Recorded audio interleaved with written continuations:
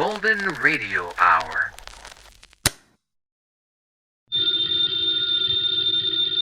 Ladies and gentlemen, the ringing of that phone bell means mystery, adventure.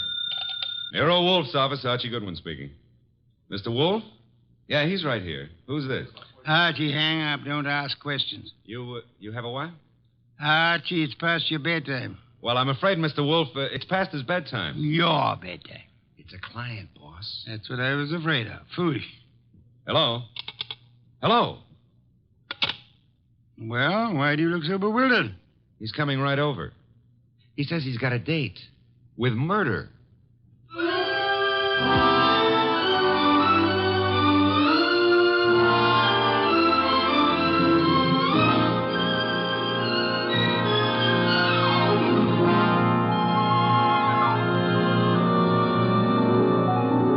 Ladies and gentlemen, it's the detective genius who rates the knife and fork the greatest tools ever invented by man.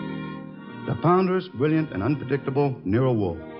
Created by Rex Stout and brought to you in a new series of adventures over this NBC network in the person of Mr. Sidney Greenstreet.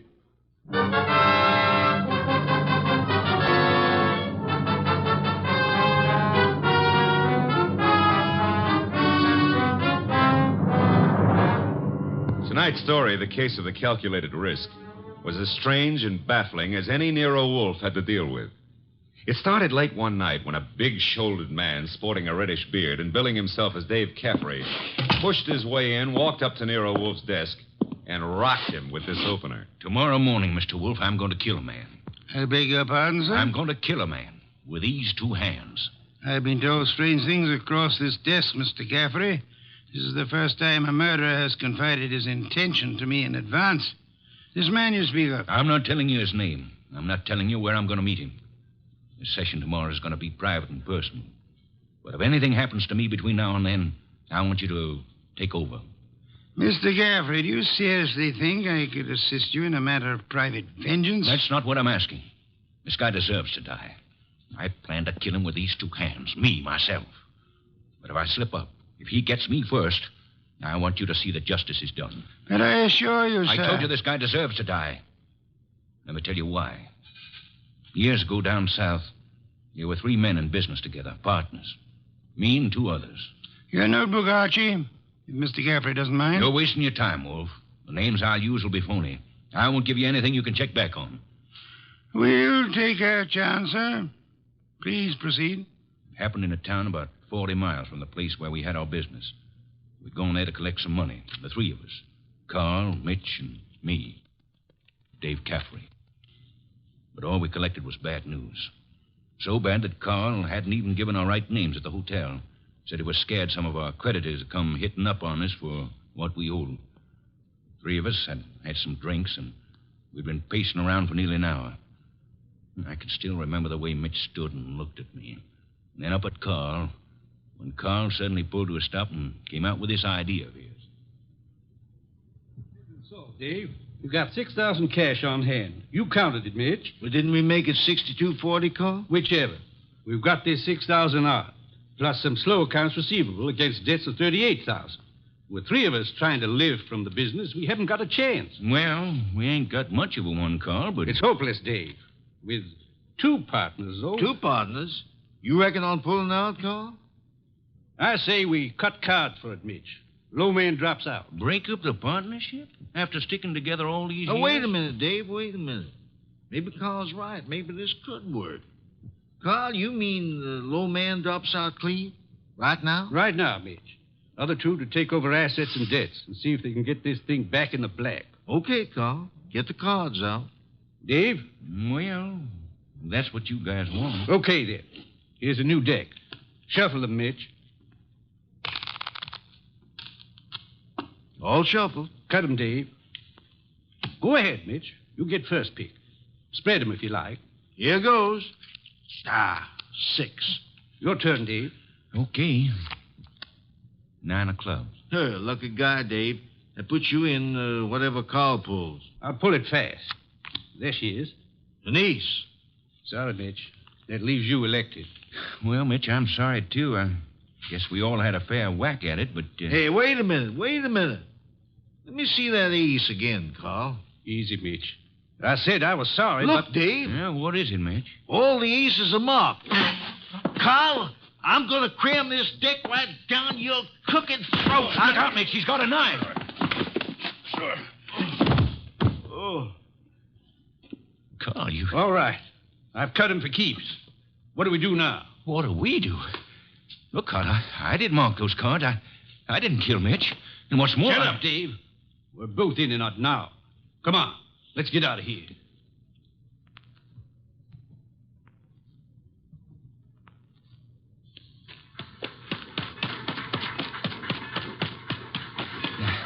Now what, Carl? Look, Dave, this is where we split up.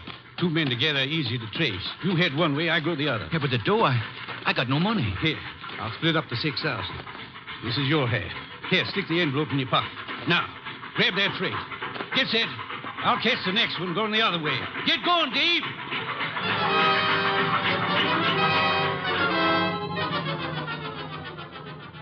That's how it was, Mr. Wolfe.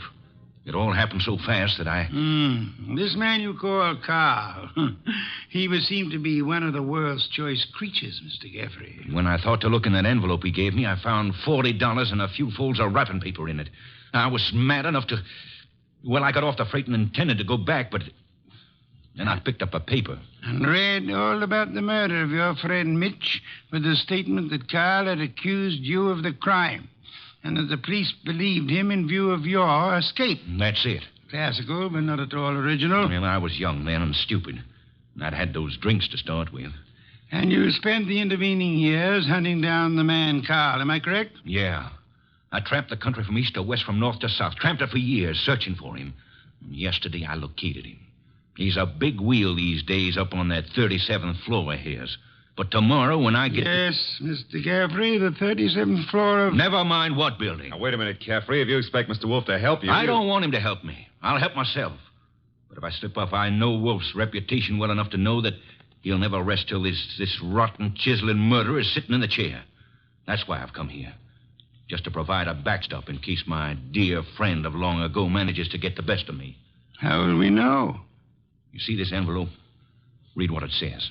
Nero Wolfe, 601 West 35th Street, New York. Delivered to him in case of my death. That's right. And this envelope is $500. Nearly all I've got in the world. Along with it, the full details on that knifing. Real names, dates. The proof you'll need in case I don't finish it up. Go on. Tonight, Mr. Wolfe, I'm going to give this envelope to the manager of the hotel where I'm stopping. I'm calling on, well, Carl. Tomorrow at noon, right after his secretary goes to lunch. If I'm not back in my hotel at 1 o'clock tomorrow afternoon, the hotel manager will deliver this envelope to you. Is that clear? Perfectly. But you don't think I'm going to allow you to go through with this wire plan, do you? You can't stop me. And don't have Goodwin follow me. I'd lose him in 2 blocks. Good night. Shall I try to tail him, boss? It's no use, Archie. Get Inspector Kramer on the phone at once. I want the police to help us head off this murder.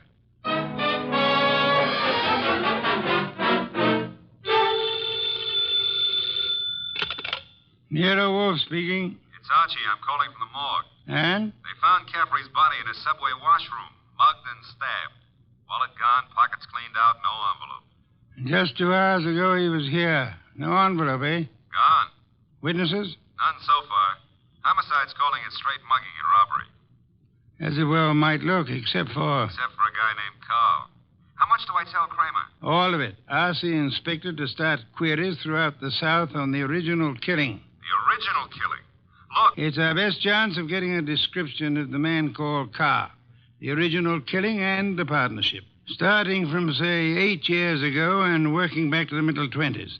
Tell him to concentrate on towns on railway lines. Putting out pictures of Caffrey and... Pictures and dentistry. Fingerprints to Washington. Kramer will know. And if I come across a haystack, do I keep my eye out for needles?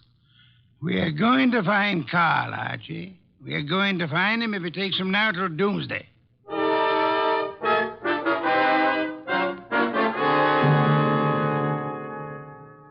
Mr. Wolfe, let's face it, we're licked. Licked, Archie? 3 days now. We found Caffrey's hotel here in New York. No traceable phone calls. Not a witness has turned up on that subway washroom party. And Kramer says he's getting nowhere with those answers from the Southland. The original story is bound to come slowly, Archie. We're asking a check on the unsolved killings of a dozen states over a 20-year period. And what now? You start trudging, Archie. Trudging.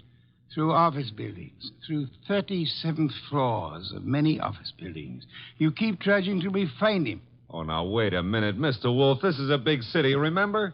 I might have to go through hundreds of buildings. This morning, Archie, the Municipal Reference Library informed me that there are exactly 34 buildings of 37 floors or higher in Manhattan. Now, when you rule out the United Nations building, hotels, Okay. Maybe not so many 37th floors, but lots of offices per floor. Maybe 40 or 50. Call it 30 times 40, and you've still got 1,200 to start with. And you don't know what kind of business. You don't know what Carl's real name is. You don't even know what he looks like. There could be 4,000 men like him. 4,000 affluent men, Archie? Yeah, well, all right. Caffrey said he was in the chips, though. You know, for a guy who'd been bumming around, that could mean anything from 10 grand a year up. Hey, wait a minute. That cuts your field to 1,000. 1,000 tall men? Tall? I've been over those notes. Caffrey didn't say he was tall. As plainly as you could ask. Caffrey was almost your height, but he said Mitch stood and looked at me. And then he looked up at Carl. Up, Archie. That makes Carl your height or taller. Yeah. Well, maybe Caffrey and Mitch were sitting down, and Carl was, Caffrey told us the three were standing at the time. Check your notes. I've studied them. Okay. Maybe that does cut it down some. Yeah, it's still a lot of citizens that start checking for a southern accent. Don't rely on accent, Archie. Carl has had many years to lose any accent he might have had. Yeah, that's true. And so we narrow it, Archie. A man almost surely tall. A man not using the name he was born with. A man with an unexplained gap in his past. I ought to be able to reach right out and tap him. You go skeptical again, Archie. Well, it's still a pretty big haystack. Let's see if we can't trim it some more. On these building lists I've been going over, I've ruled out for now the members of professions requiring lengthy formal training. Medical men, lawyers, scientists of most kinds. Yeah, that's chopping it down, I'll admit that. I'll have further eliminations as we get into it. And I'm putting Saul Panzer on a second list this afternoon. Some of the credit references I'll handle by phone.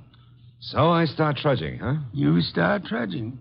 And remember, Archie, since you'll probably be operating through secretaries, you're looking for a murderer named Carl, not for a new set of telephone numbers to brighten your winter.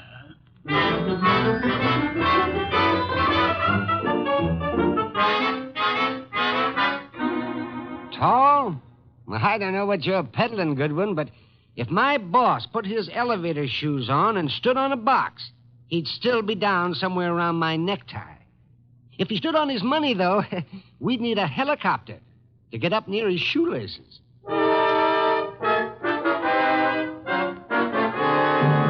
Oh, Miss Jonas, do you mind if I sit down? Why, of course not, Mr. Goodwin. Oh, thanks. You know, I've been in 12 offices on this floor, and you're the first girl who's seen the importance of this survey first crack out of the box. Well, I'm sort of new here, and I try to pay attention. Oh, you're not just beautiful. You've got a head on you. Is Mr. McLean in? Well, he's at lunch right now. Lunch? Oh, that reminds me. Know any good restaurants up this way? Well, I was just going to the downstairs drugstore myself, but I wouldn't say Well, that... come on. Put your bonnet on and let's skip the drugstore. This meal is on the Executive Resources Survey.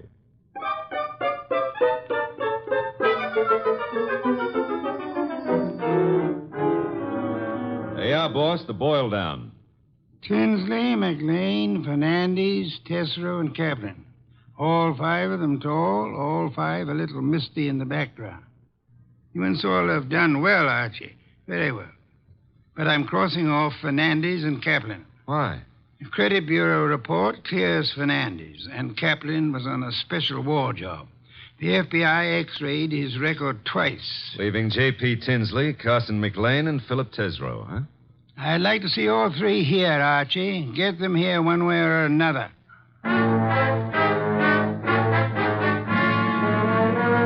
And so you do admit that Tinsley isn't your real name? Mr. Wolfe, are you a blackmailer or what? I'm a licensed private investigator, sir. Any disclosure you make will be kept in confidence, provided it doesn't touch on the case I'm engaged on. You haven't said what the case is. I don't intend to. If you prefer to explain this mysterious gap in your background at the district attorney's office. Well, I'm using the name Tinsley because I've got an undivorced first wife out on the coast. We broke up 20 years ago, but she said she'd see to it that I never married again. And she knew where I was today. Well, I don't say I'm a saint, but she's a vindictive woman.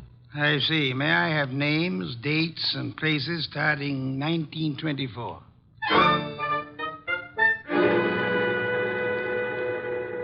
I can't quite understand your interest, Mr. Wolfe. It's rather complicated, to put it briefly, Mr. McLean. I'm working in the interest of a client. Our people have found this puzzling gap in your background, and I'd appreciate such clarification as you may be able to supply. But I told you, Mr. Goodwin, I was raised and educated in the Orient. Until 32, I was in business with my father in China. Where you say your father died? Died. With the Depression, I returned to New York, started this importing business in a small way, weathered through the early 30s, and I think my bankers can assure you of my standing today. They've done so. Carson, McLean and Company has an excellent credit rating. Thank you, Mr. Wolfe. To switch somewhat abruptly, Mr. McLean, would you happen to remember how you spent the evening of the 19th? Of this month? Of this month? Well, I could hardly... Wait. You say the 19th.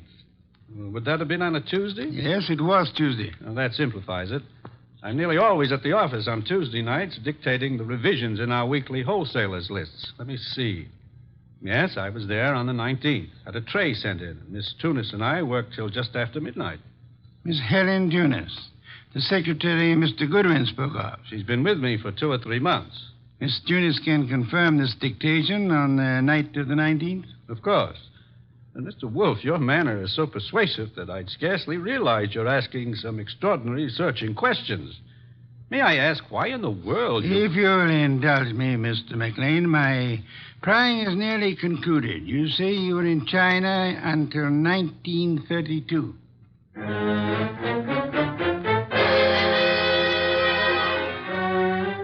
Mr. Tesreau, I'll be brutally frank. We know that your name's not Tesreau.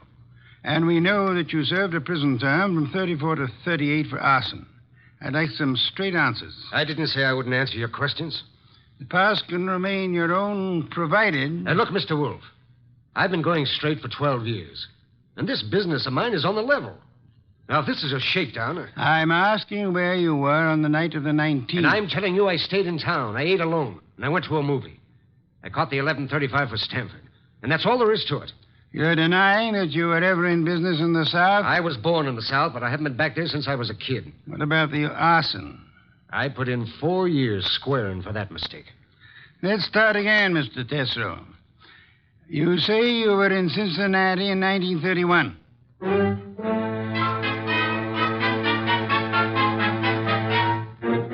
Okay, Mr. Wolfe, 3 candidates, and we're still on the 1-yard line. Our 1-yard line. Tesreau, McLean, Tinsley. No, rule out McLean. He gave references enough for those years in China. And with Helen Tunis, he's got the one firm alibi we've laid on to. Caffrey was killed before midnight. With conditions as they are in the Far East, Archie, it'll be weeks before cables came back on McLean's claims. Claims? You figure the whole Chinese background's a fake? I want you to see Miss Tunis again, Archie, taking all precautions for her safety. And this is one time I give you permission to ply her with all the attentions you can contrive. Are we far enough to pull tails on any of these 3? I've got Saul pans on Tesreau, and Saul promised to have men on Tinsley and McLean. Pictures of the 3 have gone to Kramer for circulation in the South. Oh. No answer yet from the coast on Tinsley, huh? Not yet. For the moment, Archie, you'll concentrate on Helen Tunis.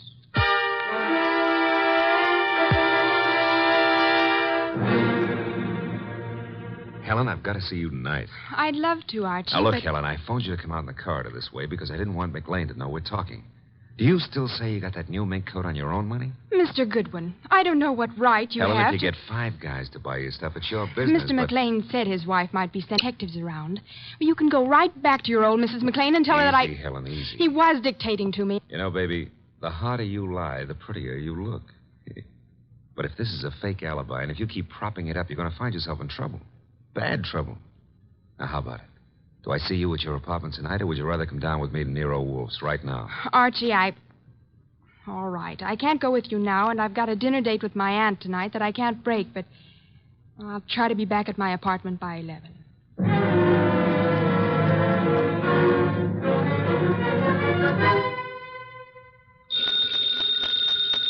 Archie. Nero Wolfe speaking. This is Archie, Mr. Wolfe. I'm at Helen Tunis's apartment. Well, I could cut my throat for not making her come with me this afternoon. trouble? Not for her anymore, poor kid. I got here 3 minutes ago and found her strangled. Couldn't have happened more than half an hour ago. McLean. McLean. Didn't Saul Panzer say he was getting a tail on him? He was a new man, and he lost him. I should have left you on McLean, Archie. No, we were both wrong. What do you want me to do? Phone the police immediately. Well, this is 32nd Street. I'm only 3 blocks in a job from the office. What if I come back and call from there? Come back then. I'll phone Kramer myself. Mr. Wolfe, I'm still kicking myself for that. Look out, Archie. Too late, Mr. Wolfe. Keep coming right in, Goodwin, with your hands up. No, I wouldn't try that. McLean. And keep your hand out of that desk drawer, Wolfe. This time you're too late, McLean. My hand's in the drawer, and I think I'll leave it there. You don't think I'd shoot? I'm sure you would. But you've got 2 of us to cover now. No, Archie, don't try to draw yet. How'd you get in here, McLean? He surprised me after making his way in through the area way below, and of course it had to be Fritz's night out. I caught your fat friend just 2 seconds before he could get in his call to the police, Goodwin. I overheard his talk with you from the hallway here. My apologies for not crying out sooner, Archie. Get your hand out of that drawer. Pull it out without the gun, Wolfe, or I'll let you have it now. I refuse to, McLean. Seems obvious that you mean to kill us in any case. I'm afraid that's true, Wolfe. But when you called me here and Goodwin started making dates with Helen Tunis... Poor kid, I told her not to talk to you. She didn't, Goodwin. I've been scared of you and Wolfe since I followed Colby here that first night. Colby? You knew him as Caffrey. I caught up with him afterward in that subway washroom. No, keep that hand up. And watch that gun of yours, Wolfe. When I found that envelope on him and read the letter to you contained in it, I knew he hadn't spilled the whole South Carolina story to you. South Carolina? Would the original knifing have been taking place anywhere near Hampton or Jasper counties? Hampton County. But our business is over the line in Georgia. Doesn't matter now. Pity, Archie. We learned this afternoon that we were growing warm on South Carolina. Mr. McLean, may I ask what you hope to achieve by this insane project of disposing of Mr. Goodwin and myself? I'm buying time, Wolfe. I've $90,000 in small bills in that bag there, plus a plane ticket to Buenos Aires. I've got a silencer on this gun. If you 2 aren't found till tomorrow morning, I'll be out of the country before they start looking for me. You don't think the police will put out an alarm for you when they find the body of Helen Tunis? Goodwin left it to you to report that. Remember? Let's remind ourselves to be prompter on reporting deaths, Archie. Starting with our own, Mr. Wolfe? Glad you can take it that way, Goodwin. You actually think you can knock the 2 of us off? I'm about to find out, Goodwin. One moment, McLean. You've never been a real gambler. You know that. With marked cards, of course. But you're not the man to face a sure loss now. A sure loss? The loss of your life. Within seconds after you try to pull that trigger. I told you I had a silencer. You think anyone will hear the shots? There'll be more shots than you count on. My hand's on a pistol now in this drawer, and Mr. Goodwin has a .38 in his shoulder holster. You can't shoot through the desk, and Goodwin won't get a chance to draw. You're an intelligent man, McLean. Vicious, but intelligent. May I describe the certainty of your immediate death if you don't throw that pistol on the desk and give yourself up? There are 2 of you, I know that, but... McLean, you must be aware that in the actual fact, exceedingly few men are killed instantly by a single shot, even from a pistol of heavy caliber. The one you hold is a .32. And it's a .45 in that drawer, McLean. I assure you, McLean, that neither of us will surrender the weapons we have. Should you start shooting, we'll both do our best to draw and keep firing till you're dead. You're stalling, Wolfe. What have I got to lose by trying for you both now? Your life? I'll correct that. The loss of some 6 or 8 weeks of your life, possibly months. Whatever the time necessary to bring you to trial and to convict you and execute you for the murders you've committed. Suppose I cancel you out and then take my chances with Goodwin. A better choice, but still a dubious one. I'm fat, exceedingly fat. And for perhaps the first time in my life, I'm thoroughly grateful for that. My bulk affects the calculation, McLean. McLean, you could pull off all 7 shots and still not hit Mr. Wolfe where it counts. You have to start, you better start on me. You exaggerate, Archie, and I thank you for the gallantry of it. No, it's quite likely that with 2 or 3 shots, McLean might well dispose of me, but not with your first shot, McLean, and we'll not permit you many more than your first. Look, if I promise to do no more than tie you 2 up to give me my head start, will you toss in your guns? Of course not. Do I speak for us both, Archie? Check. I say let's start it now. Wolf, if I give you half of what's in that bag, would you forget these admissions I've made and help on my defense? I've told you I refuse to bargain. I think that I shall count 5. If your weapon hasn't been tossed on the desk by then, I'll do my best to get my pistol into action. Are you in accord, Archie? Start counting. Wait a minute, Mr. Wolf. 1. If I trade half that bag for no shooting and 1 hour start, no tying up, just your promise that... 2. All the bag for a half-hour start, 90,000. 3. Are you ready, Archie? All set, sir. Except if you're the one who walks out of this, call up every number in my little red book, huh? And tell each girl I was thinking of her just before you got the 5. Agreed. I resume 4. Okay. You win. Holy sweet Susan, it worked. A commendable choice, McLean, for us at least. You see, I'm afraid I forgot to mention one slight factor which might have operated in your favor. What's that, boss? I must confess, Archie, that my 45 is in the upstairs den where I took it to oil it last night. Holy cow, you didn't have a gun? Why, you... Take it easy, McLean. I've really got one. Oh, by the way, Mr. Wolfe, signal's off on those women, huh? When my heart gets back down out of my throat, I'll call them myself. I'll trouble you for a beer first, Archie. And then, if you'll be good enough to phone Inspector Kramer, you can bid him pick up his triple murderer. The one-time cutter of cards.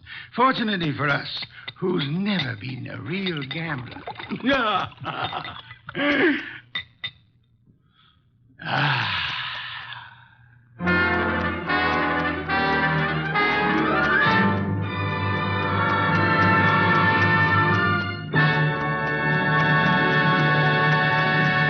You have been listening to The New Adventures of Nero Wolfe, starring Sidney Greenstreet.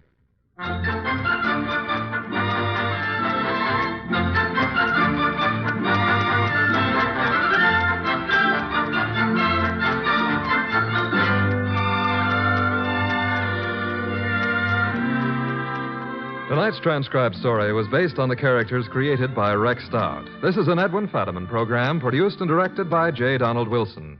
In the cast were Gerald Moore as Archie Goodwin and Lorraine Carter, Bill Johnstone, Howard McNear, Herb Butterfield, and Vic Rodman. Next week at this same time, Nero Wolfe and Archie will bring you The Case of the Phantom Fingers. Don Stanley speaking. 3 chimes mean good times on NBC.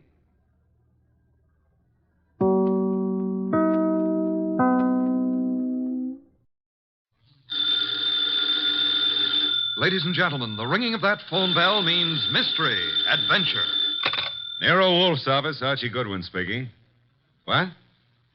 You're expecting Mr. Wolfe at your place in 3 hours? Your place is where? Yes. Well, I'm expecting Hedy Lamarr in 15 minutes. Yeah, but mister, we're both out of luck. Archie, what are you babbling about? There's a character on the phone who's laboring under the naive delusion that you're about to make a trip upstate. His name? Finley, he said. In that case, he's quite correct. Yeah, he's quite the, yes, Mr. Finley. Mr. Wolfe will be there. Yeah, goodbye. I shall need some beer, Archie. The bottle opener's in the right-hand drawer. Thank you. What one of us needs is a psychiatrist. You're voluntarily leaving your happy home, exposing yourself to the elements, entrusting your only life to a savage automobile? I am. Oh. Somebody's offered you the United States Treasury, huh? Mr. Finley happens to grow orchids. Among them, he has developed a plant possessing spurred labilli. I have an opportunity to purchase a couple of the plants, therefore... I don't believe it. But, Archie, according to the reports I have received, he has produced a strain of black cypripedium. Oh, well, in that case. But, Mr. Wolfe, while it's true that black may be the color of your true love's hair, it is also true that black is the color of funerals.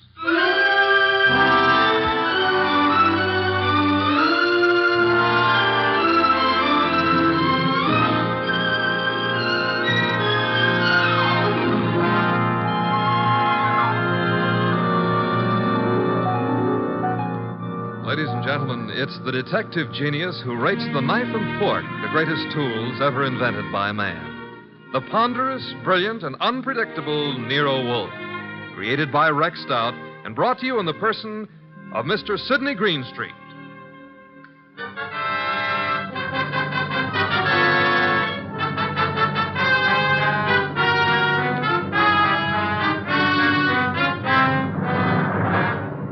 The beginning of the case of the Phantom Fingers actually had nothing to do with black orchids. The first act was played in an old house at the end of an old dirt road. It was short and simple. As short as life. And as simple as murder. Joe, I didn't believe the letters I got. Didn't believe them until now. I've been a lonely man. No wife, no children.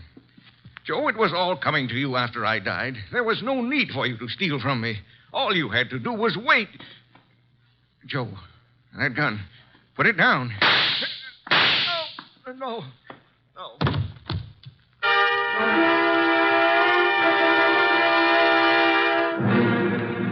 Archie, Yes, Mr. Wolfe. how much longer? Oh, an hour, maybe. Why? I'm a fool. Yeah, well, payday's tomorrow. I refuse to agree with you. Besides, the trip's been fine so far, huh? So there's snow on the road, but, Phooey. well, it's nice snow. Pretty soon it'll be spring, and in the spring... If you mention old Tidmouse once more, I shall strangle you. No, it's against the law. But you know, if that snow melts much faster, the trees won't look so pretty. Trees, are they really necessary? Uh-huh. People cut them down and make paper out of them. And they take the paper and make dollar bills. Mr. Wolfe, we're surrounded by future thieves. I prefer the finished product. What on earth is that? Sounds like a river. Indeed. Except there aren't any rivers around here. Hey, Yeah? up ahead. What? Huh? It's a river. Only it isn't a river. It's wet. It's wet and it's got waves on it. Had to start raining, too. Nature. Phooey. The road behind us is covered with water. We just have to keep going onward and upward. Would you like to recite Excelsior to me? Why, sure. Shades of night were falling fast when through an alpine village passed... An idiot of your caliber, no doubt. Oh. That infernal engine has died. No, the road dips up ahead. And where it dips, there's a junior Mississippi growing up. Splendid. Not so splendid. We can't go back and we can't go forward. Why not? They didn't build this model to swim. No foresight. What do we do now? Well, we could abandon the car and, Walk, are you mad? Are you seriously suggesting I indulge in a foot race with the flood? Yeah, well, not seriously, but, Oh, you've decided to give the car a swimming lesson? no. There's what looks like a cow path leading off the highway. To your right. Maybe it's a road. We progress. We now follow the footstep of the cow. Ah, it is a road. An old dirt road. Not only that, it goes up. Is that good? Theoretically. We might get above the water that way. And if the theory fails? Mr. Wolfe, how are you on the Australian crawl? Hey, there's been another car on this road before us. You can see the tire tracks in the mud. Interesting. An indication that there are other maniacs about. I myself would not have chosen this particular spot to picnic in. Well, it's not that. There's somebody lying on the road. People have peculiar habits. Ignore him and drive on. Hold on a moment.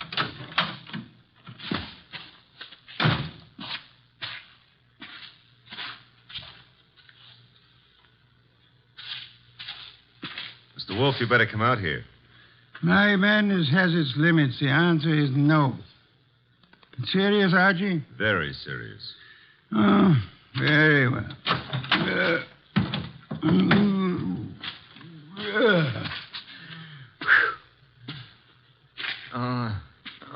Good heavens. still alive, but The man's been shot. He's mumbling. Joe.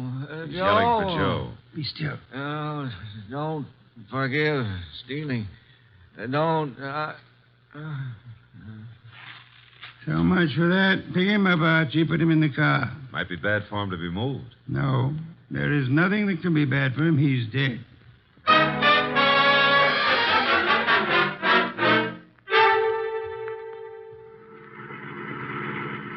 Is this blasted road leading anywhere, Archie? Well, seems to be a clearing up ahead. Maybe. Hey, it's a house. Splendid. I'm not so sure. It's perched up on top of a cliff, surrounded on three sides by nothing. On the side facing us, there's a deep ravine and a small wooden bridge. An island in the air. Yeah, high enough to keep above water, maybe, but now that bridge doesn't look too good.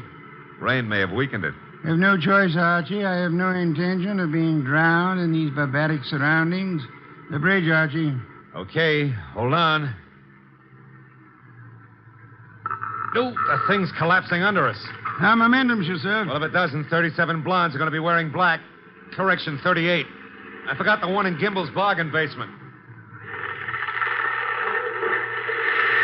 Hey, we made it. The bridge will never be the same, though. There's a car ahead of us in front of the house. The car from which our dead friend, was thrown. Only one set of car tracks in the mud along the road, and here... And all we have to do is walk in, ask for the owner of the house, and, Possibly, and possibly not. Archie, go through the corpse's pockets. Oh, that's not cricket. Yeah, all right. I'm going through. There's not much on him. Handkerchief, silver, driver's license. The name was, James Miller. Address Garner Lane. Walden. Now, I've got an idea this is Garner Lane, Mr. Wolfe. In which case, someone named Joe was looking after the house for him, committed theft, and murdered Miller. Miller's body was then dumped on the road in the hopes that the floods would wash the body away. No one at the house seems to have noticed our arrival. Nope. Well, let's go in and ask for Joe, huh? Very well.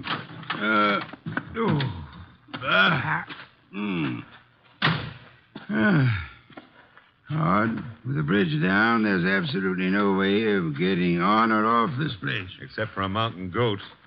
I don't know any mountain goats. I used to know a plain goat once, though. Indeed. He ran at the 5th at Jamaica. Stop maundering. I never maundered. Also, I never win bets on horse races. That's why I continue to work for you. That is also why you had better ring the doorbell. Okay. Nobody's going to break a leg rushing to open the door. I suppose you try it. I have had more than enough of the weather. Is that polite? Besides, the killer may have some more bullets in that gun. Are you afraid? Sure. Fooey, the door, Archie. But old Dr. Tidmouse would say... Well, never mind. Hey, somebody was careless leaving the door open like that. On the other hand, has a spider ever shut its web? The answer is no. Are we flies? Yes. Out of my way, Archie. There are lights up ahead. Must be the living room. Excuse me. Sure. You're excused. Do you live here, sir? Do we... No, don't you? Of course not. This is very strange. I came out to see the people who live here, or the person. I found the door open and no one about. I've been sitting in this corner now for a long time. Well, it's a pity no one offered you a plum pie. Then you could have stuck in your thumb. You saw no one enter, sir? No one at all. I didn't want to go any further. It would have seemed like prying. Perhaps you had better come along with us. Well, all right. You know, this place, it has an evil atmosphere. Certainly has. What it needs is fresh air. Fooey. This would be the living room door. Ajar a bit. It is. Looks as pretty as a picture. Oh. Hello. Well, just think of it.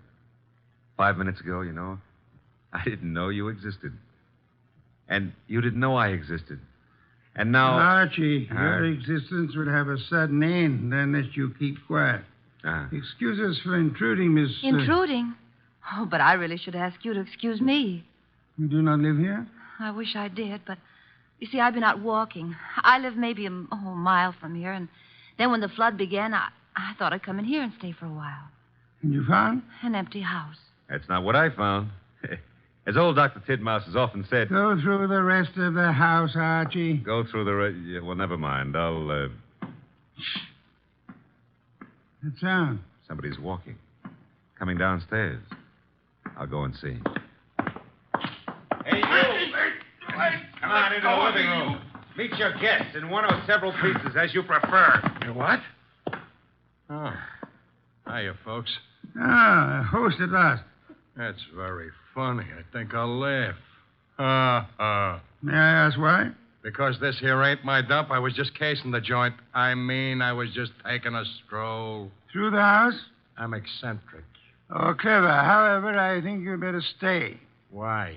Because you may turn out to be the owner of this house after all. I rather think introductions are in order. Well, I'm Peg Shirley. My name is Wagner. Joseph Wagner? Lewis. How about you, Stroller? Cregan. Sam Cregan. Peg, Louis, Sam. Mr. Cregan, while you were strolling upstairs, did you notice anyone else about? No. There was no one outside when Archie and I entered. The bridge is down, effectively cutting us off from further visitors. We may assume, therefore, that we are the only people in or about this house. Yeah, it's cozy, ain't it? Which further means that one of you three is a murderer. What did you say? The murderer is the person who owns or lives in this house. All three of you denied being that person. Conclusion, one of you is a liar. I hardly expected a full immediate confession. However, we are absolutely isolated here. No one is going to come or leave until we have our killer. You know, you can't really keep us here. If I can and will. Remember, the bridge is no longer. So you see, just the five of us alone. No one else inside the house, no one outside. Therefore... Correction, Mr. Wolfe. Maybe it's a branch or something tapping against the door. Unlikely.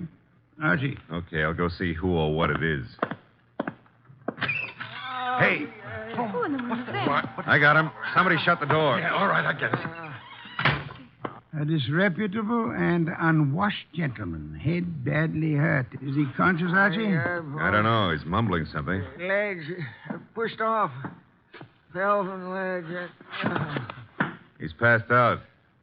I guess he was trying to say that somebody pushed him out on a ledge. On the side of the cliff, maybe. He must have regained consciousness and crawled to the house. Where'll I put him, Mr. Wolfe? Bedroom, I suppose. We'll need first aid. We can't get a doctor. Cregan, where are the bedrooms? Yeah, one right up at the head of the stairs. And don't ask me how I happen to know. We shan't. Archie. Okay. I'll need somebody to help me carry him up without shaking him too badly. Cregan? Okay. Let's go.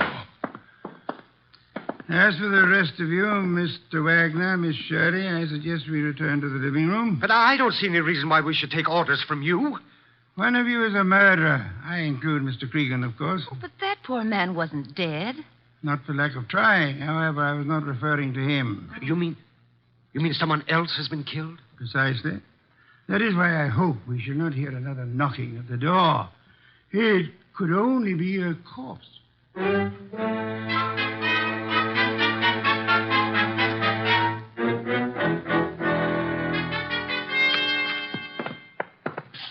Archie. And Cregan. Yeah. The injured man? Still out. Probably got a concussion.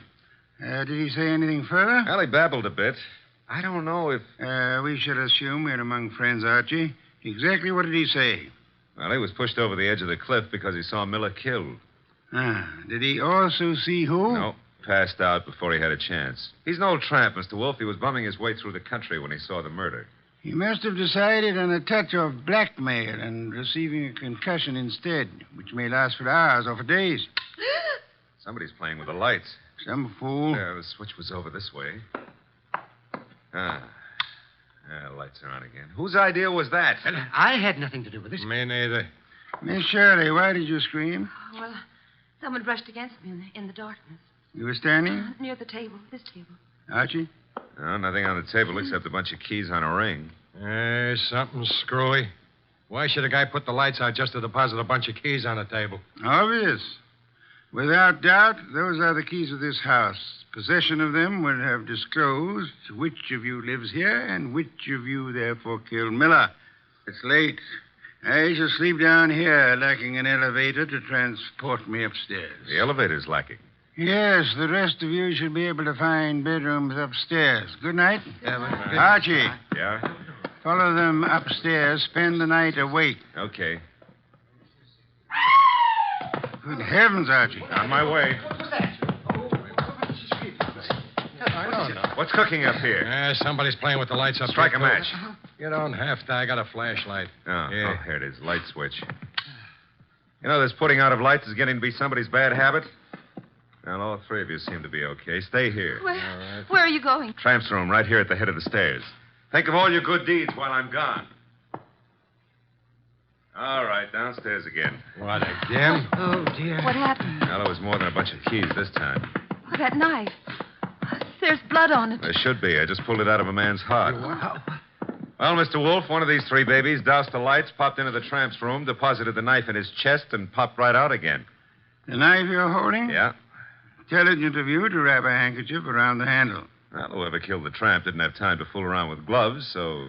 There should be prints on the knife handle. Satisfactory, Archie. That's mild enthusiasm. Archie, on that desk, an ink pad. Yeah.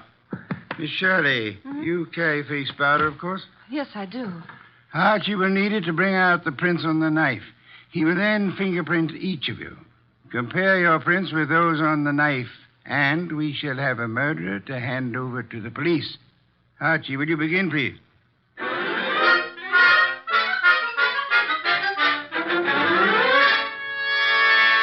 Here they are, Mr. Wolfe. 3 cards labeled with Miss Shirley's name, Cregan's, and Wagner's. Their respective prints are on each card. Good. I have the knife here. Several quite distinct prints on it. It should be child's play to, Archie. Yeah? Take your own prints and mine. What? Do as I say quickly. Yes, sir. All right, give me your thumb. Thank you. That's it. Now mine. Thank me. That's it. There's something wrong.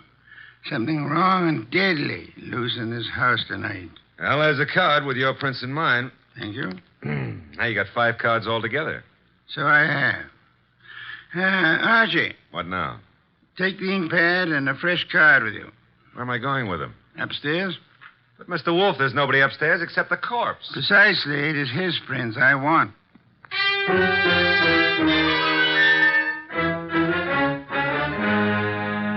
This is so ridiculous. It's over with. Tired of Archie? Yeah, I got the dead man's prints.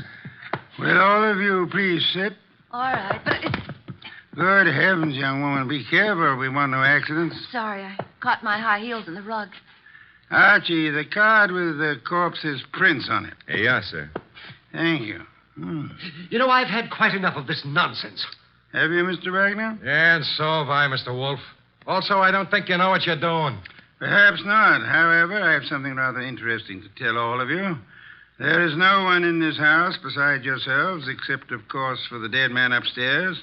There is no one on the rock on which this house stands, except for another dead man in our car. Look, we already know all that. Bear with me. We may rule out secret passages, unusual hiding places, or anything of that esoteric and childish nature.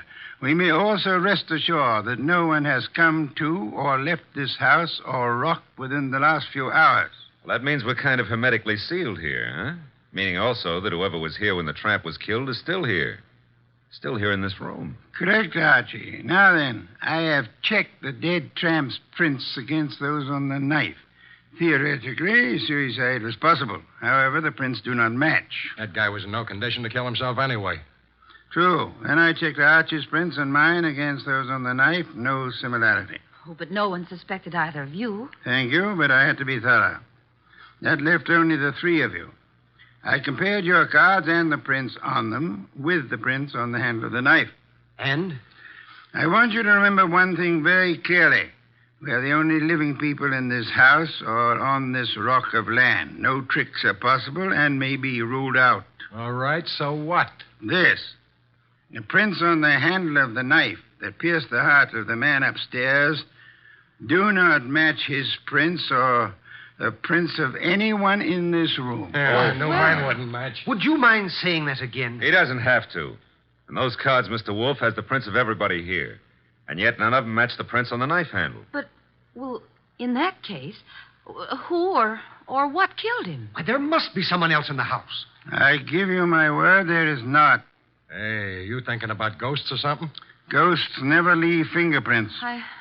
I've got to get away. I can't stand this. Me too. Come on, lady. But I'll come along with you if you don't mind. Mr. Wolfe. Let them go. The bridge is down. They can't get far. Okay. But I don't get it. Get what? Well, the fingerprint business. And who killed Miller plus the tramp? The identity of the killer, Archie, is quite obvious. It is? To who? To whom? Who's whom? That's a joke. Yeah, I'm stalling for self-respect. You know? Of course I do.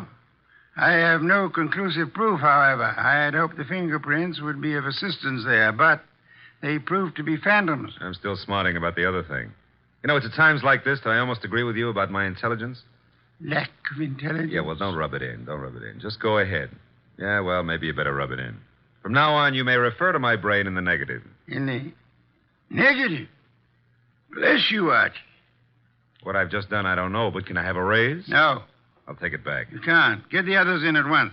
Mr. Wolfe, you now have the appearance of Mr. Wolfe being surrounded by several dozen bottles of beer. What have I done? You've explained the fingerprints, Archie. Hurry. I don't want to keep the killer in suspense. I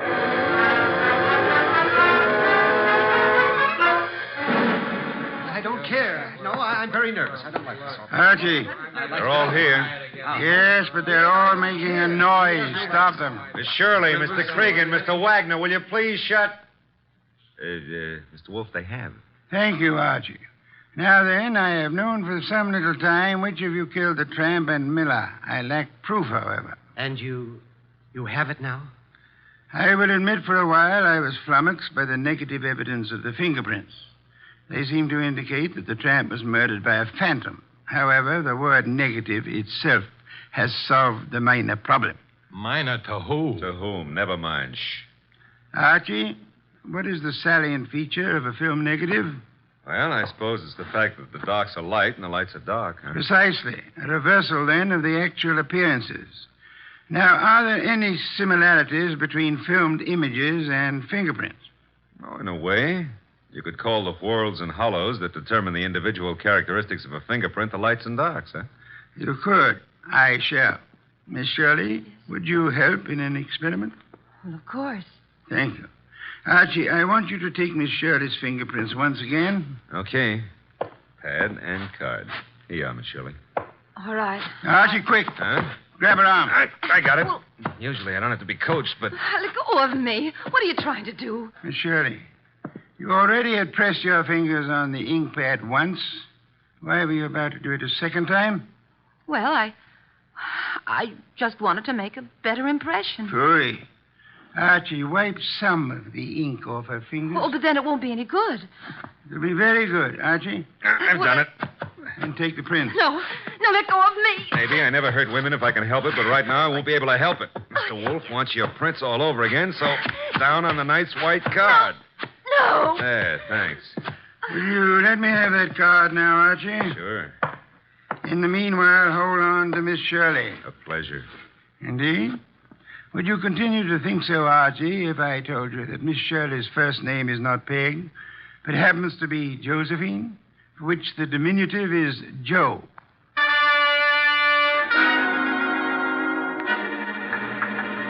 Glad they're fixing the bridge. I was beginning to think we'd be here forever.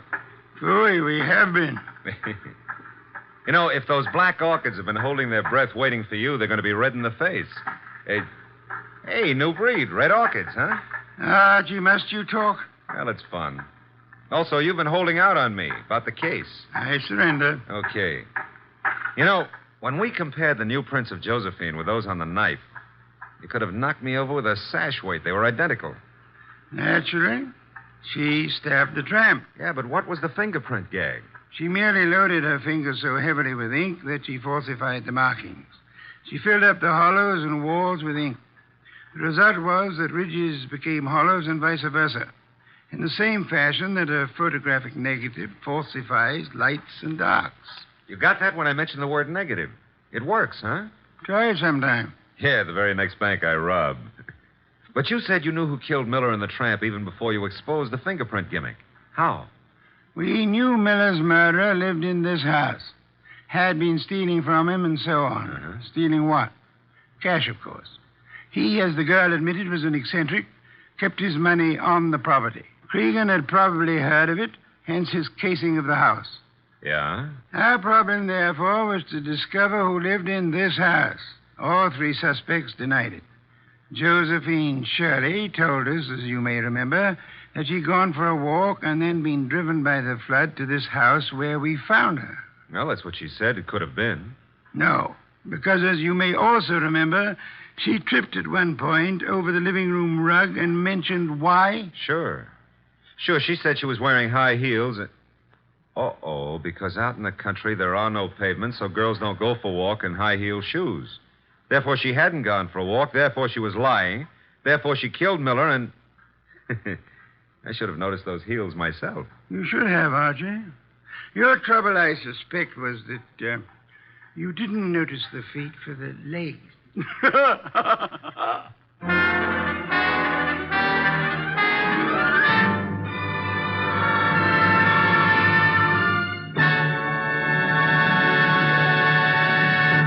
You have been listening to The New Adventures of Nero Wolfe, starring Sidney Greenstreet.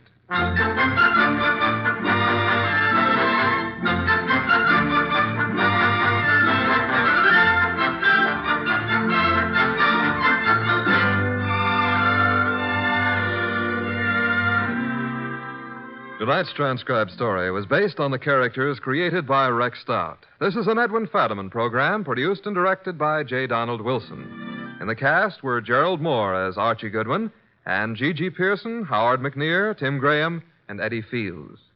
Next week at this same time, Nero Wolfe and Archie will bring you The Case of the Vanishing Shells. Don Stanley speaking. 3 chimes mean good times on NBC.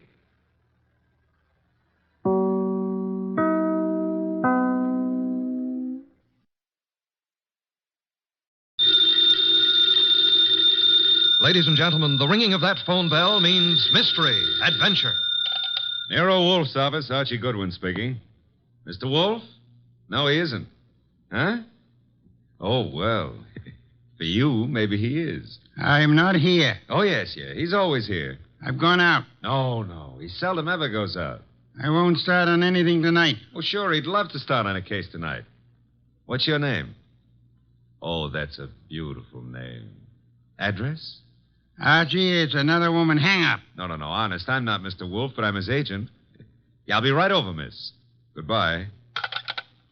What's her trouble? Where are you going? Well, she said she's received some threatening notes and she's afraid to leave her hotel. So long, boss.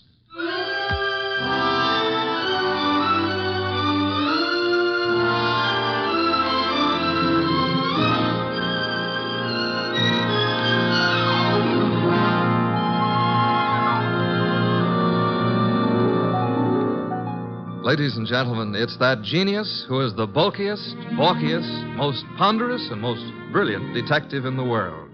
Yes, none other than that chair-borne mass of unpredictable intellect, Nero Wolfe, created by Rex Stout and brought you in a new series of adventures over this NBC network in the person of Mr. Sidney Greenstreet.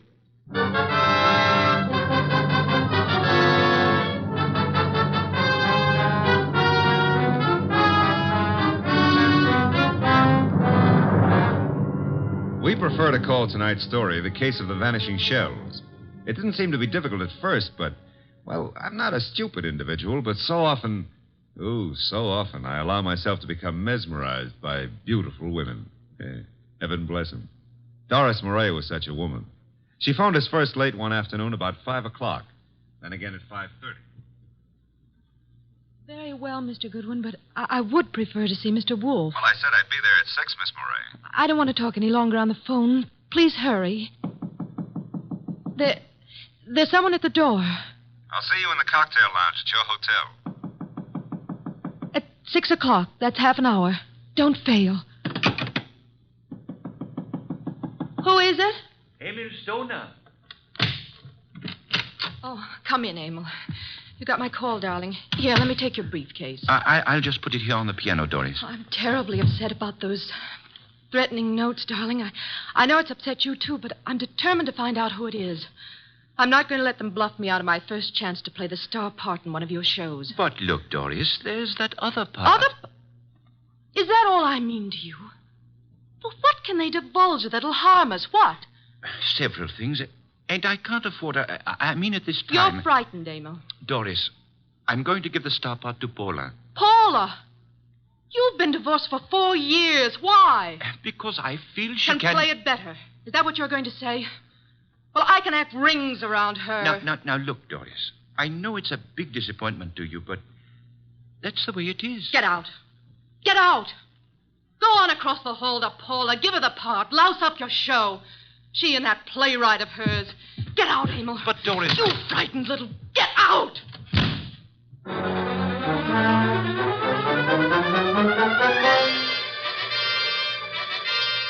I believe, Mr. Wolfe, you're making a great mistake in not coming along. Indeed. I'm sure that what attracts you could not possibly be of interest to me. The gal needs help. Money is money. Girls, money, phooey. Yeah, well, we could have dinner out for a change. They have one of the finest chefs in town at that hotel. You're most impolite. I'm trying to read this book. Poetry. Archie. Yes, sir? Shut up. Well, we need money. That filthy green cabbage is necessary to our existence. This may be a tough case, you know. You're sufficiently intelligent. Sometimes. If I sat around like you do, I'd weigh 500 pounds, too. Archie, leave the room. Besides, it's only 300. What a way to run a business. Orchids, beer, books. Don't keep the charming client waiting. Okay, I'm going. And always remember there is a telephone.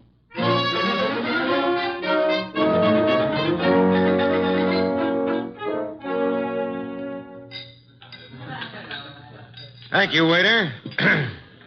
Oh, good evening, Miss Moray. I'm Archie Goodwin. Well, I didn't expect... please sit down. Well, I think I should explain the absence of Nero Wolfe. There's so much of him that it's not too convenient to transport it about.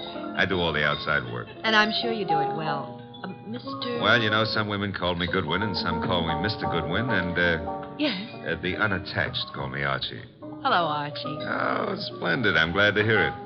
Now we can get right down to the nasty old business that's troubling you, Doris. First, here's the 500 retainer fee. Well, thank you. Now, what's the note about? Well, there are 2 notes, both printed by hand. Uh-huh. Oh, will you hand me my purse, please? Oh, sure.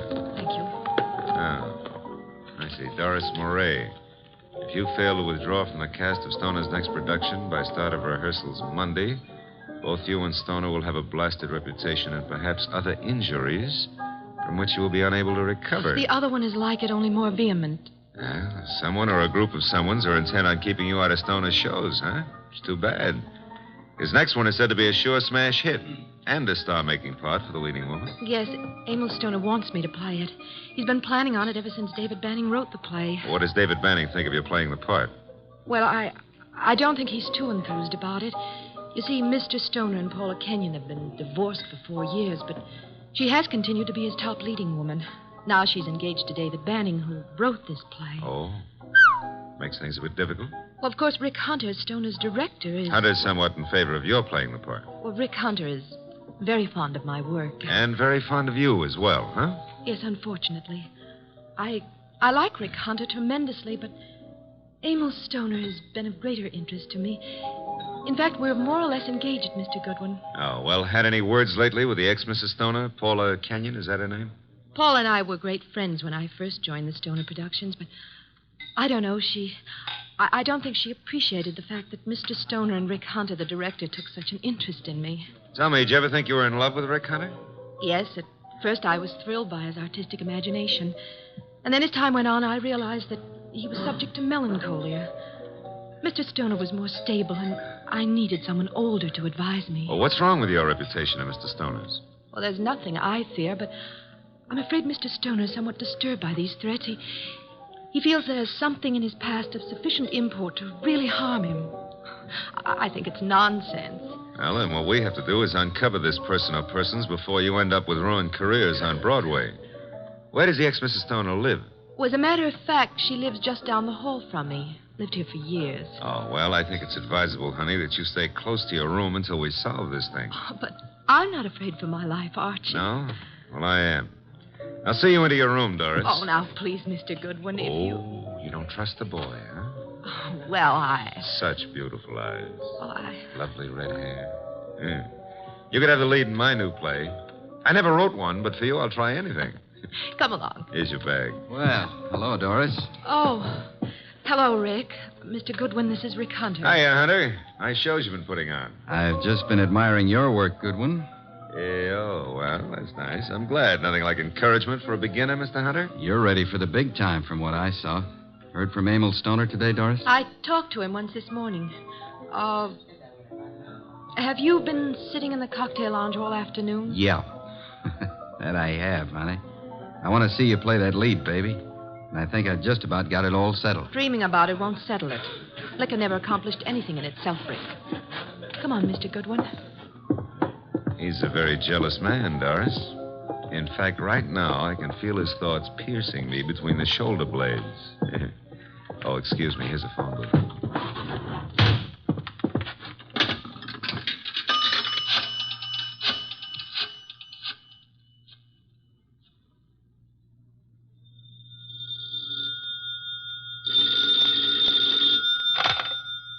Yes, Archie? How do you know it's Archie? I felt the time was exactly right for you to call. I wish you felt it was time to earn some money. Is this a worthwhile case? Well, she's a beautiful redhead, and, That, of course, makes it very worthwhile. yeah, well, I got 500 as a retainer. Phooey, a pittance, and probably all you'll ever get. What do you mean by that? She's probably guilty. Now, look, boss, she's the victim. Received notes threatening her reputation and her health if she plays the star part in Emil Stoner's new production. Also, they threatened Emil Stoner likewise. The playwright, Dave Banning, is engaged to Paula Kenyon. Incidentally, she lives here at the hotel, too, just down the hall from Doris. I remember her. And the playwright wants Paula Kenyon to play the part. Well, Archie, you have only the beginning. It is probably too late to prevent whatever is going to happen. Like what, for instance? Have you found a body yet? Call me after you find the body. What body? There's no body. But there will be, Archie. There's always a body where you are concerned. Either a body beautiful or a dead one. Bye.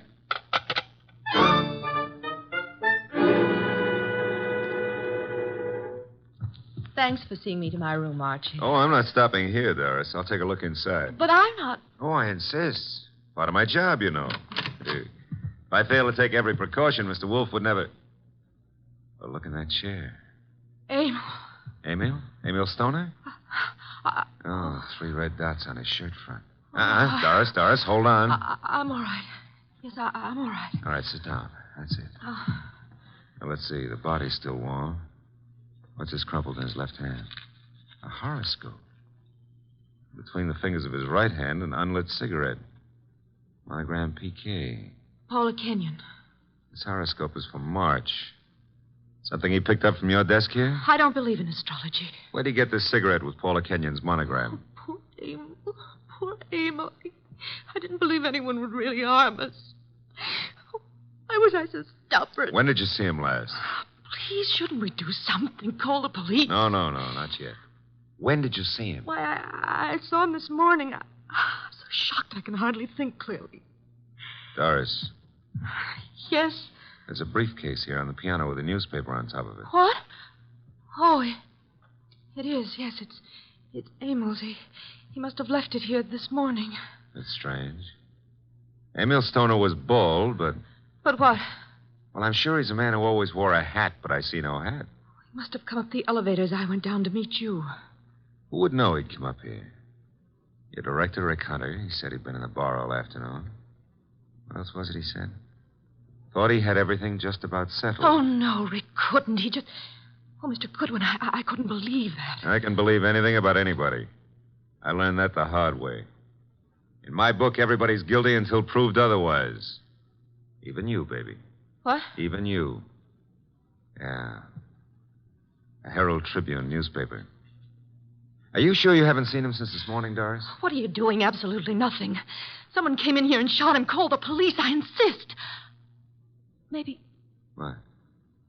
I did leave my door unlocked. Why did I do that? Well, he couldn't have opened the door otherwise, could he? No. Give me the check room, please. Oh, hello. Do you know Mr. Emil Stoner, the producer? You do? Well, tell me, did he check his hat with you this afternoon or this evening? He didn't, huh? All right, thanks. He must have carried it up here to this floor. Doris, do you have a gun? I own a gun. A small .25 automatic. But it's not here. Where is it? I had the handle repaired, and it's been in my dressing room for a week or two. I hate to do this, Doris, but I'm going to move the body away from the back of that chair. Oh. There. Yeah, 3 wounds. 1 bullet went through the upper part of the chest, out the middle of the back. I'd say right through the heart. By the angle of the wound, he was shot while sitting down. Please, Mr. Goodwin, must we stay here? I want to give this room a thorough going over. We'll go down to the lobby. I want to use that phone booth again. And, Doris, I hope... I know what you're going to say. You'll hope that gun of mine... is still in your dressing room at the theater.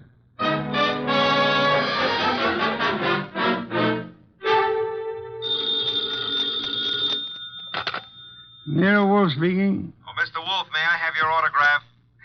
I'm taking a correspondence course on how to be a detective, and I think you're a wizard. It's so kind of you to say so. I would be just thrilled to have your autograph on the bottom of a paycheck.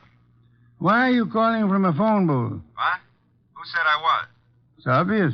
There's no room tone reverberation. Well, you shouldn't have to ask. You know everything before it happens. You found the body then. Happened just before you got there. Oh, now, look, I took the girl up to her room to be sure it was safe for her to go in, and... Okay. And there, sitting in a big leather chair, was Emil Stoner. Shot 3 times with a small caliber gun, dead about an hour. 1 shot went through the body from the upper part of the chest to the middle of back. Therefore, he was shot while sitting down. The killer was standing, huh? I'm listening. Oh.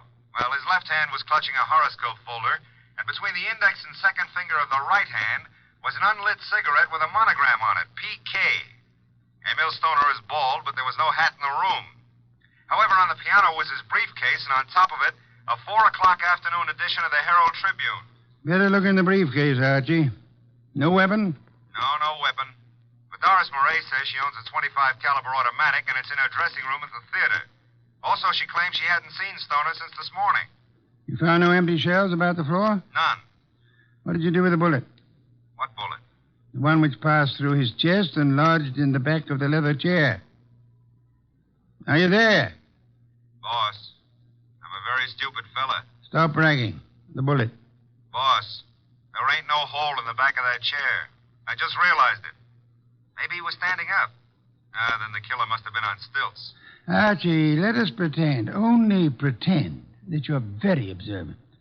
Now proceed to Paula Kenyon's apartment, just down the hall, you said, and see what she knows without divulging the fact that Stoner is dead. And look sharp. My gears must be slipping. Archie, do you know what great event will be celebrated tomorrow? Yeah, my birthday. What'd you get me?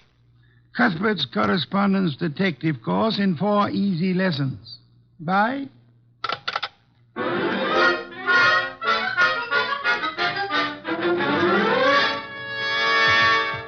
This is Paula's apartment.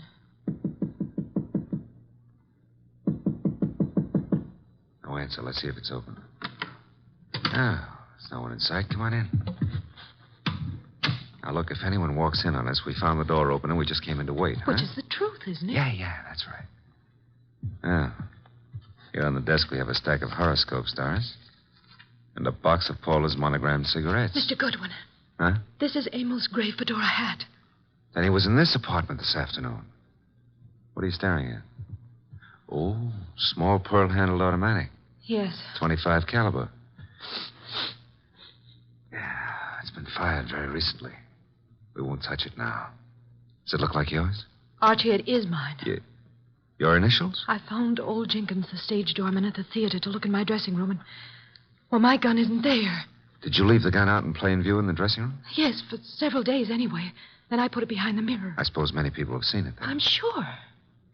I hope, Doris, that your fingerprints are not the only ones on that gun. If they use my gun to shoot him in my apartment, why would they bring the gun back here and leave it in plain Well, sight? maybe they didn't do it just that way. No?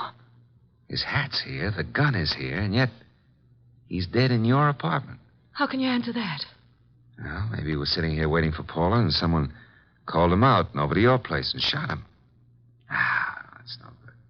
Doesn't make sense. Now, if he was sitting in this chair here and someone entered that door, Hey, What is it? look in the chair back. Little round hole. Start looking for some empty shells around here. Find something? Now, I want to make a call. He was shot with this automatic. 3 shells were ejected. They certainly vanished. Nero Wolfe speaking. Archie, I'm at Paula Kenyon's. She's not here. Found his hat, a stack of horoscopes on the desk, box of monogrammed cigarettes, a .25 automatic which belongs to Miss Moray, recently fired, but not an empty shell in sight. No blood, but a single small hole in the back of the chair near the desk. Doris Moray is with me. I will call Inspector Kramer now about the body and have ballistics check the bullets with the gun. The bullet in the chair back? Did you find anything of particular importance in Emil Stoner's briefcase? Yes, I found. Never mind. Bring the girl here at once. Okay, boss. Say, don't you think I'd better wait for Paula Kenyon? Uh-oh, here she is. Bye. Bring her along, too, if you can. Goodbye. Hello, Paula. Well, Doris, what are you doing here? I wasn't aware that I left the door unlocked. Seems to be contagious this evening. I left mine unlocked, too. Hello, Dave. Miss Kenyon, Mr. Goodwin. Hello, Doris. Hello. Archie, this is Dave Banning, the playwright. How are you, Mr. Banning? How do you do? I've heard all about your new play, and I wanted to meet you. Doris thought you might be over here, and the door was ajar, so well... I just walked in. I hope you don't mind, Paula. Certainly not. I'm used to people just walking in. We were here a while ago and went down to the cocktail lounge for a while. When does the play open, or have you cast it yet? Mr. Stoner handles that part of it. Are you a prospective investor, Goodwin? Oh, I've had a number of flings in the business. Matter of fact, I expect to see Mr. Stoner tonight. You do? Tonight? Here? I don't understand. What's this fencing all about? Doris, you're not just visiting me. We've hardly spoken for... Oh. Is that your gun, Miss Kenyon? It's yours, Doris. Yes, that's right, Paula.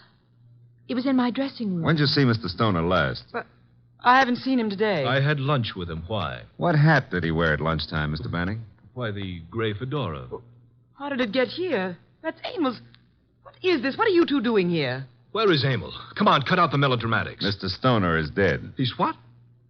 Paula. And without any further explanation, I shall have to ask you to accompany me downtown. Police? If you will, please.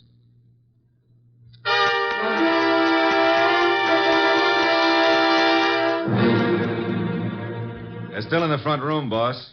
I'll bring them into your office when you're ready. Yes, Archie. I'm sure they're all anxious to talk. They've been sitting there for an hour now. Maybe we ought to make some sort of explanation to them, huh? Why? This sort of technique should work very well in this particular instance. Yeah, but I don't know about that director, Rick Hunter. He may be difficult. Does anyone know that you found the completed and signed contract in the briefcase? No one. Mm-hmm. Good. Now we have the threat notes, the contract, the afternoon newspaper, the briefcase, the fedora hat, the gun, no ejected shells, the horoscope, the cigarette, and the 2 chairs. One with a small hole in it. Come in. Ah, Inspector Kramer at last. What have you? Well, we covered every inch of that place and didn't find a single empty shell. There were 2 bullets in the body and the one that passed through him into the chair back in Paula Kenyon's place. They were all 3 fired from Doris Moray's little automatic. Any fingerprints on the gun? None but Doris Moray's. Not unexpected, to say the least. The bullet that was lodged in the chair in Paula's place went through his heart. Now, he was apparently shot in her room, but... But how did he get into Doris Moray's place? I'll be able to explain that when we locate those 3 empty shells, Inspector. Bring our guest in, Archie. Come in, please. Ladies and gentlemen, Mr. Nero Wolfe. Miss Paula Kenyon. Hello. Miss Doris Moray. Hello, Mr. Rick Hunter, the director. How do you do? David Banning, the playwright. How do you do? Won't you be seated, please? May I present Inspector Kramer of Homicide? How do you do, Inspector? Mr. Wolfe has asked you here to give such details as you recall, which might be of assistance to him in the solution of the murder of Emil Stoner. Mr. Hunter, as the director, whom did you favor as the star of your next production? Why, Doris Murray. You have been deeply interested in Miss Murray, Hasn't done me much good. but you do love her. I do. And you are deeply interested in the progress of her career. I am, most assuredly. Did you know that Mr. Stoner had made out and signed a contract for a certain woman to play the lead in the new show? No. You knew that Doris Murray had a gun in her dressing room. Yes? You were in the hotel cocktail lounge all afternoon until you met Doris and Mr. Goodwin. Yes. And you could have seen Emil Stoner into the lobby and go to the elevator. I could. Could you prove that you never left the cocktail lounge until you met Doris and Archie? Maybe not. Did you see Mr. Stoner go into the elevator? I did. Mr. Banning, you wrote the new play. Were you in favor of Miss Murray playing the part? Why, no. I felt Paula Kenyon was better suited for it. You and Miss Kenyon are engaged to be married. Yes. If anything happened to Mr. Stoner, you, as next in line, could assign the role as you saw fit. That's correct. Did you know that Mr. Stoner had made a final decision on the part? I did not. He didn't tell you anything about it at lunch today? No, I made a strong plea for Paula.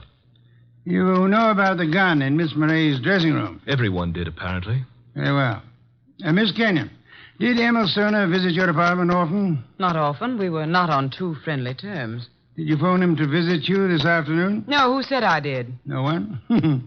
I merely asked. Were you, by any chance, still in love with Emil Stoner? Now, see here. I don't appreciate that kind of Just talk. relax, Mr. Banning. I was not in love with Mr. Stoner. That was over. You and Doris Murray were at one time very friendly. Yes. Till I found out how two-faced she was. Emil was a fool to fall for her, but you couldn't tell him anything. All she's interested in is a career. You're not interested in your career, Miss Kenyon. Well, yes, in a way. You wanted the star part. You phoned Stoner this morning. Yes, but he said he was going to give it to her. You knew about Doris's gun? No, I You didn't. recognized it immediately, boss. Well, yes, I knew. What if I did? Then you wrote these threatening notes to Miss Murray. I did not. I did not. You didn't know the contract had already been signed? No. Then you still had a motive to kill him. I wrote those notes. She had nothing to do with it. You can check them on my typewriter. We know, Mr. Banning. We've already done that. I know how it looks, but Paula didn't do it. I knew he was coming to her place. I called him. I knew Paula was out. I did it. If so, what did you do with the ejected shells? I threw them away. How many? 3. Oh, no, David, please don't. I don't believe you, Mr. Banning.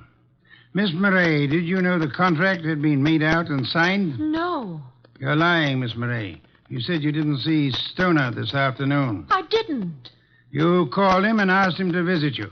You did get the threat notes, and they frightened you. But you didn't know they would frighten Stoner. I did not phone him, nor did I see him. Yes, you did. His briefcase was on the piano. And he was there in the late afternoon because he brought with him a 4 o'clock edition of the Herald Tribune. What if he was there? I didn't kill him. He told you then about his decision. He left hurriedly, forgot the briefcase, and went to Paula's apartment to wait for her. That's not true. That's not true. Filled with rage, you got your gun, which you said had disappeared from your dressing room, then calmly put it into your bag, walked across the hall, and shot him as he sat reading a horoscope. No. Archie, her handbag. Thank you. Notice, I run my finger through a hole in the corner. She fired through the bag. And see, 3 empty shells. No. And here's the contract made out to Paula Kenyon. Too bad, Miss Murray.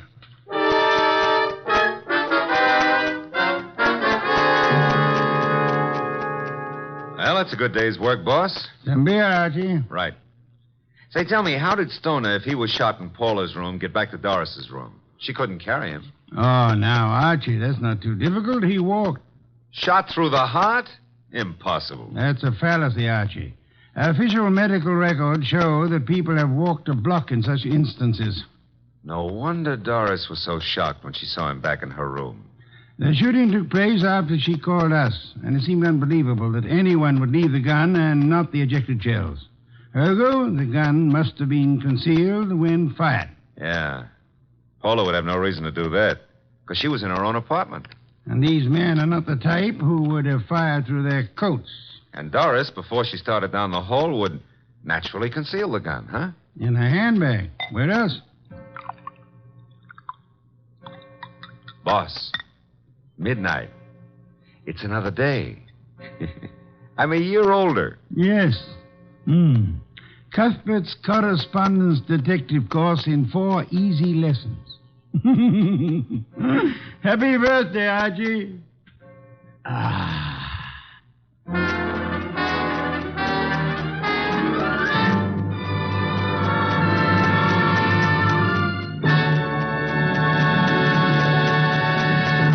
You have been listening to The New Adventures of Nero Wolfe, starring Sidney Greenstreet.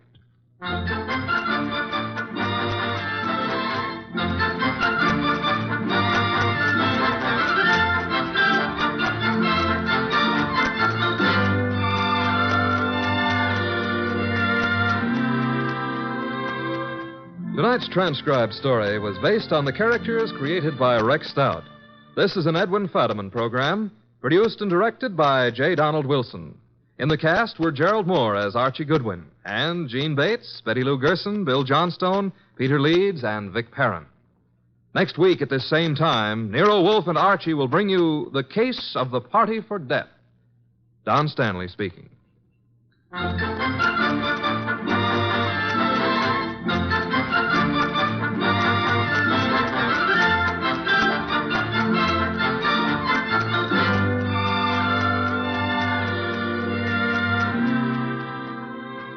Three chimes mean good times on NBC.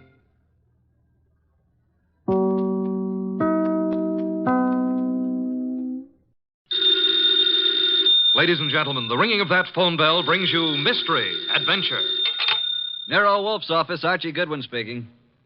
No, I'm sorry. Mr. Wolfe is busy planning a menu. I'll see if he can talk to you. What's the name again? You want to talk to a dame named Mrs. Collins? Hang up, Archie. Do we know a Mrs. Collins? No. I don't suppose you care, but I think her voice is very charming. Doubtless. Every female has a charming voice to you. Hang up. Okay. I'm sorry, Mrs. Collins, but at the moment, Mr. Wolfe is too involved with his digestive system to be interrupted.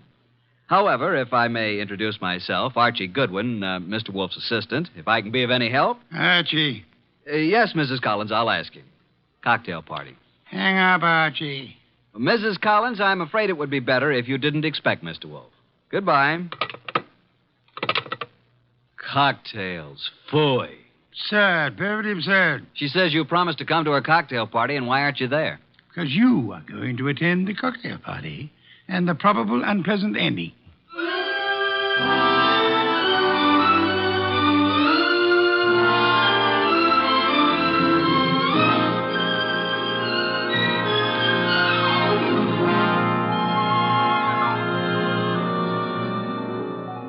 Ladies and gentlemen, it's that genius who is the bulkiest, balkiest, the most ponderous, and most brilliant detective in the world. Yes, none other than that chair-borne mass of unpredictable intellect, Nero Wolfe, created by Rex Stout and brought to you in a new series of adventures over this NBC network in the person of Mr. Sidney Greenstreet.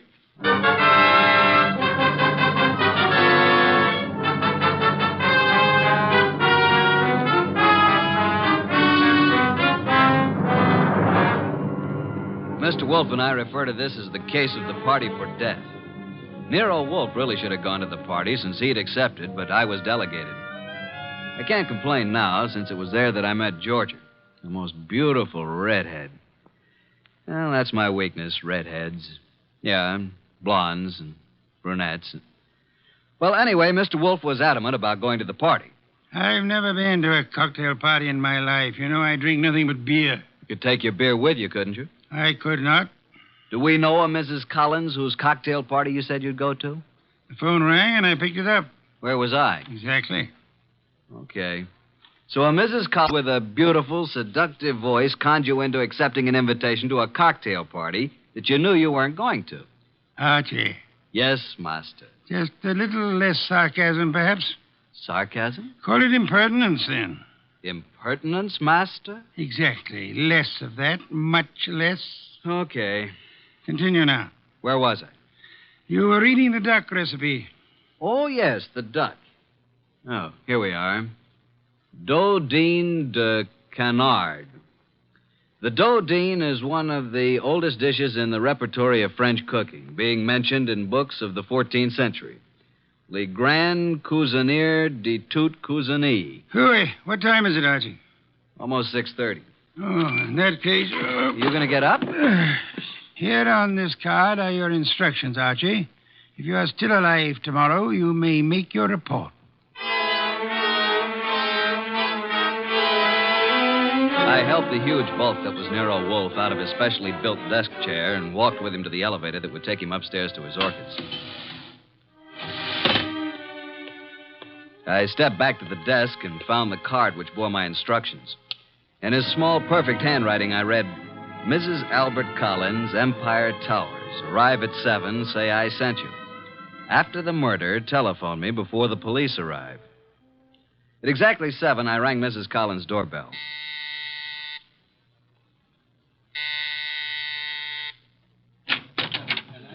Mrs. Collins? I'm Mrs. Collins. I'm Archie Goodwin. We talked on the phone a little while ago. Oh, yes. Well, come in, Mr. Goodwin. Mr. Wolfe begs to be excused. At the last moment, he was unable to attend. Well, I'm glad you could come. You're not disappointed? No, I don't think so. I'm rather upset. I'm afraid, Mr. Goodwin, for my life. That's why I called Mr. Wolfe. Oh, just drop your hat and coat there, Mr. Goodwin. May I tell you something, Mrs. Collins? Well, of course, Mr. Goodwin. Archie will do. Archie? When I spoke to you on the phone, I thought I knew what you'd look like. And? You do. Well, is that good? It's not bad, Mrs. Collins. Janie will do. Janie will do. Archie, Mm-hmm.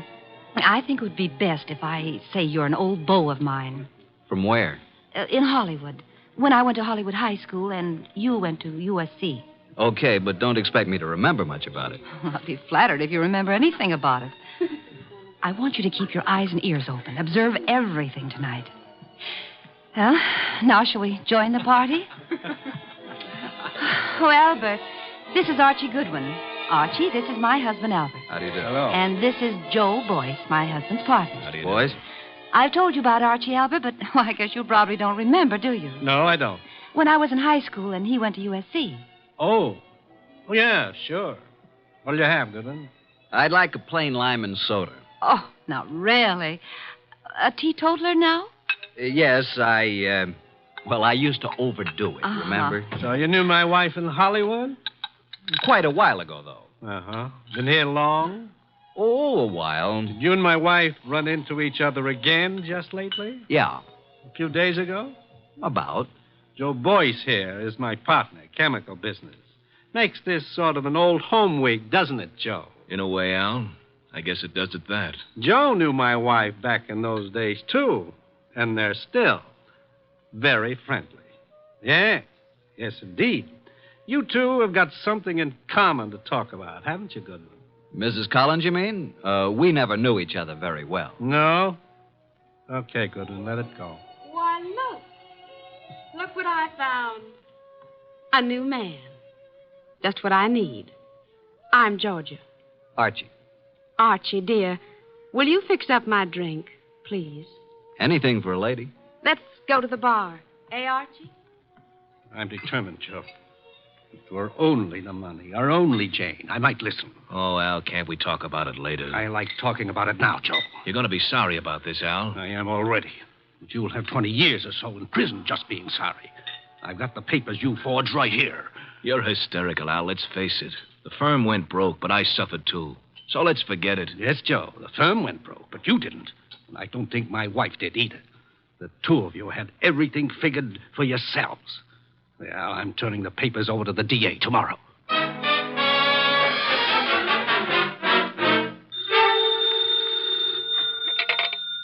Nero Wolfe speaking. Archie, what do you know about this expected murder, if anything? Has it happened yet? No, but who's supposed to get killed? I haven't the faintest idea, Archie. Then why don't you stop it? That is impossible. I don't even know who's there. You want me to tell you? Not in the least. How am I supposed to prevent it if I don't know what I'm looking for? You're not supposed to prevent it, Archie.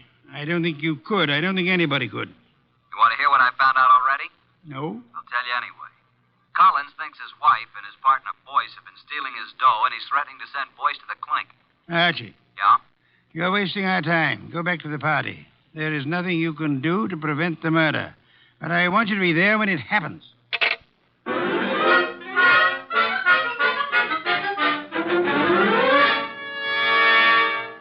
Now that all the guests have gone, let's sit down here, Georgia. When Janie was in Hollywood, she must have had more good-looking boyfriends. Let's get personal about this, Georgia. Yeah, let's. When you say good looking, do you mean me? I don't mean anybody else, Archie. You know, I think you're pretty, too. You'd better not let Jane hear you say that. You think she'd care? I thought you knew Jane. Only slightly. You don't like Jane too well, do you? Why? Why? Why what? Why don't you tell the truth about it? No man as attractive as you ever knew Jane slightly. Either they knew her or they didn't know her. Maybe you think I'm getting a little tipsy. The idea never occurred to me. No? Well, it has to me. Refill your glass? I'll come with you to the bar.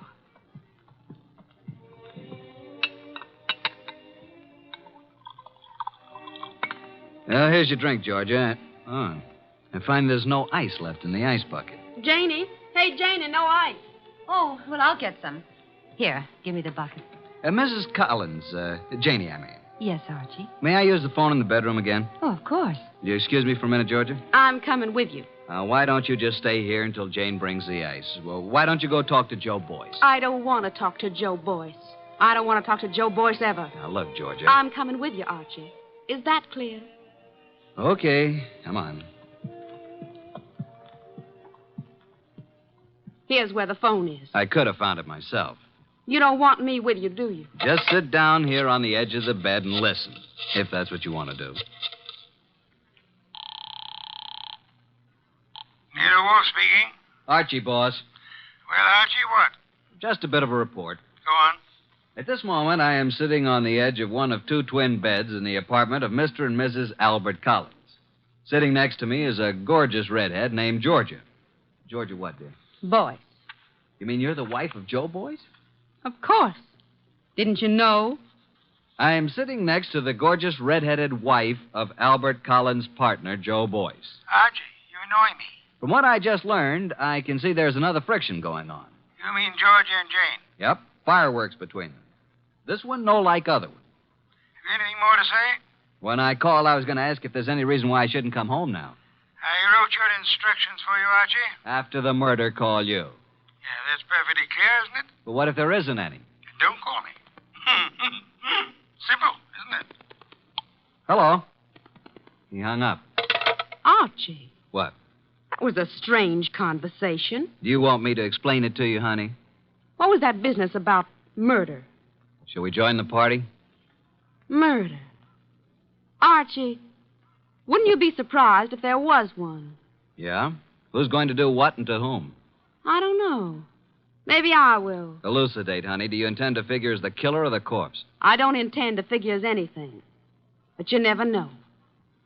Archie, do you think Jane Collins is better looking than me? Nope. Honestly? Honestly. Then what's the matter with me? Nothing. Nothing at all. Oh, yes, there is. Look, do you want to kiss me? Well, I'll tell you. When I graduated from Sunday school, I took a vow. That's what I mean. But if I were Jane, you'd want to kiss me, wouldn't you? No, frankly, no. Why not? Well, when I graduated from Sunday school, Okay, Archie. Let's go back. You boys have such happy faces. Where's Jane? In the kitchen getting some ice. Where have you been? With Archie. Is he an old school chum of yours, too? Do you care, Joe? No. Mr. Boyce. What? How much do you weigh? 187. Why? Then I'll be giving you 5 pounds. Shall we step outside? This I have got to see. Shut up. Mr. Goodwin, you seem angry. Just terribly, terribly hurt. Would it do any good if I apologized? Today I'm a little upset. If I said anything to offend you, I do apologize. Now, if you still want me to give you a boxing lesson, I'm at your service. Let's forget it. I'm sorry, too. Jane Collins came in from the kitchen with a bucket of ice cubes, a tray of fresh glasses, and the strapless gown she'd been wearing. There. I never thought I'd make it. Now I'm going to mix my own drink, and you can take care of yourselves. Ice first. Huh? Whiskey. And soda. It's a simple recipe, isn't it, Archie? All it needs is the ingredients. Well, I drink to the ingredients. Nice. Janie, darling. What, dear? Would you mind very much if I took Archie away from you? Haven't you done that already, dear? To listen to those girls, you'd think, wouldn't you, Goodwin? Me, I never think. What do you do, Archie? I concentrate On what? on not thinking. I did some serious concentrating on not thinking about Nero Wolfe or about the conflict of the partners, Albert Collins and Joe Boyce, about the jealousies of Jane and Georgia. The next 5 minutes hardly seemed an hour. Jane and Boyce murmured to each other. Collins drank gently but firmly. Why can't you be honest, Archie? What's the matter with me? What, Georgia? You weren't listening, were you? To every gorgeous word you said. What did I say? I want to hear it again, just the way you said it before. I said, why shouldn't there be a murder? Why not? It's in order. It's just not considered the thing to do. Thing to do. Can you think of anything better? No, frankly. I can. My glass is empty. My glass is empty, too. Jane. Jane! Oh, I'm sorry. I'm not much of a hostess, am I? Oh, don't answer that. Oh, you're all empty. But I've only drunk half of mine. You don't usually drink so slowly, Jane. Well, I'm just not in the mood tonight. I usually drink faster to keep you from drinking mine. See, Albert always gulps his and then reaches for mine. What's the difference? Well, I'll fix you some fresh drinks, but put my drink over there by you, Georgia. And lay off, Albert. I only had about 3 swallows of it. Besides, you don't need any more. I suppose we know what dear Jane is going to do, don't we? Lay off, will you? Lay off. It's my husband who said that, Archie. Archie, meet my husband, Mr. Boyce. I will now explain why dear Jane took our glasses away to the kitchen when she could have poured a drink right here. Listen, Georgia, will you... Mr. Boyce is speaking, Archie. What, Mr. Boyce? Nuts. Mr. Boyce says nuts, Mr. Goodwin. What do you say, Mr. Collins? I think Joe has covered the field. We were talking, weren't we, Archie? Possibly. We were talking about dear Jane. She's got to be always the prettiest, always devastating. Right now, she's putting on a completely new face. And in about 20 minutes, when our tongues are hanging out, she'll come back, all horsed up and bright and smiling, with another tray of drinks. Yeah, she'll take all night to fix them. Well, I'm going to get some air on the balcony. Don't jump off. Al, you're drinking too much lately. I shouldn't worry you, Joe. Especially now. When you start drinking not only your drinks, but everybody else's too, well...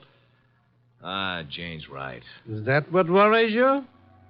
Slide Jane's glass down. The ice is all melted. You see what I mean? Okay, Joe, let's not be nasty until tomorrow.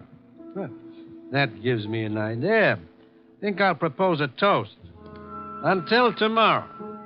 And you know, it may be rather fitting that I should drink a toast from the glass that Janie left. Until tomorrow.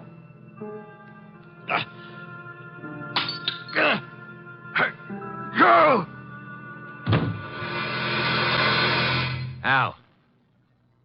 Al? Jane? Janie! Albert! Oh, Albert.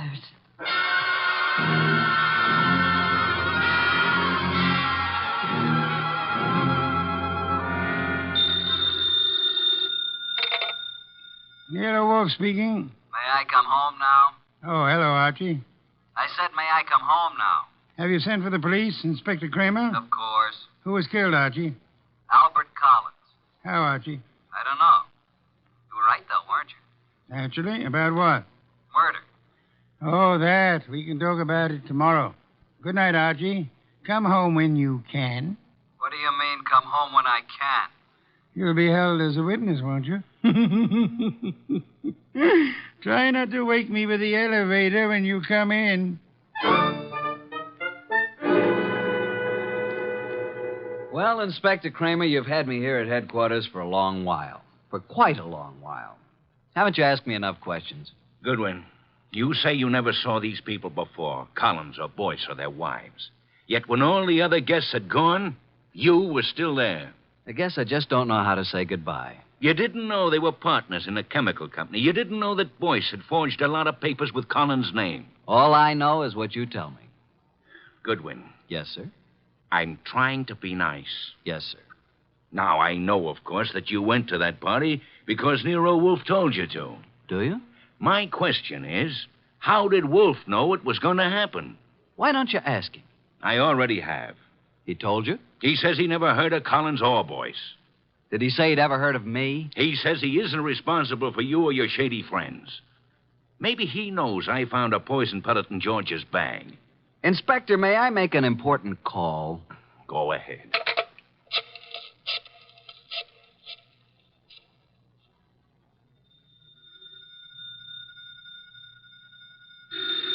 Archie. Confounded light. Hello? What time is it, Master? Confounded, Archie. I'll tell you what time it is. It's a little after 4 a.m. I'm at Central Headquarters, and Inspector Kramer has been chatting with me about my shady friends. Kramer is a jackass. Just a second. Pick up the other phone, will you, Inspector? Sorry, Mr. Wolfe. What was that you were saying about Inspector Kramer? I said Kramer is a jackass. Thank you. Wait a minute. Wolf, Oh? Eavesdropping, Inspector. I was just talking about bringing you down here for a little questioning, Wolf. Phooey. What's that? Phooey. It can be spelled in several ways. I spell it P-F-U-I. Phooey. You think I won't bring you down here as a material witness? Yes, I think you won't. I think you'd be making a great mistake if you did. A great mistake. Why? Because I might not tell you who killed Collins.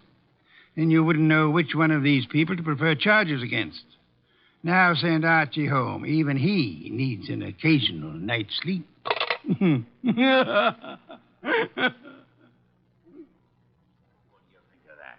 He hung up. So it seems.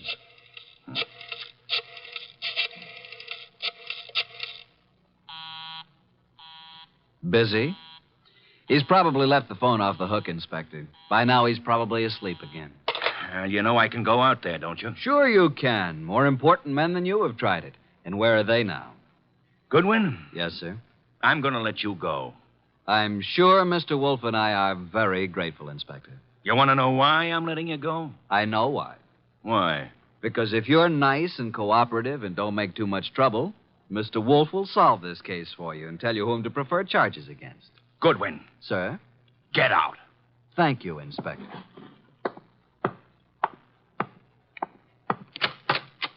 Good morning, Inspector.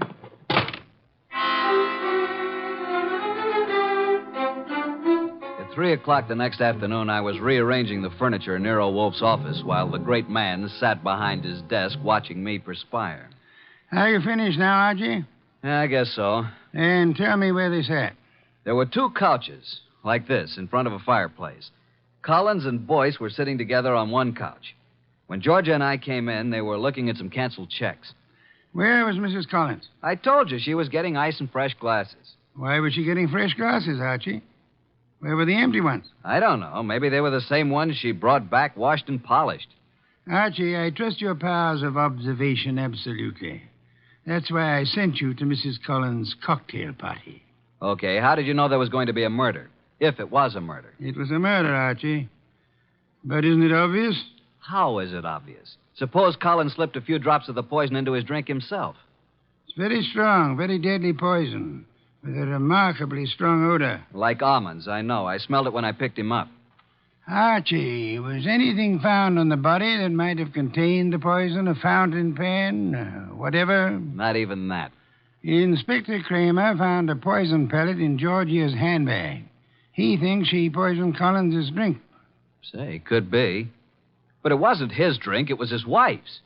Then Georgia was trying to kill Jane, and Collins got it by mistake. We shall soon see, Archie. I was expecting a murder because you told me to expect it.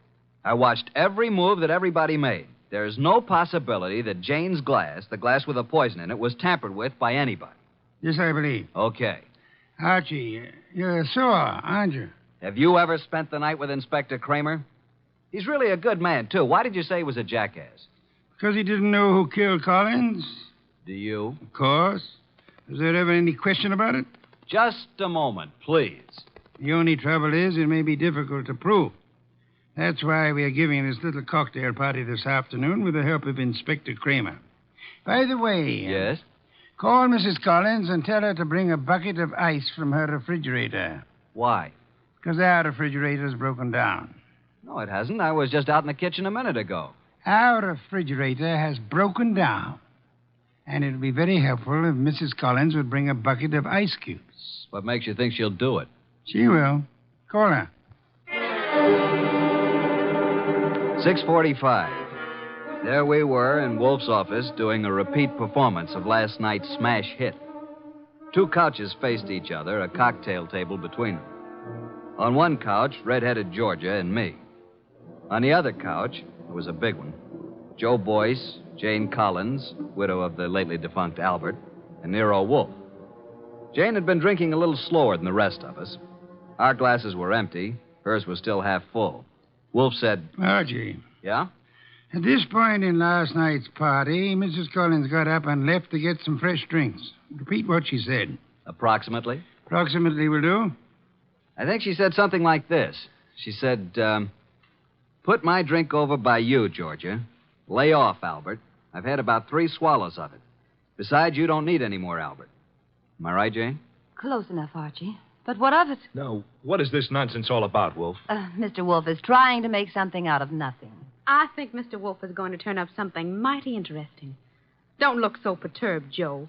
Since I'm playing the part of the late Mr. Collins, pass me Jane's glass. I'll keep my glass, Mr. Wolfe. I haven't finished my drink. You're a very clever woman, Mrs. Collins. Would it be too much if I ask what this is all about? What worries you, Archie? You make it sound as if that drink she's holding is poison. But it can't be, because as yesterday, she's already drunk half of it herself. When our freezer broke down, she was more than willing to bring a bucket of ice cubes, wasn't she? So? What would happen, Archie, if you froze a gelatine-coated pellet of poison in the center of one particular ice cube? Mrs. Collins hasn't finished her drink. Notice the ice is all melted now. She hasn't taken one sip since the ice melted completely. She came prepared in case she was exposed. Smell it, Archie. No, Archie, stand back. I can easily swallow this before you can reach me. Mr. Wolfe, in a few seconds, I'll drink it. But tell me something first. Tell me how you knew. Jane, listen to me. I knew there was going to be a murder last night because you said so. I knew that it was you who would commit the murder because it was you who invited me. You hoped an expert witness would prove that you couldn't have killed your husband. So I sent Archie Goodwin, whose observations are always exact, even when he doesn't know the import of what he's observing. She brought back clean glasses. She poured the drinks out of bottles already open. And if anybody had put anything in or touched one of those glasses, I would have seen it. Exactly. The poison pellet was frozen in a certain ice cube.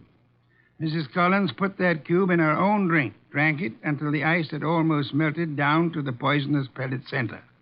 And then she took all the other glasses away, leaving only hers half full. And as usual, her husband drank it. No, Jane, don't. Too late, Joe. Too late.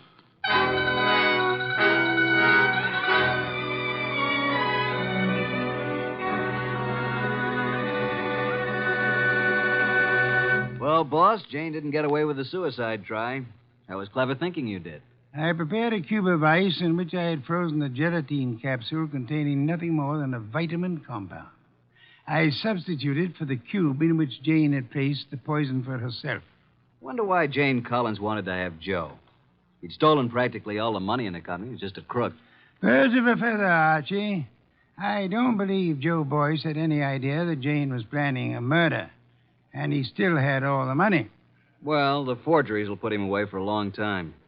And poor Georgia could have had it pinned on her if it hadn't been for me. Yes. You knew all along, didn't you, that Jane had planned to have Georgia accused by planting another pellet of the poison in Georgia's handbag.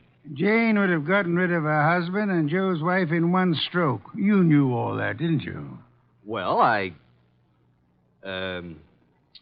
how about a bottle of beer, boss? Could you spare the time? Georgia. Beautiful redhead. Wonder where she is tonight. I'm sure I haven't the slightest idea, but in case you do... Well, just be quiet with the elevator door when you come in.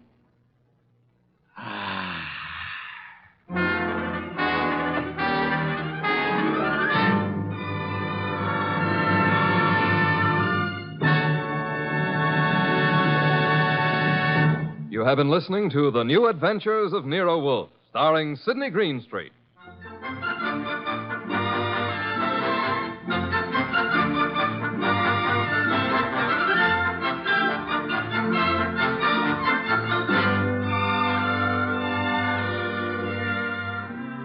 Tonight's transcribed story by Mindred Lord was based on the characters created by Rex Stout. This is an Edwin Fadiman program, produced and directed by J. Donald Wilson. In the cast were Harry Bartell as Archie Goodwin, and G.G. Pearson, Herb Butterfield, Peter Leeds, Evelyn Eaton, and Bill Johnstone.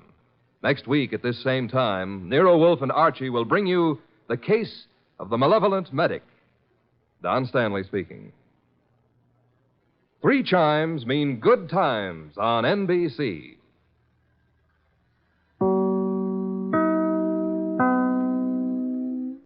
Stay tuned for Nero Wolfe, transcribed in 30 seconds. Tomorrow, you're invited to a 1-hour concert by the renowned NBC Symphony. The orchestra will be under the direction of Bruno Walter for tomorrow's performance, and celebrated violinist Joseph Szigeti will be featured soloist.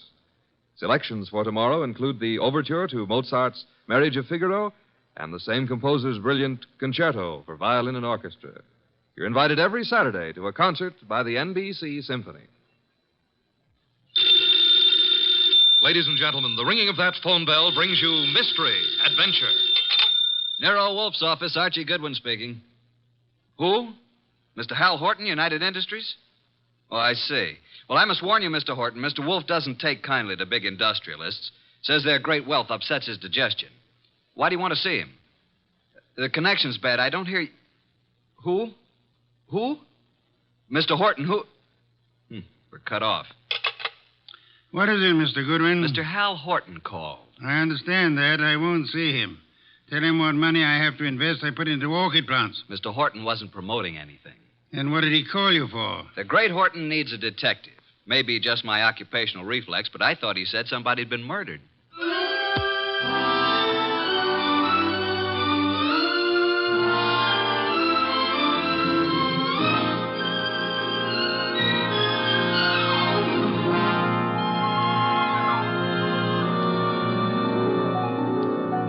Ladies and gentlemen, it's that genius who is the bulkiest, balkiest, most ponderous, and most brilliant detective in the world. Yes, none other than that chairborne mass of unpredictable intellect, Nero Wolfe, created by Rex Stout and brought to you in a new series of adventures over this NBC network in the person of Mr. Sidney Greenstreet.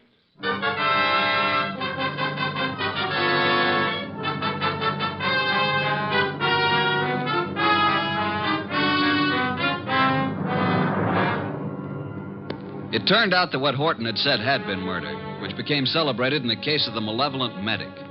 But its solution wasn't a simple matter of following up his accusation. It had false clues mixed all through it like raisins in a pudding. The man we came to know as the malevolent medic was young Dr. Benjamin Sloan. The case began on the sunny afternoon when Grace Banks, his nurse, came into his private office. Waiting room's finally empty, I take it? Well, there's one more patient, darling. I'm sorry, doctor. Mrs. Horton's here for another of the thiamine chloride shots you ordered for. I said you could give her those, Grace. She doesn't have to wait to see me. Oh, she's hung up her mink coat, parked her orchid and her alligator bag, and filled up all the ashtrays with lipstick cigarette stubs. Mrs. Horton prefers to wait for you. She seems very upset. I hoped she'd get hold of herself. Mrs. Hal Horton with all that money. Whatever gives her such jitters? Darling, if I ever get in that condition after we're married, please shoot me. I've advised her to go to a specialist. Hers isn't a true medical case. Well, I'll do what I can. Get a needle ready, will you, Grace, and show Mrs. Horton in. Yes, darling. I mean, doctor. Mrs. Horton, will you step in now?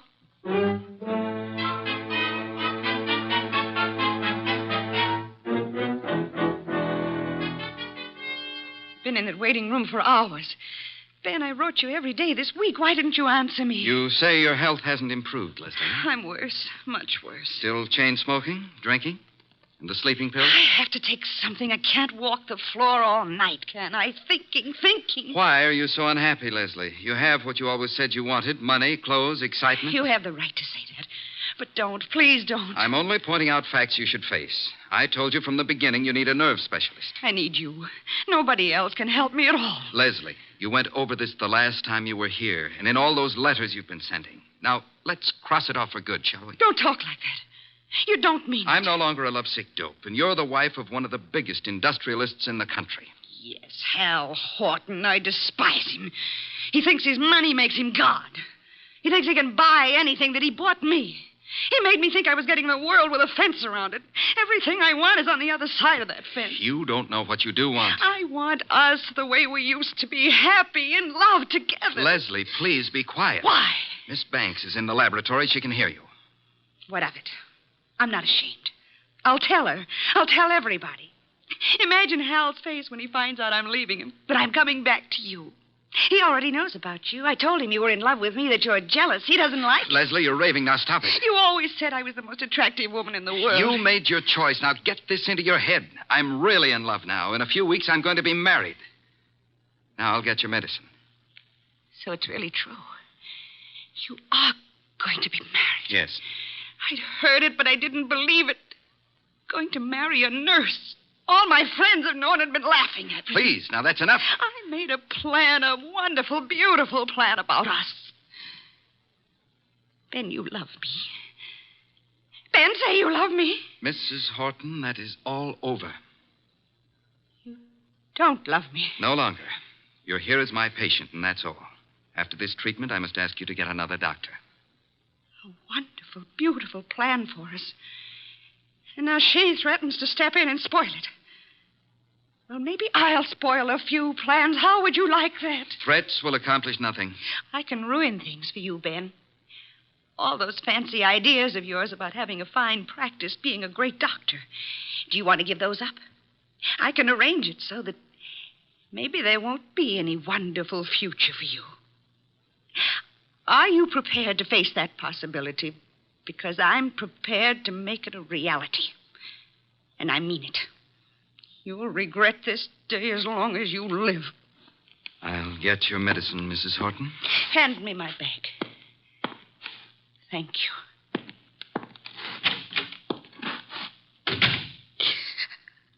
Oh, I hate you, Ben.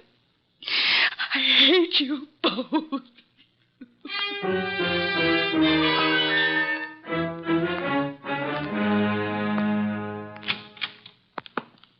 Sorry to have kept you waiting, Mrs. Horton. Miss Banks had to do a repair job before she could use the sterilizer. Alcohol, Miss Banks? Yes, Dr. Sloan.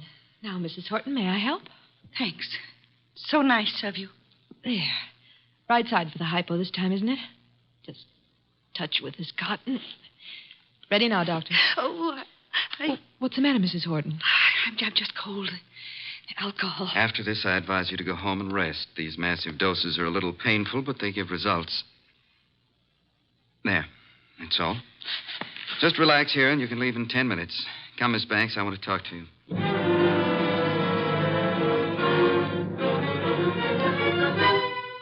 Doctor! I feel sick.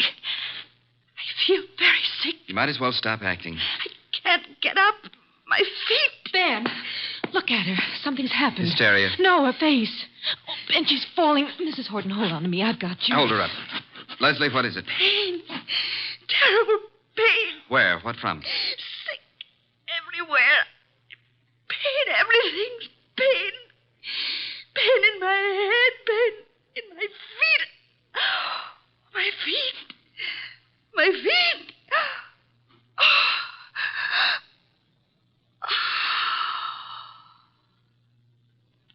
Doctor, she's dead. Yes, Grace. Get a card from the files. I want to study it. From the first day Mrs. Horton came here. What was it, Ben? What happened to her? Symptoms are of a heart condition from which it seems the patient has just expired.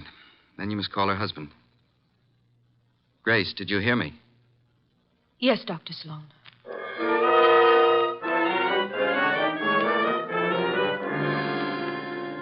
Well, I discourage your visit here, Mr. Horton. I do have a sort of curiosity about the operation of so-called big business. Maybe offer you a glass of beer and hear an explanation of the rise and fall of this morning's stock market. You don't think I've come here socially?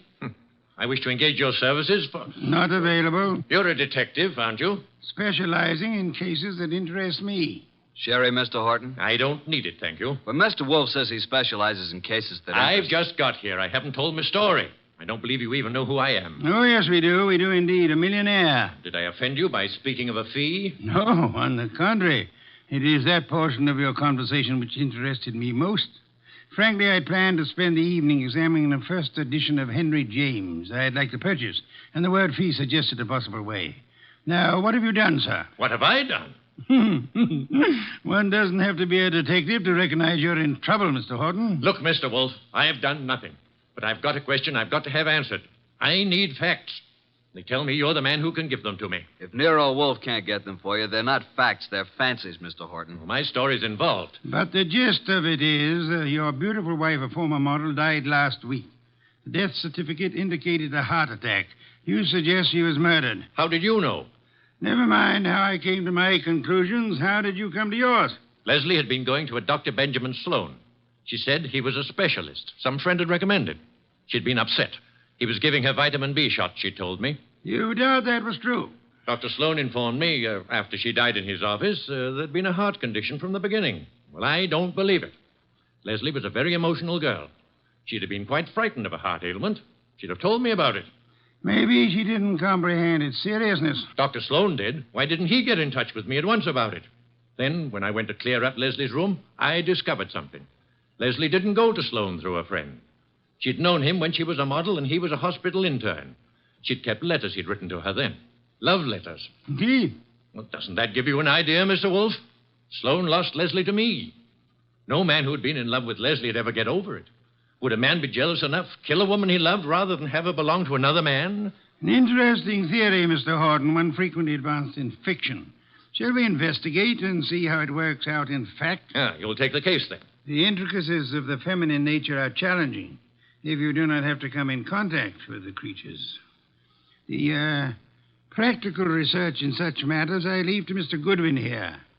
It is a field in which he specializes. But it's you I want. Our method of operation is not under your control, Mr. Horton. If you'll be so kind, Archie, get a first-hand report of Dr. Benjamin Sloan and the women in his life.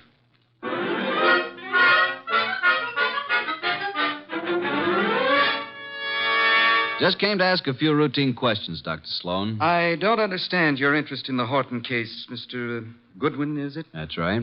The death certificate was signed and a report made to the medical inspector. Detectives are a snoopy lot. Detectives? Are you from the police department?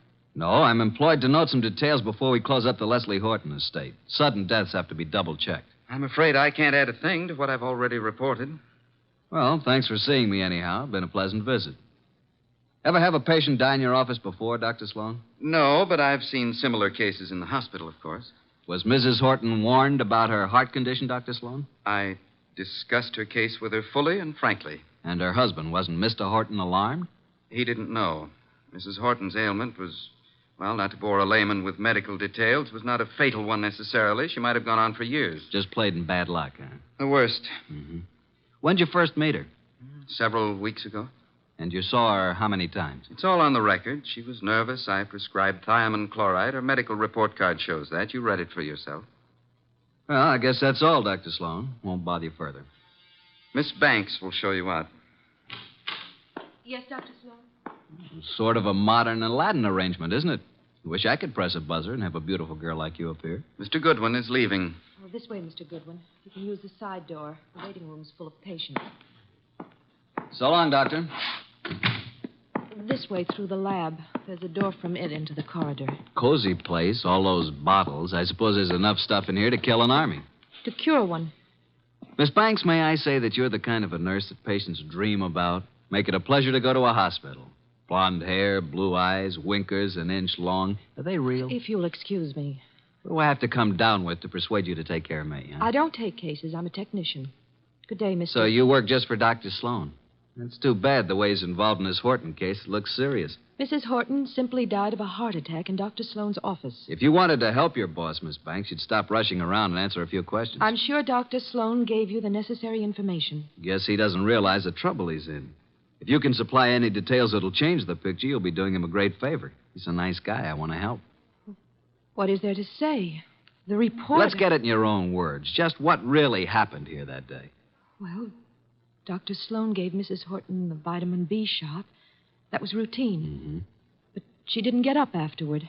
She said she was sick. And then she fell and I caught her. And Dr. Sloan administered emergency treatment. What did that consist of, Miss Banks? All that is in the office record. What would bring on such an attack? It could have been several things. Could it have been something she ate? Acute indigestion affects the heart. Maybe Mrs. Horton would be here now if the doctor thought to use a stomach pump. He did use one. He did everything there was time to do. She certainly went in a hurry. Suffer a lot? She said she was in pain. Where? Her stomach? No, not her stomach. Where then? She seemed to be in pain all over. Reflex, maybe? When it was over, what did you do, Miss Banks? Called Mr. Horton. Must have been a blow to the great man. I understand she was younger than he is and quite a sultry gal. I've talked to you professionally because you said it was necessary to help Dr. Sloan. Is that all, Mr. Goodwin? I guess it is for now. Unless you'll have dinner with me. Thank you, no. I'm handsome, hardworking, and harmless. I'll bring you references from my employer. What do you say? The express elevator's the one on the right. Must be there's another man. Wouldn't be the doctor, would it?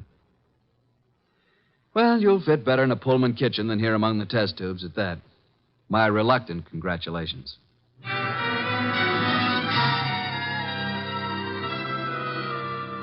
The verdict, Archie? Innocent as lambs, both Sloan and the nurse. Evidence to prove it? My unfailing sensibilities, not the murderer type. Nice couple, doctor and the nurse. I suspect they're engaged. She's so much in love with him, I could have been you, and she wouldn't have known the difference. Very flattering. Records? The usual medical record, Mrs. Horton's first visits, symptoms, subsequent visits. Here are the notes on it. Vitamin B shots. No chance they brought this on, huh? Dr. Sloan says absolutely not. I checked that with other doctors. But Mrs. Horton did go into this right after the hypo. Nurse's story jives with Sloan's? A little more detailed. She says he did everything, he even used a stomach pump. The woman was in pain? What's this? Head to feet? My way of saying pain all over. What other papers did you examine? Only the medical record. Get back to Sloan's office late tonight and examine all the papers in his desk. Can't you trust me? I tell you, there's no reason even to suspect these two. When you have one of your adolescent's infatuations on, blood dripping from a dagger in a girl's hand would look to you like crushed rose petals. With this Grace Banks out of the way, maybe you can recognize evidence. Sounds like a long, bleak evening. Hand me that medical book, and then be on your way. I want to think.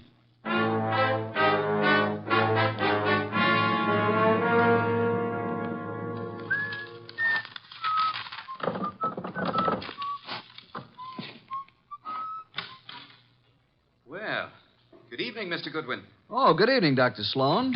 This is a surprise to us both. I didn't anticipate that you'd be keeping office hours after midnight. What are you doing in my office at 2 o'clock in the morning, Mr. Goodwin? Reading your mail and having a ghoulish time surrounded by all these shiny instruments of yours. You've been rifling my desk. I wouldn't do that if I were you. I put things back very neatly, even the letters from this little secret compartment, which isn't secret at all to anybody who knows about desks. I've kept only Give one. me that Easy. It's the "My darling, mine first, shan't ever give you up one way or another" one. You remember it? I'll bet that nice little nurse you're engaged to never wrote that, did she? What do you intend to do with it? Mark it Exhibit A in the Horton murder case. Maybe you'd like to come with me and explain it to Nero Wolfe. Very moving, very flattering, very interesting if you like women, but also very incriminating, Dr. Sloan. What does it prove? A silly woman with a nervous breakdown imagined she was infatuated with me. A woman who is now dead, you must remember, under, shall we say, unusual circumstances. You signed a death certificate which stated Mrs. Horton died of a heart attack. As you signed it, Dr. Sloan, did you remember she had threatened you and heave a sigh of relief that fate had done you such a good turn? I didn't bear Leslie any ill will. I was sorry for her. You felt adequate to the situation. You called no other doctor, though there are several in your building. My first thought, of course, was that it was some extraordinary allergic reaction to the vitamin dose. It was not until an hour or two after she was dead you decided she expired from a heart attack. Yes. How did you explain the pain? I reported no pain. Miss Banks said Mrs. Horton had pain from her head to her feet. Grace said that? Well, not in those words, but that was the general Dr. idea. Sloan, why did you use a stomach pump on a heart case? Why, I told you I tried everything. Sometimes an acute digestive disturbance. I suggest you did it because to you, as to any qualified physician, the pain in the feet suggested poisoning, a particular kind of poison, an inorganic poison. There wasn't any in her stomach. You maintain that? Archie, get the medical examiner on the phone. Tell him the body of Miss Hal Horton must be examined for any evidence of poisoning. I know you think Mrs. Horton was murdered, but it's impossible. There'd been no one near her. Miss Banks? Miss Banks couldn't have done it. She was working with me constantly. That's what I thought you'd say, Dr. Sloan.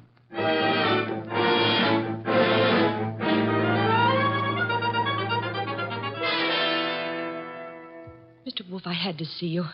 This is the most dreadful thing I've ever heard of. Trying to accuse Dr. Sloan of murdering a patient.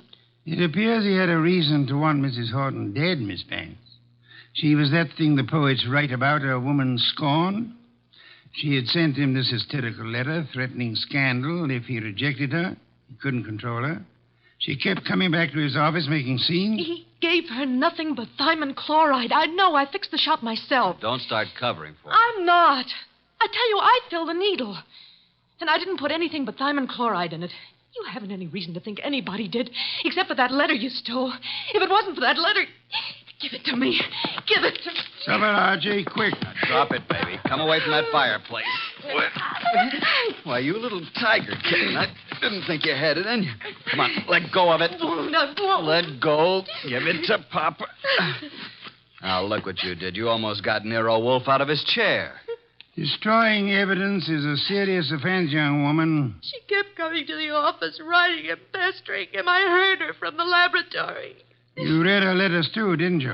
You knew if something didn't stop her, Dr. Benjamin Sloan was a ruined man. But he didn't kill her. I know he didn't. I don't believe he did. You don't? Well, then who? You've just provided an excellent motive for having done it yourself, Miss Banks.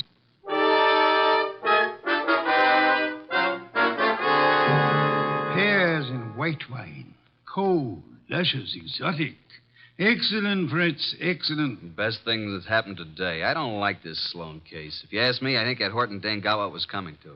Those are not the words of abstract justice, nor the phrases of a gentleman of culture. A good detective never plays favorites.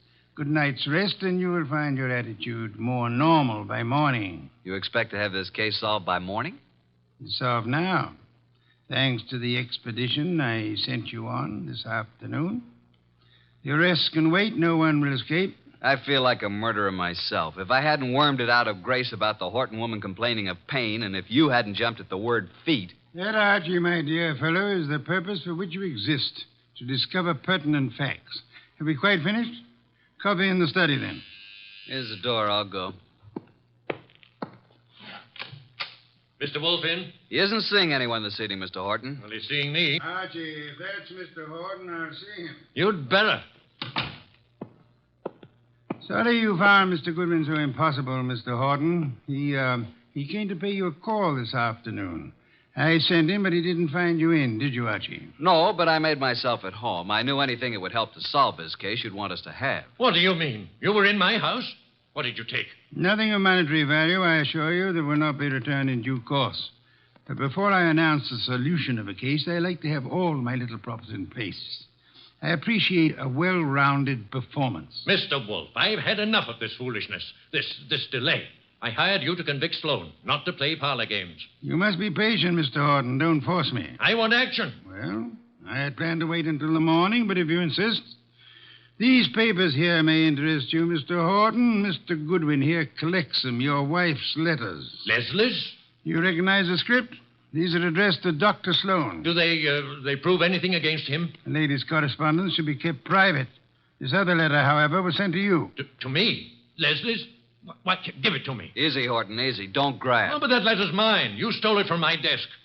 There is a point in a case, Mr. Horton, where letters cease to be personal property and become evidence. What evidence can that letter provide? It seems you had reason for wanting to kill your wife, Mr. Horton. A man can get annoyed by a note saying his wife never loved him, that all his money isn't enough, and that she's going to another man. You accusing me of murder? It could have been the perfect crime. Poison in one of those pills she was forever taking, or on the tip of the cigarette she chain-smoked, in a doctor's office to die in. If you hadn't been fool enough to try to pin it on Sloan, you might have gotten away with it. If I had known while she was alive what Leslie was, I might have done anything. But that letter you stole from me was one she left under my pillow. I didn't find it until after she was dead. I didn't kill her. Sloan did. You hired me to prove that, Mr. Horton. Suppose you let me go about my business? Nero Wolfe's office. Yeah? Oh, you did? Good boy. We'll expect you. I'll tell Mr. Wolfe at once. Medical examiner's officer. Just as you thought, they found poison in the body. Listen to me. Inspector Kramer's picking up Dr. Sloan and Grace. They'll be here any minute. Kramer's set to make an arrest. I told you. The police know it's Sloan. Put the letters and Mrs. Horton's bag on my desk, Archie. Leslie's alligator bag? You stole that from my house this afternoon, too. Those things are mine. Inspector Kramer will want to take them with him. Well, do you think I wanted made public what Leslie did to me? Kramer can't have them. Maybe the inspector will want to take you, too, Mr. Horton. Let them in, Archie. Come in, Inspector Kramer. Dr. Sloan, Miss Banks. Wolfe asked me to bring them here first before I locked anybody up. Mrs. Horton was murdered, all right. I'm sending a man for Horton, too. You won't have to. Mr. Horton's waiting here to join the party. Come into Mr. Wolfe's office. Good evening, Inspector. Good evening, Wolfe. Will you all please range yourselves around the room as I indicate? Miss Banks here. Dr. Sloan, Mr. Horton. Archie, you stand between the two men, if you please. Mr. Wolfe, this is a dreadful mistake. I swear the doctor didn't... Stop thinking about the doctor. What about you? If you're accusing Miss Banks, I might as well tell Hold you it, now. Dr. Sloan. From here on, anything you say will be held against you. That's what I want. Let Grace go home and Oh, I'll... for heaven's sake, why don't you arrest the man? Isn't it obvious he's guilty? You and your trumped-up charges against me. I'll do the talking now, Mr. Horton. Mrs. Horton died from a certain inorganic poisoning.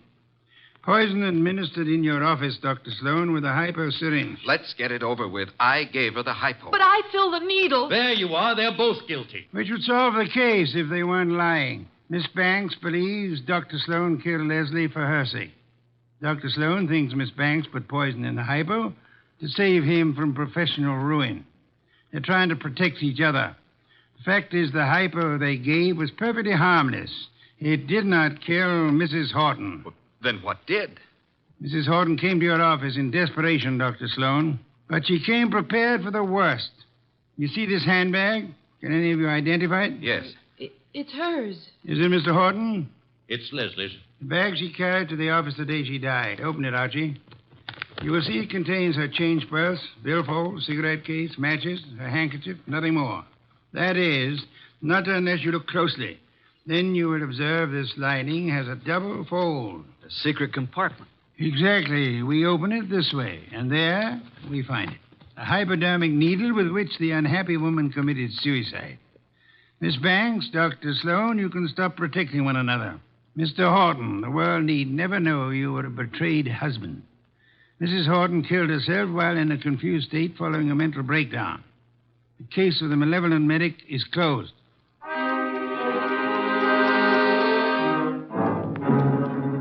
How did you ever get the hunch about the handbag, Mr. Wolfe? I know nothing about women, but on my occasional trips abroad, I have been forced to observe their handbags. Monstrosities. They hold anything and everything. Now that our guests have gone, Fritz is bringing coffee to the study. Would you like some beer? I believe I would. Somehow I feel I've earned it. Here you are. Poor fellow, I'm very sorry for you. How so? This is one case in which there is no falsely accused, unattached young lady for you to squire about. Well, here's to your better luck next time.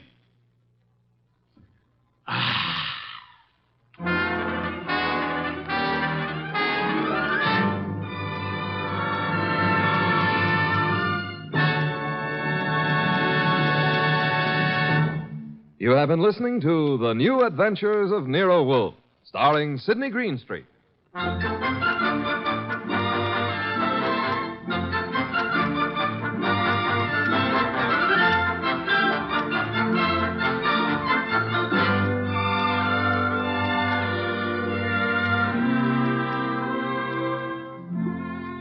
Tonight's transcribed story by Ruth Adams Knight was based on the characters created by Rex Stout. This is an Edwin Fadiman program, produced and directed by J. Donald Wilson. In the cast were Harry Bartell as Archie Goodwin, and Gene Bates, Vic Perrin, Bruce Payne, Bill Johnstone, and Mary Lansing. Next week at this same time, Nero Wolfe and Archie will bring you the case of the Hasty Will. Don Stanley speaking.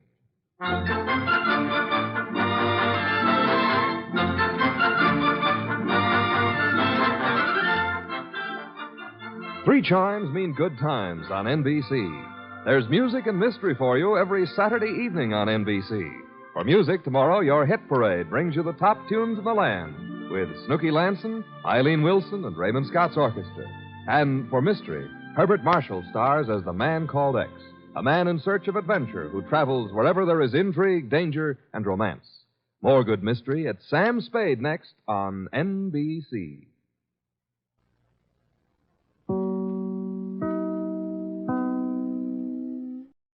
Three chimes mean good times on NBC.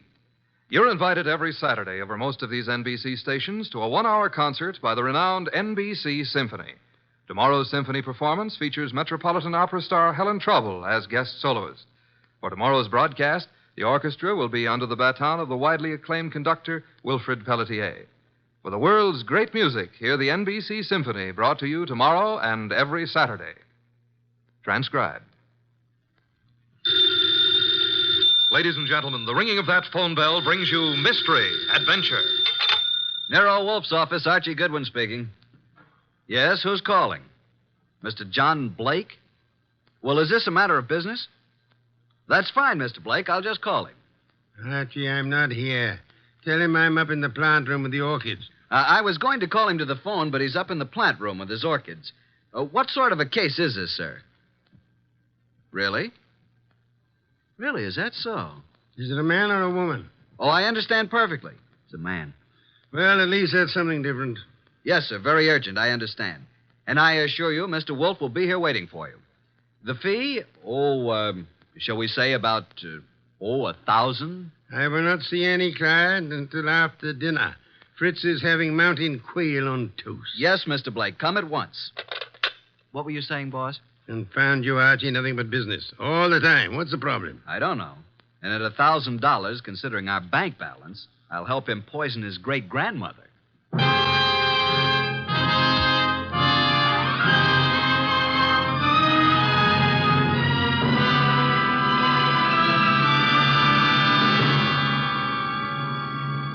Ladies and gentlemen, it's that renowned genius who is the bulkiest, balkiest, most ponderous, and most brilliant detective in the world.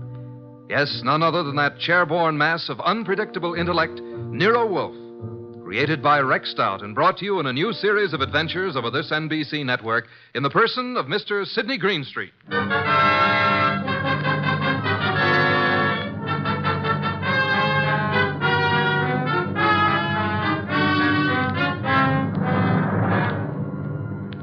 What we chose to refer to as the case of the hasty will began, of course, with an urgent phone call from the mysterious John Blake. At the moment, Nero Wolfe was seated in his chair, which was specially built for his 300 pounds, and I was giving him a lecture on the importance of money. Archie, that will do. I'm not interested. You will be when you learn you can make no more purchases of beer and Skittles. You've passed up 2 cinch cases now. Each would have meant a healthy fee. Let us hope this Mr. Blake has a nice, fat problem that will take us days to solve. Archie. Yes, sir? Answer the door. Good evening. I'm John Blake. Oh, yes. Come in, Mr. Blake.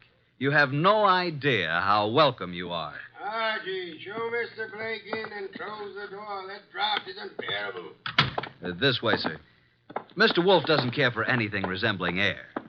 Oh, I'm Archie Goodwin. Good evening, Mr. Blake. Mr. Wolfe, I have a little business for you.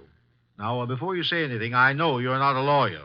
I'm not a member of the bar, let us say, Mr. Blake. Of course. What kind of business, Mr. Blake?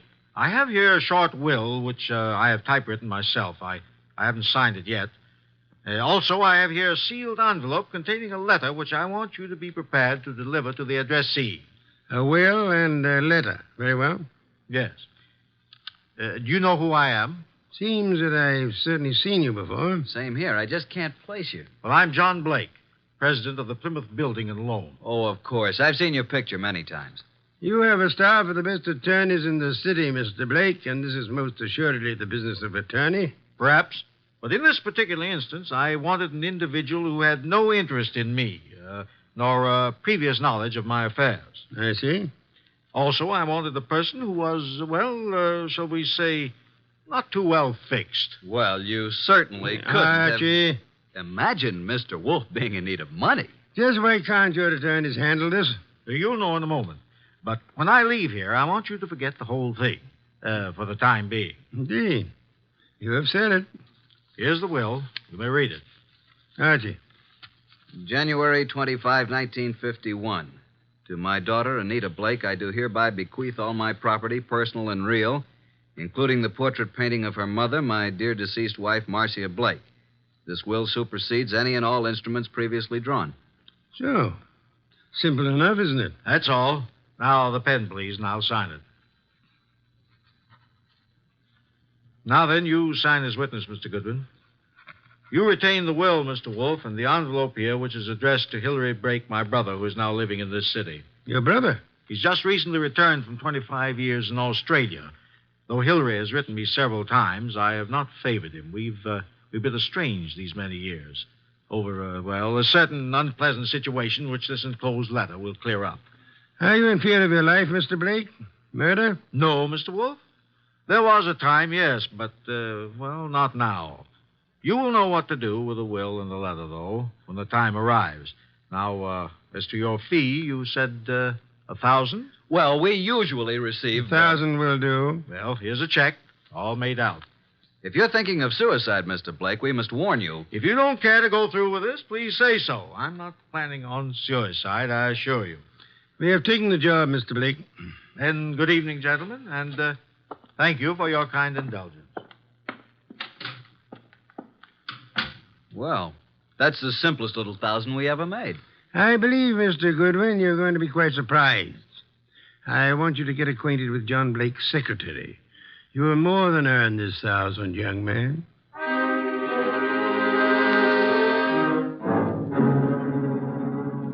Archie. Archie, is that you? Yes, boss. What time is it? It is 6 p.m. The clock is right in front of your eyes. I'm thinking, Archie, it's very interesting. Very. An entire day has passed since the visit from John Blake. Did you learn anything from Blake's secretary? I did. He left his office late yesterday, she said. His daughter Anita is quite upset because he didn't come home. Check his club? Yup. I didn't talk to the daughter, but I learned that she's engaged to a young fellow named Wilbur Martin. She told the secretary that her father had been acting strangely of late, a bit morose. And what does the daughter feel has happened? Anita's afraid he's been kidnapped. You haven't met nor talked to any other than the secretary? Not yet. And so far, no one's called the police. Good. We must, for the time being, prevent that. What did you learn of Blake's brother from Australia? He's been here only a year. They've met only once or twice since his return. The secretary thinks the breakup was because of their love for the same woman. Hilary became very wealthy in Australia. Very well, Archie. It is time for you to visit Miss Anita Blake at her home. I'd love to, boss. She's a mighty purty gal. Phooey. Archie, you can do me a great service. Anything. Be sure to close it tightly as you leave. Close what? The coal chute, of course.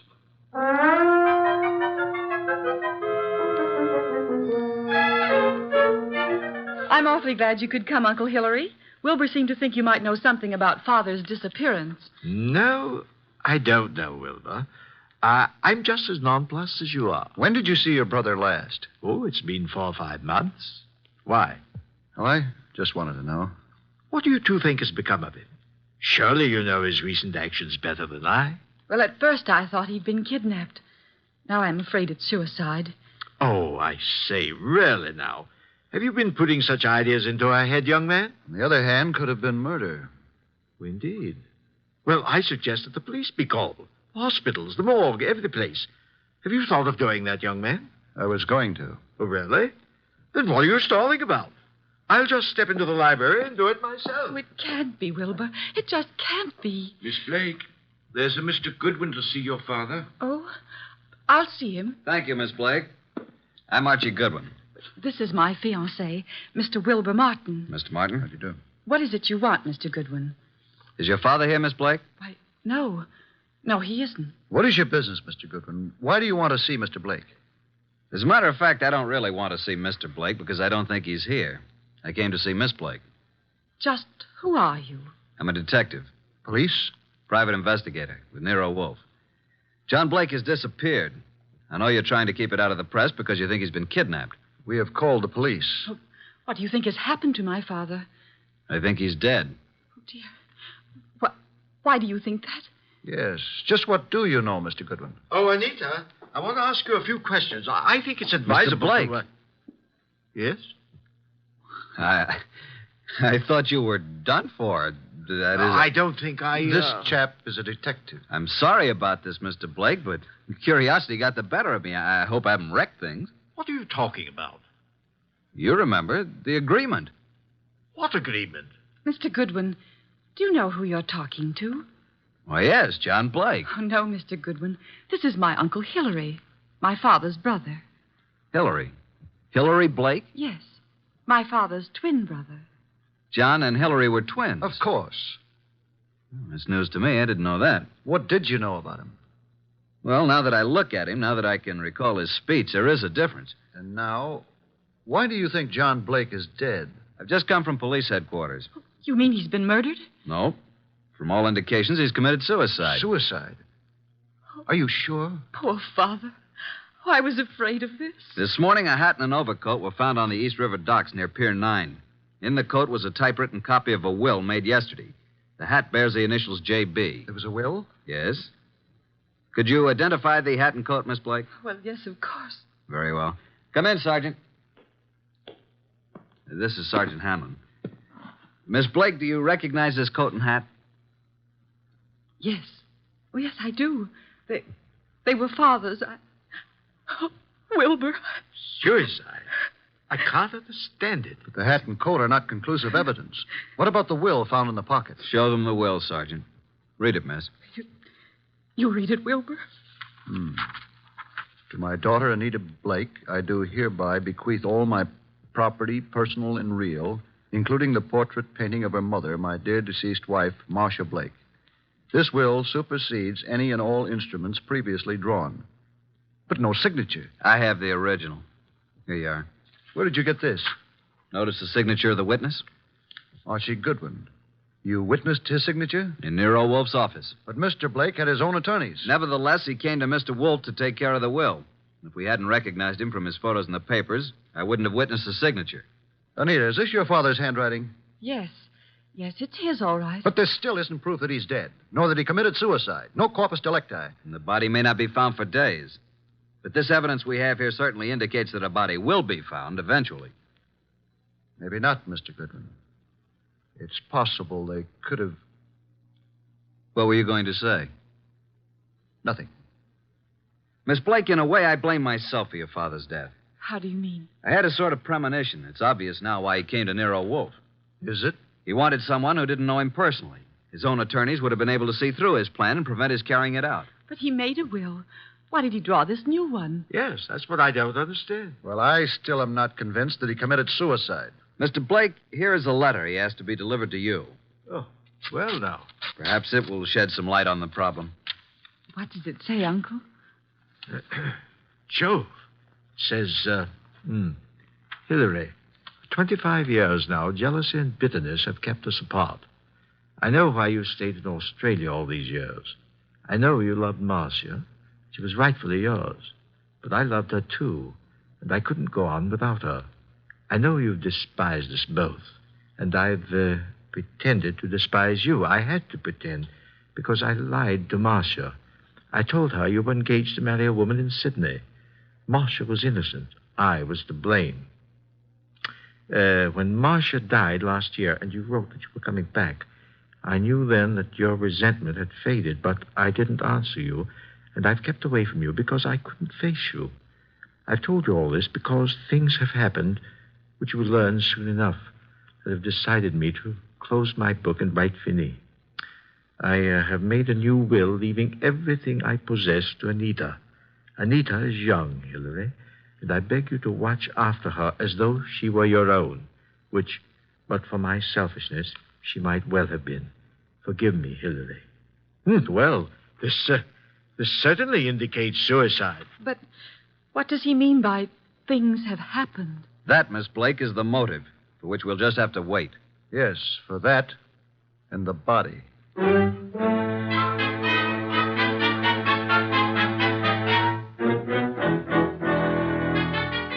Well, boss. Up here in the conservatory a bit early, aren't you? How are the orchids? Oh, it's a nice sunny morning. Even though it is around 0 outside, the sun is fine for them. And behold, Archie. Huh? What is it? The Dendrobium sclerostel. Yes, indeed. What about it? Showing 2 buds. Most encouraging. Indeed so. Boss, I can't take the steam heat here. Tell me, this painting of Marcia Blake, is it large? It hangs over the Blake mantle, about 3 by 4 feet. I find it most intriguing that John Blake should mention the painting in so short a will. And Hillary, does he seem to offer any suggestion on this problem? He has very little to say. Wilbur has definite ideas, and he's in there pitching all the time. He has a rather unpleasant way about him, though. You have talked with Inspector Kramer? I have. And asked Miss Anita and Hillary to meet you at the morgue to look at the body? Right. And I left Wilbur out of this gathering. This body is practically unidentifiable, huh? In Kramer's opinion, it is. After you're finished down there, I'd like to have a chat with this Wilbur Martin. Okay, but you'll get nothing out of him. I've tried. Archie, you're becoming so conceited.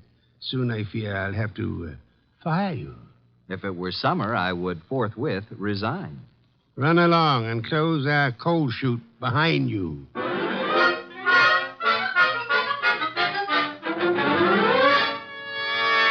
Morning, Inspector Kramer. Up early. Yeah, Goodwin.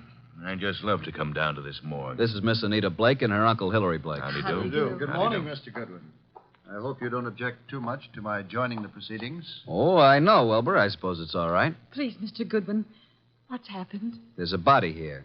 Rather badly bruised and cut and in a bad condition, but I think you should look at it. Oh, I'm sorry, Miss Blake, but I'm afraid it's necessary. very well. I'll be all right. I'd like to come along. Oh, yes, Wilbur, you must. Well, come on. This way.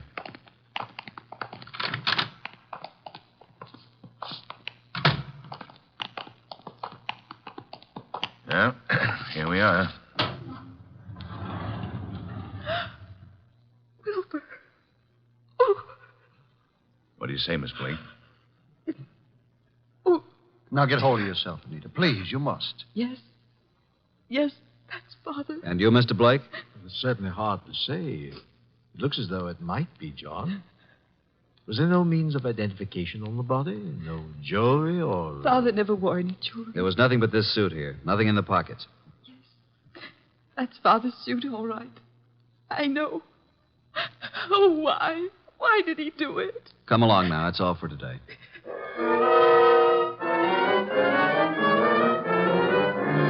Mr. Wolfe, this is Mr. Wilbur Martin. Ah, yes. How do you do, Mr. Martin? Sit down. Thank you, sir. No. Take the red leather chair. That's right. So glad you could come. Archie, beer first. Tell me, Mr. Martin, you saw the body? I did. Whether it was John Blake or not, I'm not sure. But Anita feels positive enough. You are skeptical about the suicide theory, huh? Well, yes, I am. Are you trying to cast suspicion on someone else? No. He thinks he was murdered. I do? But not by you, of course. Certainly not. But who would know that John came here, signed the will, and gave us the letter to his brother? He must have contemplated suicide, don't you think? Are you positive it was John Blake who signed the will? How interesting. You think it was his brother Hillary who came here, posing as John, huh? It could have been. But the man was quite gray and had no Australian accent. Hillary could have dropped the accent for a short while and grayed his hair, and they were twins. It's so enlightening, Mr. Martin. Do go on. After he left you here, he could have killed John and thrown him in the river, and left his overcoat and hat on the wharf. And why would Hillary kill John? Well, there may have been several reasons. Maybe because of Marcia. Well, several reasons.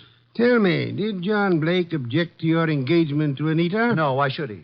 I don't know. I merely asked. Anita Blake identified her father's handwriting. She identified the body. You still believe it's murder? Maybe she only thought it was his handwriting. You had best be careful, Wilbur. In trying to make a murder out of this, you might place yourself in a most unhappy position. I checked the letter and the will with papers at John's office, and the handwriting is identical, in my opinion. Maybe Hillary is clever at forgery. Maybe. Did you have the experts check the writing? Not yet. Then how can you tell unless you had a bona fide sample of Hillary's writing? I take it that you found a sample of Hillary's writing? Some letters from Hillary to John? Yes. I found a package of them in John's desk at his home. That, Wilbur, is most encouraging. Here they are. Several of them tied together. Some written in 1928 and a couple in 1948. Now, we'll tell you something. We never thought John committed suicide either. You didn't? No. And before you go, Wilbur, write your name here on this pad. Very well. Thank you so much. I hope we shall see you tomorrow.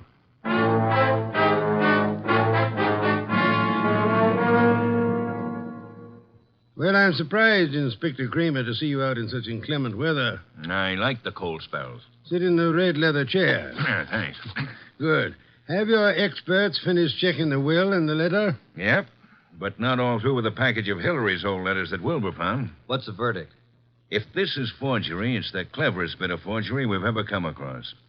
My men say the will and the letter you received appear identical with the specimens from John's office. Indeed. The will and the letter then do seem to have been written by John Blake. Yes. But on the other hand, and this is unusual, by comparing this letter from John with a letter Hillary wrote from Australia in 1948, we found characteristics in both men's letters which were definitely similar. Then, Inspector, you feel that Hillary might have written the letter and signed the will. That is, was Hillary who came to my office? It's a tough thing to prove, but I think that's being on the right track. Inspector, what about the rest of the package of letters I got from Wilbur Martin? They're still working on those down at headquarters. What about young Wilbur? So far, can't see much in him to worry about, but it's a bit early. Archie, phone out to the Blake mansion and tell Wilbur Martin that we've uncovered the whole thing. And if Wilbur's in on it, he'll be gone before you get there. We can pick him up later.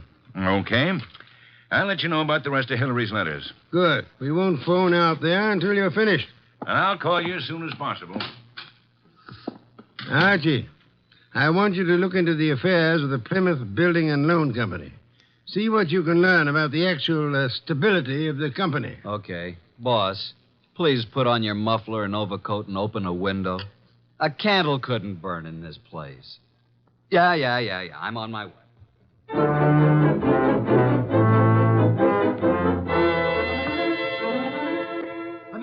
Anita. What is it, Wilbur? What's happened? I came out as soon as I heard. Well, what's happened? Speak up, man. You haven't heard? You don't know? No, what? Look at these headlines. Plymouth Building and Loan crashes.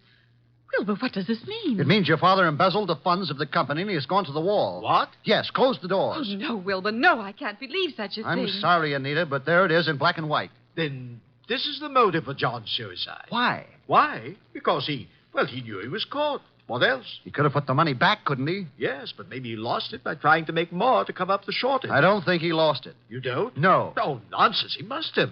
Else why would he kill himself? Maybe he didn't kill himself. Oh, this is awful. Oh, please, Anita, you mustn't worry. I know this is very embarrassing for you, but it isn't your fault. Now, let me take you away for a while. We can run down to Mexico until this blows over. You won't take her to Mexico. You won't take her any place. Just what do you mean? What's wrong with you, Wilbur? You're acting stupid. Your father may have fleeced the company, but I don't believe he lost the money. Wilbur. He hid the money, and your Uncle Hillary found the hiding place. And he set up the suicide to cover your father's murder. Hillary killed him. Oh, you're crazy. You're out of your mind. Why, this doesn't make sense. I have all the money I need. Yes, you have now. Pack your things, Anita. I'll phone the airport for reservations. You can't leave at a time like this. You won't leave this room. Do you know what can be done to you for threatening people with firearms? I'll call the police. You don't need to call the police. I've just talked to that detective, Mr. Goodwin. He's on his way here. The police have uncovered everything. I know you killed John, and you have the money. Wilbur, you're out of your mind. I know what I'm talking about. Get out of here. Get out. I won't leave. No one will leave till Goodwin comes.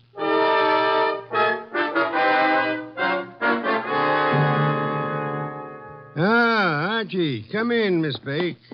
Mr. Blake, Mr. Martin, glad you were all able to accept my invitation. You too, Inspector Kramer. Yeah, I know how glad you are I could be here, Wolf. Please be seated, folks. Hillary was going to Mexico on the next plane and taking Anita with him. Mexico? John Blake stole the money from the company, but Hillary found out about it and killed him. Mr. Wolfe, this is utter nonsense. Mr. Blake, Inspector Kramer's handwriting experts have examined the will and the letter left with me. They have also checked them with your recent letters from Australia. Indeed. And your letters from Australia show a definite resemblance, having the same characteristics as the letter and the will you give me. You mean you think that I signed the will and wrote the letter? Definitely. Ridiculous. But there's something else. The will mentions a painting of Marcia Blake, Anita's mother. Archie, where is that painting? Did you bring it? It's here. Bring it in here, Sergeant. Just a moment. I hope you don't mind, Miss Blake. What are you doing to it? Tearing off the paper backing of the picture? Yes, and there you are. There's the reason for the whole thing. Bonds. Pasted in the back. Thousands of dollars in negotiable bonds. Then Hillary did know about the money. He killed John for all this. He had Anita order the picture to be credited for shipping. I did no such thing. Nevertheless, you didn't kill John Blake. Certainly he did. Look at these 2 letters from Hillary Blake to John here in America. What are the dates? September and November 1948. Those were supposedly Hillary's most recent letters to John.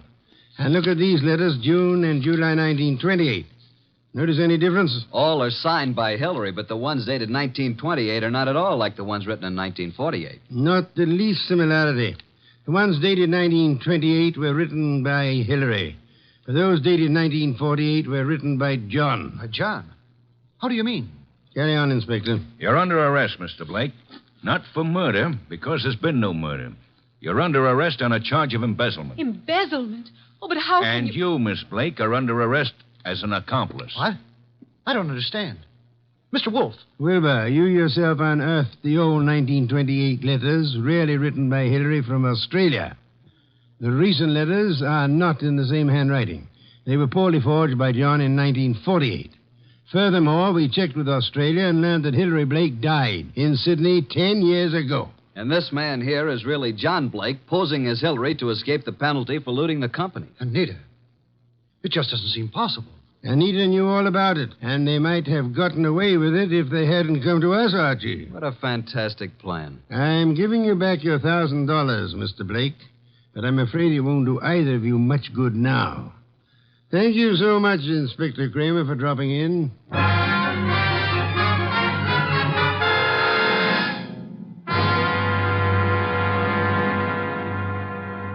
Well, boss, that was a clever bit of deduction. You really think so, Archie? It was quite a blunder for so clever a man as John Blake. Why did he make the mistake of coming to us?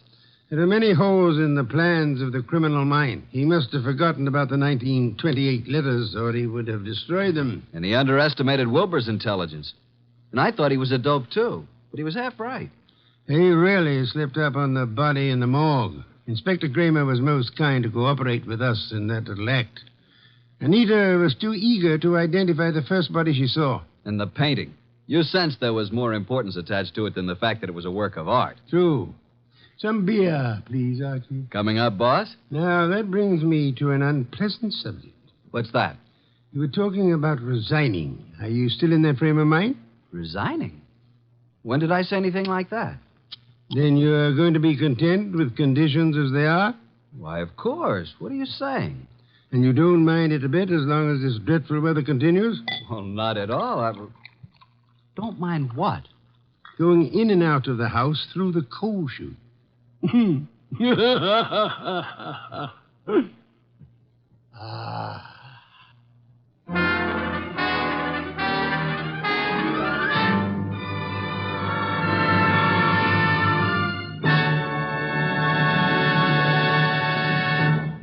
You have been listening to The New Adventures of Nero Wolfe, starring Sidney Greenstreet.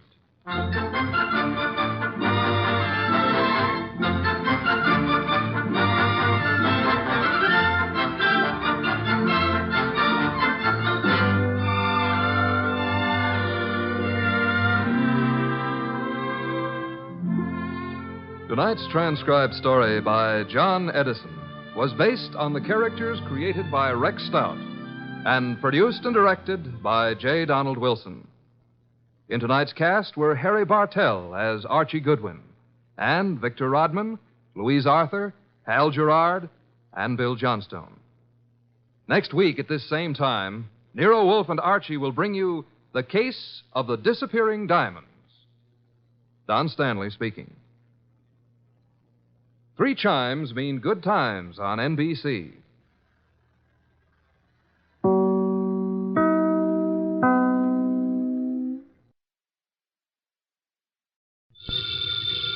Ladies and gentlemen, the ringing of that phone bell brings you mystery, adventure.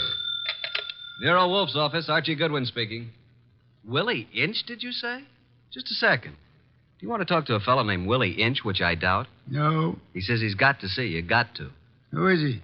I'll ask. Mr. Wolfe doesn't recognize your name, Mr. Inch. He wants to know who you are.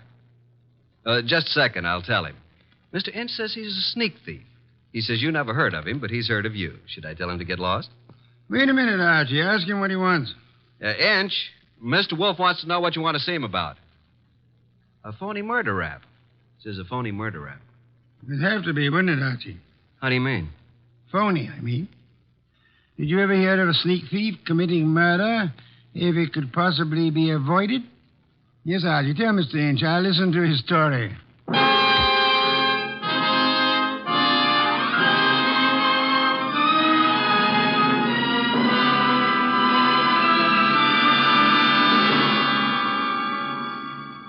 Ladies and gentlemen, it's that renowned genius who is the bulkiest, balkiest, most ponderous, and most brilliant detective in the world.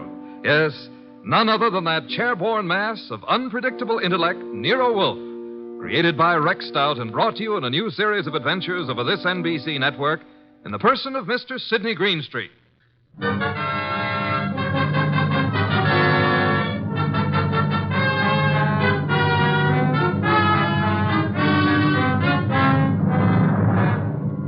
When Mr. Wolfe and I talk about this little difficulty, he calls it the case of Archie Goodwin and how he got hooked. However, I call it the case of the disappearing diamonds. I prefer my title. He prefers his. Anyhow, it started with an improbable character named Willie Inch. That'll be our sneak thief, Archie. Let him in. Okay, boss. Okay? Inch? Yeah. Come in. In there. I'll follow you.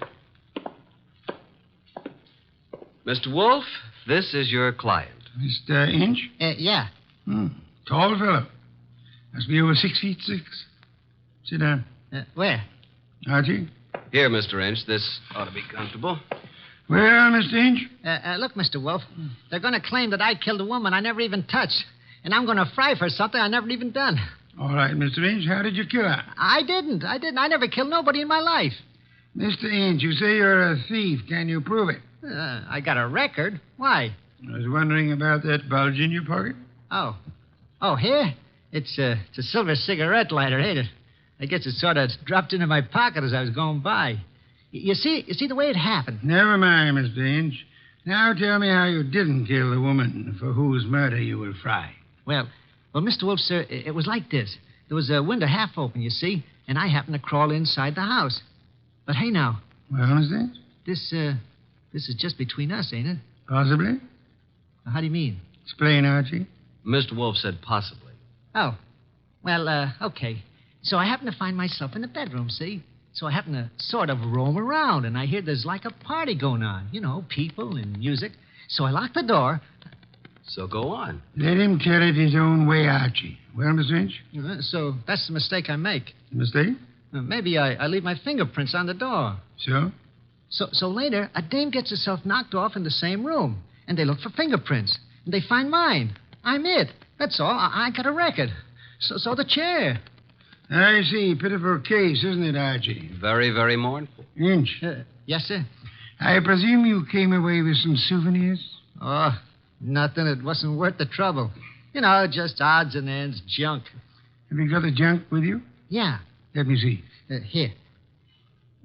Cigarette case, platinum. Lighter, gold. Vanity case, gold. That's all? Positively. Junk, the man says. I promise nothing, Mr. Inch, but it might be better if you told the truth.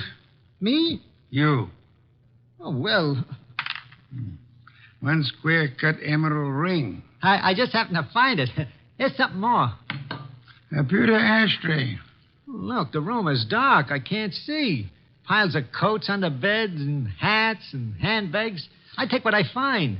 Why didn't you turn on the lights? One of these big standing lamps. You know what I mean. Go on. I bump into it, and it scares the living... it scares me. So?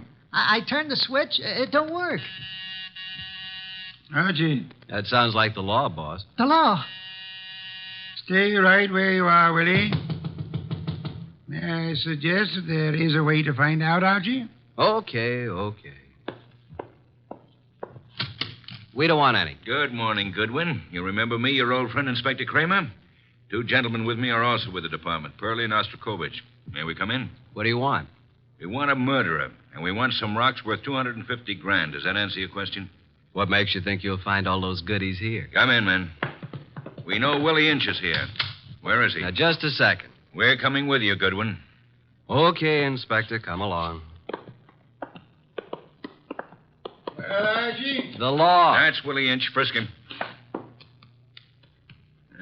No weapons? Okay, just put the cuffs on him. Inspector Kramer. Oh, yes. Hello, Wolf. I want to tell you something about this man whom you and your men have so bravely captured in my office. You don't need to tell me about him, Wolf. We know about him. Do you indeed? Yes. We know he killed Mrs. Florence Avery March and stripped $250,000 worth of diamonds off her. That's all we need to know. I didn't do no such a thing. Where's the ice, Willie? I never even seen none, honest. Take him away, boys. I'll make the charge when I get back to my office. Wait. Mr. Wolfe, sir. Take him. Look, I ain't done nothing, I tell you. Inspector Kramer. Yeah. We're going to have a little talk now, aren't we? If necessary. How do you mean? Explain, Archie. Mr. Wolfe means you're going to have a little talk, if necessary. Very funny. I will now draw up a chair and show you why it's necessary. In the first place, $250,000 worth of diamonds makes it necessary. Archie, if you please, a bottle of beer. Okay. Will the inspector name his poison? You know I never drink on duty. And just for me, Archie, please. On my way.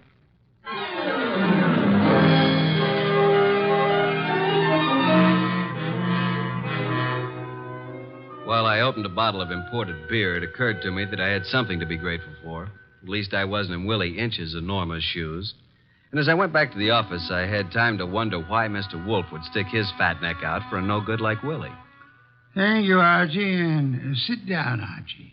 Inspector Kramer has a theory that may amuse you. Nero Wolfe's office. It's for you, Inspector. Hello, Kramer. Yeah? A gold cigarette holder?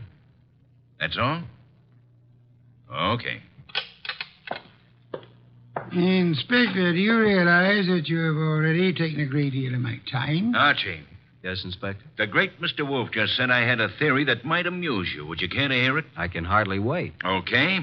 My theory is that both Wolfe and you are receivers of stolen property and possibly guilty of murder conspiracy. So far, you got me in stitches. Willie Inch, with a record as long as your arm, robs the home of Mrs. Florence Avery Marsh. He strangles her with a silk scarf, takes the diamond she's wearing, grabs everything else that's lying around, and then what? Is it a question? I'll tell you what. He will, too. Archie, listen. Then Inch brings the stuff here, the stuff that's piled on Wolfe's desk, and the diamonds. You want me to tell you where the diamonds are? They're in that safe right there. Inspector Kramer, I know nothing about the diamonds. They are not in the safe, and they're not in the house. Now, you can take my word for it, or you can get a search warrant and make a fool of yourself. I'm going to have lunch.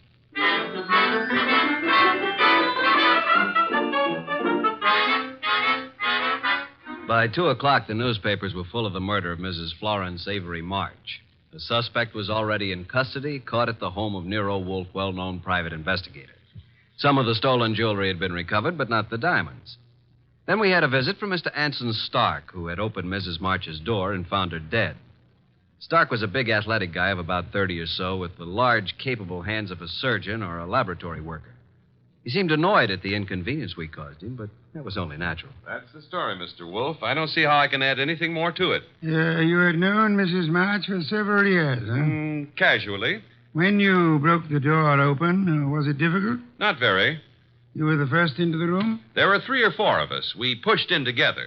You saw the body of Mrs. March immediately? She was lying across the bed that was heaped with coats and hats and handbags. You knew she was dead? Of course not. In fact, somebody else discovered that she had been choked to death.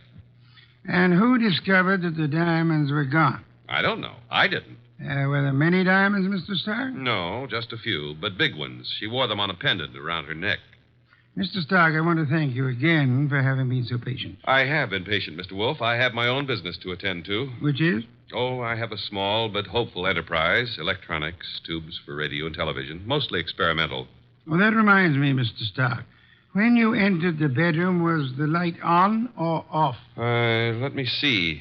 Of course, it was on. It must have been on. Why? Just curiosity, Mr. Stark? Oh? Anything more? That's all, except thank you for coming here. Archie, will you take Mr. Stark to the door?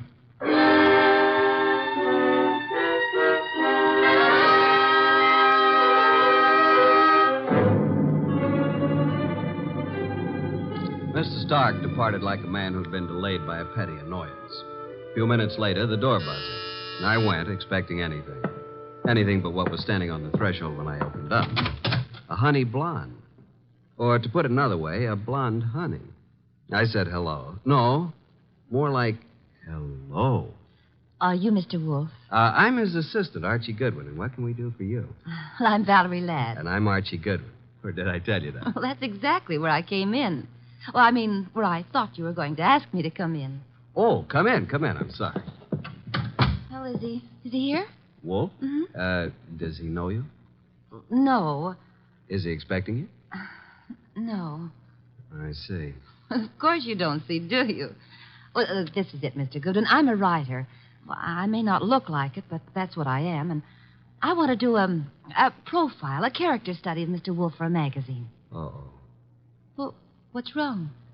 Well, you see, there's a writer named Rex Stout. Oh, I know. He's written a lot about Nero Wolfe, but, well, can't I write about him, too? I don't know if he's going to like it, but you can't be shot for trying. Come on. Mr. Wolfe, this is Valerie Ladd. Pardon me for not rising, Miss Ladd. It is not impolite. It is merely impracticable. Miss Ladd wants to write about you for a magazine. Please, Mr. Wolfe. Nonsense. Mr. Wolfe, if I could just spend a few hours with you, that would be enough. Would it indeed? Oh, yes. Have you written much, Miss Ladd? Oh, reams. You know, the habits of writers interest me. The habits? Yeah, the writing habits. For instance, do you use a pen or a pencil? Do you dictate, or like most writers, do you do your own typing? Mr. Wolfe, if you knew the hours and days and years that I've pounded a typewriter. Of course. Archie. Yes, sir? Why don't you take Miss Ladd up and show her the orchids?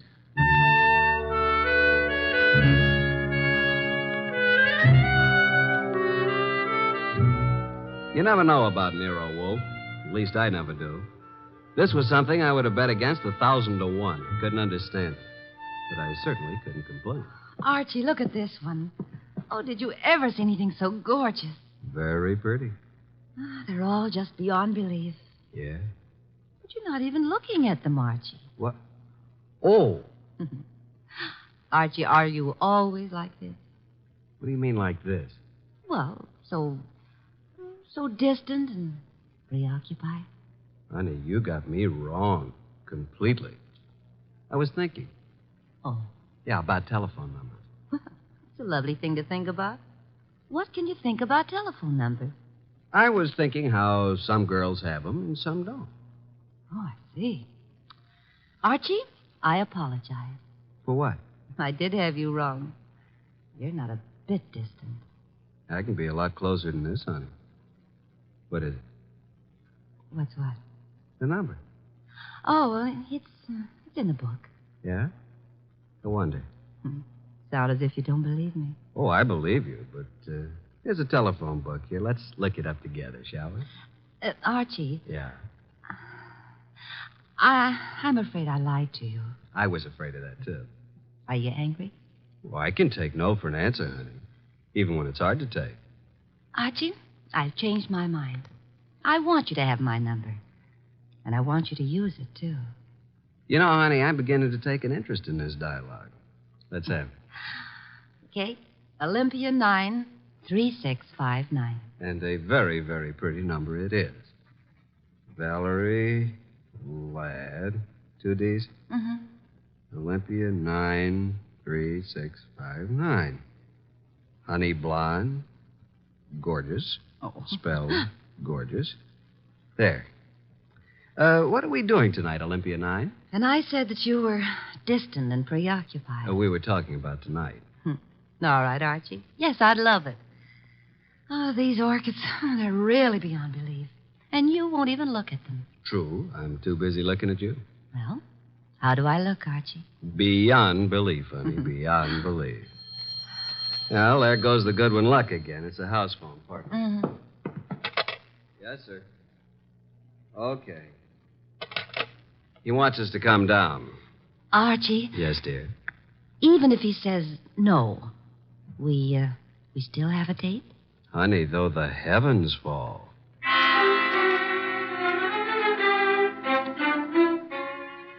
When we entered the office, Mr. Wolfe was frowning over a sheet of letter paper in his hand. He looked up and tossed the paper to me.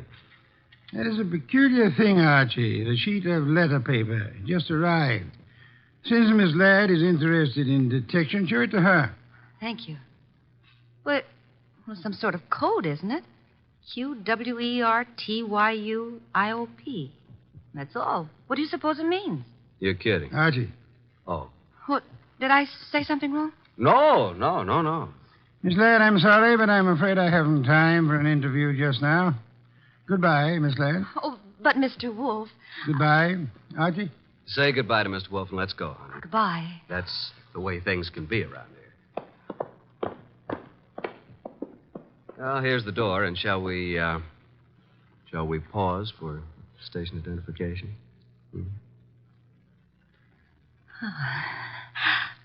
I'll wipe it off, Archie. There. Thanks. What happened, Archie? Yes, indeed. Yeah, Mr. Wolfe, I mean. Oh, Why did he suddenly want me to go? well, I'll tell you, though I don't know whether I should. That code message he showed you? Yes. Quirt you up? You remember. Yeah, sure. Because I use a typewriter. From left to right, it's the first bank of letters on any typewriter. I see. It was a test. Ah. And you flunked it, baby. You're no writer. Archie, I can explain Sure. it. Tonight. Tonight, Archie.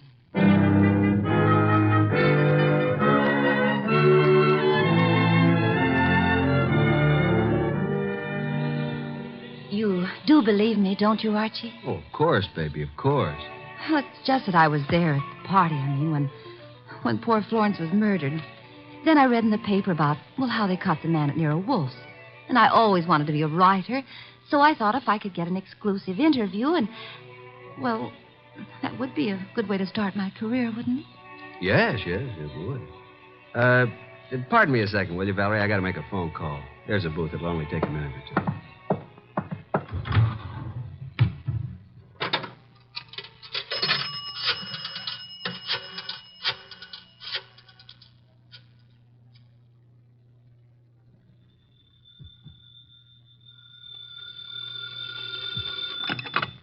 Nero Wolfe speaking. Archie, I'm at the Riviera with Valerie Ladd. I'm happy for you, Archie. I will remind you that I have not seen you since Valerie left the house. I was otherwise occupied, Archie. With orchids. With orchids? What do you want, Archie? Look, with that typewriter gag, you practically told me she was a phony, didn't you? Of course. Just for the record, how did you know? Have you looked at her fingernails? She never touched a typewriter in her life. I wanted to be sure. Okay, now do you want me to tell you something? You mean that your charming companion Valerie was at the party when Mrs. March was murdered? How did you know that? Simple, Archie. I got a list of the guests from Inspector Kramer. Among them was the name of Valerie Ladway. Simple? Ladway. Ladd. Yeah, sure. Okay, what am I supposed to do about it? Just hang on, Archie. Just hang on.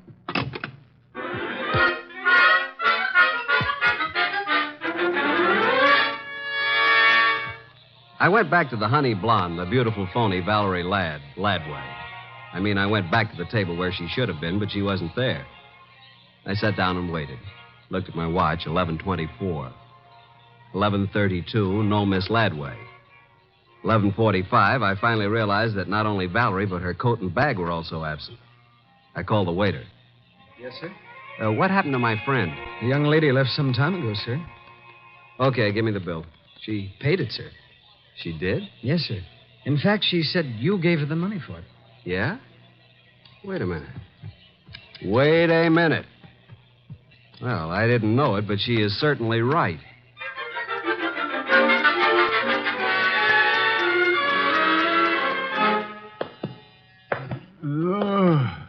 Oh, my. Well, Archie, this is most thoughtless of you. Sorry, I lost my keys. My money, too. Your keys, Archie? Yeah. Glad you were still up. You lost Miss Ladway, too? Definitely. I'm going to bed. Good night, Archie. You think it's funny, don't you? Yes, Archie. Yes, I do. Good night, Mr. Wolfe. Archie, Yeah? before you retire, one thing. What? Open the safe, will you?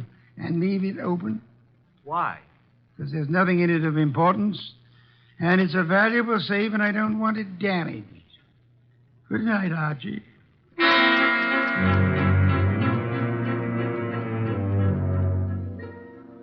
At about 2 o'clock in the morning, I thought I heard a noise.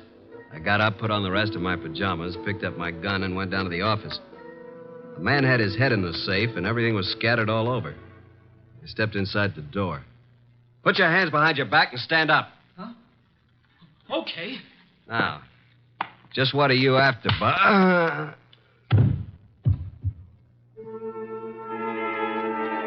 When I woke up, I was alone on the office floor. I did not feel good. The place looked as if a hurricane had struck it. Every file drawer had been empty. I felt a draft from somewhere. Got to my feet, trying not to joggle my head too much. There was the front door standing open. I closed it gently. Then, very, very gently, I groped my way to the kitchen for ice, water, and towels. Archie. What? Oh, didn't you hear me scream? No. Is it bad? It's better. You're angry, aren't you? Nuts.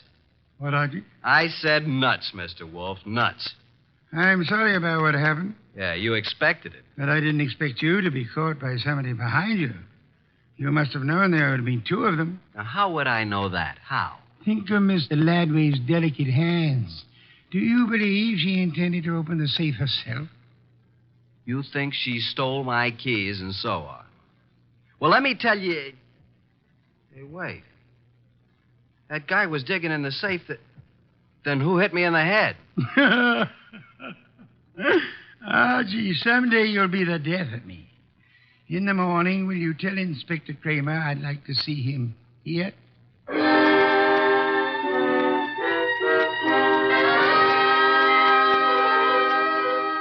Fuming and protesting, Kramer arrived about 1:30. When I led him into the office, Mr. Wolfe was gazing thoughtfully at the ground floor plan of the house of the late Mrs. Florence Avery March. We'd gotten it from the original architects. Wolfe looked up and almost smiled. Thank you for coming to me, Inspector. You know how difficult it is for me to come to you. Okay. What's up? I take it you haven't found the diamonds. No, not yet. We'll break inch down, though. Don't think we won't. Oh, I'm sure. But this is what I want to ask you, and it's quite serious. Okay. All right, what? After the body was found, your men arrived at the house before anyone left. Right. And before anybody was allowed to go, every person was searched thoroughly. Nobody could have gotten a pin or a needle out of that place. I know something about police methods, and I believe you. Now, how thoroughly did you search the house itself? Wolf, look. We've got that floor plan you're studying now. There are no hidden closets. Every square inch of that house has been examined. The diamonds aren't there. Willie Inch killed the dame and snatched the diamonds. What he did with them, we'll find out. Possibly. Goodbye, Inspector. At approximately 3:15, the postman arrived with an envelope for me. The envelope contained my keys, the bill from the Riviera, and the money left after the check was paid. At approximately 5:07 p.m., I discovered that Wolfe had been using the telephone all by himself. He explained. He was going to have a party. He had invited all of the guests who were at Mrs. Florence Avery March's somewhat fatal party, including Anson Stark, Willie Inch, and Valerie. Nero Wolfe, the natural-born ham, he made an entrance that would have been worthy of Queen Victoria in her heavier days. He sat in his oversized throne behind his oversized desk and beamed at the peasants. Valerie moved toward me. I'm I'm sorry, Archie, but you must know why I did it. Why? Well, you said I wasn't a writer. I wanted to prove that you weren't a detective. Did you take the stuff while we were dancing? I could have, couldn't I? You could have bumped me on the head last night, too, couldn't you? Oh, Archie. Let it go. It was humiliating, though. Ladies and gentlemen, I'm sure you realize the purpose of this party. We want to know who killed Mrs. March and what became of her diamonds. Mr. Inch. Yeah? When you visited the room where the body was found, the room was dark? The bulb was burned out. I tried to turn it on. If there had been a body on the bed, would you have seen it? Maybe. With all those coats, maybe not. Sure. Mr. Stark? Yes, I said the light was on. Perhaps I was wrong. What of it? You're engaged in the manufacture of tubes for radio and television, huh? I told you that. Inspector Kramer. Yeah, what? A light bulb was found in the wastebasket in the room where Mrs. March died. Yeah. Like you said, we tried the bulb in the socket and it worked. So what? One more question. Does anybody remember whether Mr. Stark was carrying a bundle or a package under his arm when he arrived at Mrs. March's party? Oh, I do, Mr. Wolfe. I think he had a box of flowers. That's true. I did bring flowers. No, Mr. Stark. That box contained 2 parts of a light bulb and some adhesive. During the party, you strangled Mrs. March, put the diamonds into the light bulb, assembled the thing, and screwed it into the lamp socket. Archie, stop him.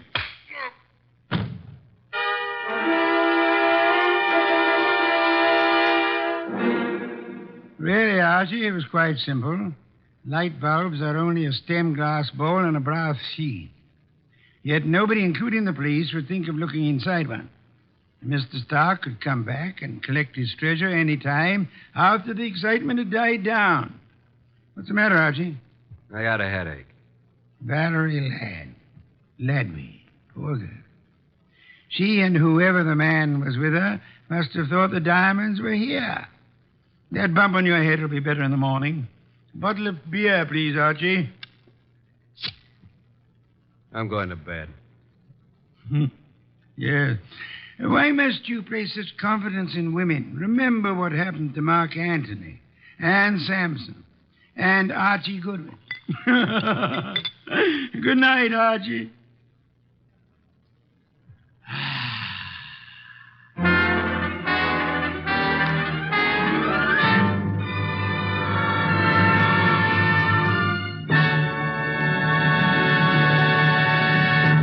You have been listening to The New Adventures of Nero Wolfe, starring Sidney Greenstreet.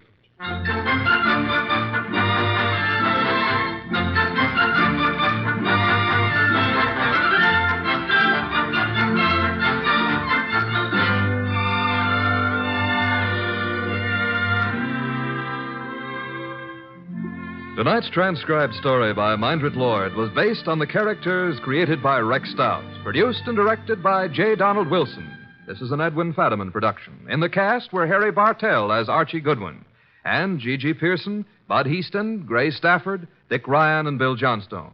Next week at this same time, Nero Wolfe and Archie will bring you The Case of the Midnight Ride.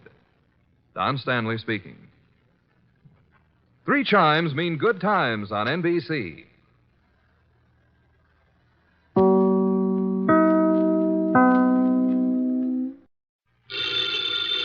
Ladies and gentlemen, the ringing of that phone bell brings you mystery, adventure. Nero Wolfe's office, Archie Goodwin speaking. Who? Oh, yeah. Hello, Doc. How are you? What? In trouble? You? More trouble. You attract trouble, Archie. Hang up. It's our dentist, Dr. Thrummig. Let him wait. We never can find him when we need him. Tell him it's after office hours. Doc, you're talking so fast I can't make head and tails of it. Look, listen, Doc. Come on over here and we'll be able to hear you. It'll only take you a few minutes. Right. You consistently disobey me. I want to work on my paper about odontocosms. Doc Thrummig has a friend who's in some trouble, and he needs our advice. Besides, we owe Doc a fair-sized little bill, remember? Money again, Archie. Money is the curse of our times. Yeah, man. Bring on all the curses that is available.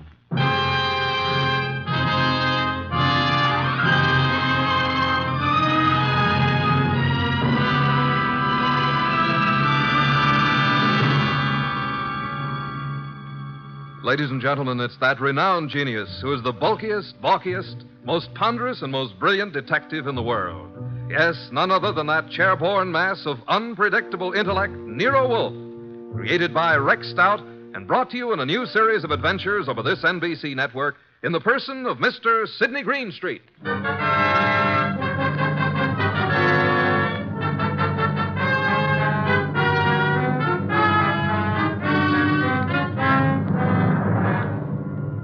This story is one we refer to as the case of the midnight ride. Oh, yeah, there was a ride, all right. But it would never have happened if we hadn't received another phone call a few minutes after our Dr. Thrummig phoned. It was late in the evening, and Nero Wolfe was studying his paper on orchids while I was absorbed in playing some phonograph records. Archie, not so loud. I can't possibly think when you play that infernal thing at such volume. What was that you said, boss? I said I can't understand why you can't get music from a phonograph without vibrating the top of the instrument. That's right. I can't understand why the neighbors haven't called the police. Do you hear that? Archie! All right, I'll answer. You're fired. Naturally. Hello? Hello. Is this Archie Goodwin? I know, Mr. Wolfe's... What? Me? Archie. Yeah, who is it? I need help, Archie, please. Come at once. Please. Oh, please. You and Nero. Who is this? This is Gloria, but... No, don't. Gloria who? Ronaldo West. Hello? Well, did you hear that? Another female bar. What happened? Boss, who do you know named Gloria? Gloria? I know nothing about anyone named Gloria. She said her name was Gloria something. I couldn't quite get the last name. But she did say Ronaldo Road. Well, it's quite possible that she resides on Ronaldo Road. First, she asked if this was Archie Goodwin speaking, and before I had a chance to say anything, she asked me to come to her at once. She needed help. And for you to bring me along. For me to bring Nero along. You don't even know what you're talking about. Well, she said she was Gloria Bar or Mar or something like that, and then she said Ronaldo Road West, and then the scream, and that's all there was. The usual pattern of your experience with women. Sounded like a hand was slapped over her mouth, or she was grabbed by the throat. Bring Nero with you. I am taking no more assignments this week. Ronaldo Road West, where is it? I don't believe there is a Ronaldo Road West. If I remember correctly, Ronaldo Road runs north and south and is approximately 12 miles long. But she said west. What she probably tried to say when she was interrupted was Ronaldo Road Westchester. Westchester, of course. Asked Inspector Kramer to try to check on that phone call. I'll ask him to try. By the way, do you expect to find this Gloria alive, Archie? I certainly hope so. And are you aware that if someone strangled her, then they must have heard her speak your name? Yes, and yours, too. Shall I open it, boss? Why not? Let us face it, Archie, huh? It's me, Archie. Wait till I slide the night chain off, Dr. Thrummig. My nose. I forgot all about you, Doc. Where have you been? It's only been 3 or 4 minutes. I have never had such a disturbing night since I had my first patient. But at first I was afraid to leave the house. And why were you so afraid, Dr. Thrummig? But there were 2 men sitting in front of my place in a car. Oh, good evening, Nero. Were they waiting for you, Doctor? Well, why not? It's very likely. Since she called me, I've been so completely unnerved. Here, that Doc, here. Have some brandy. Oh, no. You know, I never... well, that is, a small one. I am upset. You understand, Archie. Well, that's better. Just who called you and upset you so? Oh, hello, Nero. Did someone call me? When? You phoned me frantically that a woman called you. I couldn't understand you on the phone. Oh, yes, poor Gloria. She was cut off. Oh, Gloria. Did you say Gloria? Well, didn't I? I thought I did. Oh, dear. What did you say? I said Gloria. Oh, my, isn't that strange? I thought that's what I said. No more, please. We just had a call from Gloria. Who is Gloria? Why, you remember. We all went to school together. That is... Oh, you do too remember. Gloria, you know, she was... Just what is Gloria's last name, Dr. Thrumming? Well, it was Gloria Barnsworth. I don't know what it is now. That's what she was trying to say to me, Barnsworth. Did she tell you where to find her? No, she didn't. Oh, dear me. She was just about to tell me when I said I'd call you and Archie and get your help. And then she was cut off. How do you know she's the Gloria Barnsworth you knew and I'm supposed to know? My. Could you open the windows? Why, yes. Archie. Oh, sorry, Doc. The air outside's contaminated. Oh, is that so? With what? Oxygen. Oh, these factories. Oh, well, I found her picture in an old class photo. Here it is. Oh, yeah, now I remember. But, Doc, you and this gal were several years ahead of me in school. I'm not in this picture, so she must be about 40 now. Well, gentlemen, you both seem to have the situation well in hand now. So, if you'll excuse me, I will retire to my room. Oh, yes, but we don't have anything figured out yet. But you will. Let me know in the morning how successful you have been. Good night. Well, anyway, a woman called here, and just as she was about to tell me who she was and her address, she was cut off as though she was strangled. Yeah, Archie, did you say someone strangled her? I don't know, Doc. I hope not. Well, let's start our search along Ronaldo Road. Archie, don't answer it. They're after me. The men in the car, they saw me come in here. After you, nonsense. They found out Gloria phoned me. Don't let them in. Now, how could you know all that? Oh, dear me. Do you mind? A short one? I'm so weak tonight. Please, Archie, don't open it. I warn you. Now, just relax, Doc. I'll handle this. Good evening. Evening. Are you Archie Goodwin? No, he is. Yes. No, I'm not. He is. Put up your hands. Unhook the night chain. Now just turn off this light. Oh, I told you. Where's Wolfe? Oh, he's been in bed for hours. And who is this little man? Why, I'm... Don't you know? This is my brother Cuthbert. Yes, he's quite right. I'm a bit older than he is. Shut up, Cuthbert. All right, get your coats and hats off that rack. What for? We're all going for a little ride along the river, and it's a bit chilly. Oh, dear me. I feel faint. I'm getting dizzy. Get your hat. Yes, sir. And put that bottle down. Yes, but it's so cold out Get tonight. along.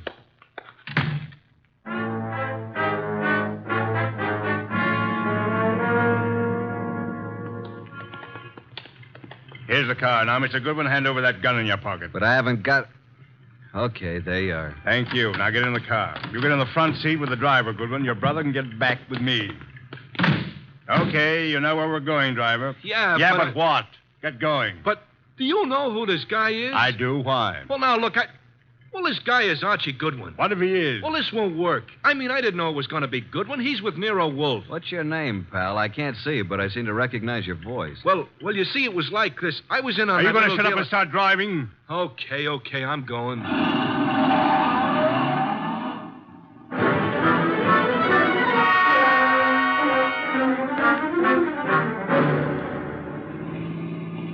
Now, see here, it's getting very late. I don't like this.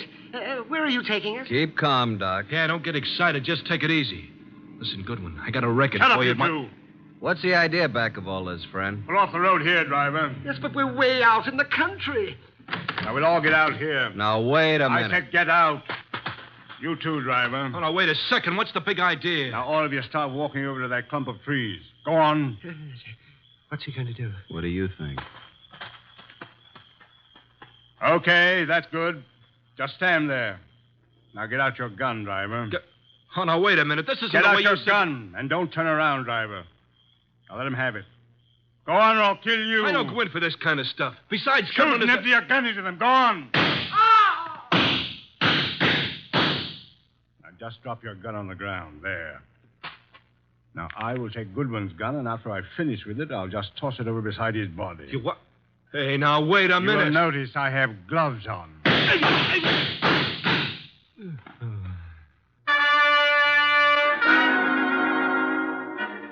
Hey, Doc. Dr. Thrumming. You all right, Doc? Oh, Archie, I'm sorry. I'm sorry I got you into this. I can't last long. Where are you hit? tell Nero I make him a present of his new bridge work I put in. Let me have a look at you. I wanted to die in my bed with my friends around You're me. not bleeding. I wanted the choir to sing. What? I'm not bleeding? No. Are you? No. The driver was a bad shot. He missed both of them. Then what am I doing down here on the ground? You fainted at the first shot. I dropped purposely on the second shot. He missed every time. Come on, get up from there. We're very lucky people. What became of them? Hand me my gun. Oh, is this your gun? Wrap it in his handkerchief. Come over here. Yep. Here he is, the driver. And he's dead. This is dreadful, Archie. What do we do now? You got a lighter? Here's my pocket flash. Well, here's his gun beside him. Don't touch it. Have a look through his pockets. Wish I knew what he meant when he said he had a record for me someplace. A picture of a girl. Says, to Mike from Violet. Mike. This fellow's face is certainly familiar, but I can't... Hey, wait a minute.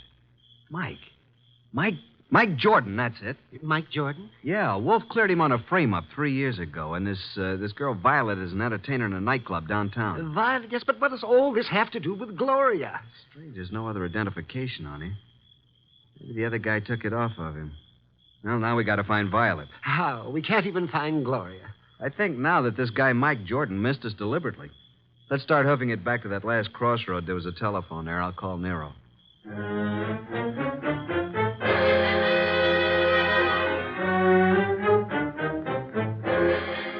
So that's the story so far, Mr. Wolfe. Sorry to wake you up, but we wanted you to know. Yes, we did. Oh, such a night.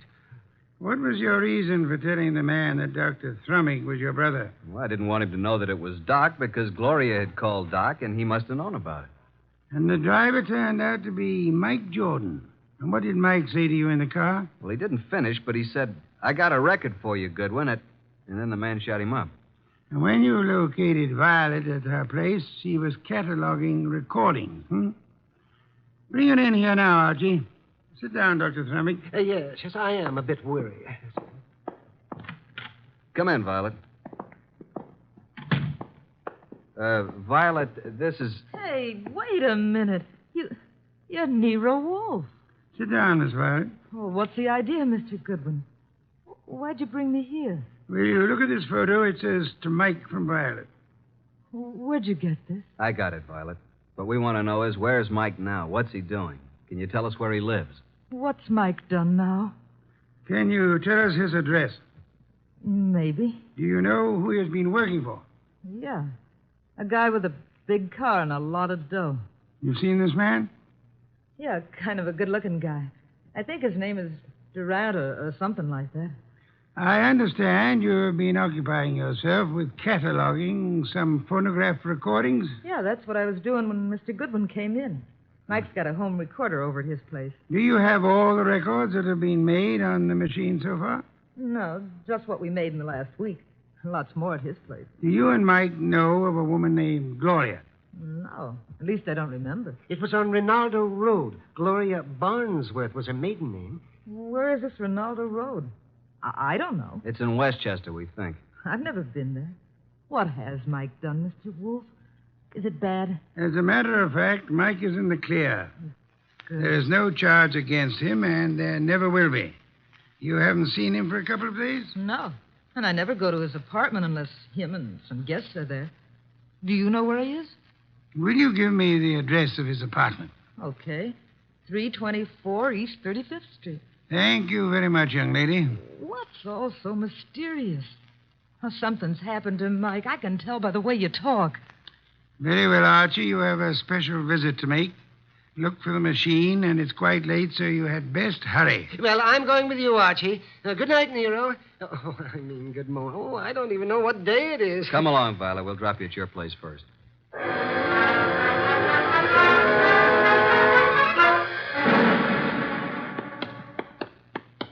Well, here we are, Doc.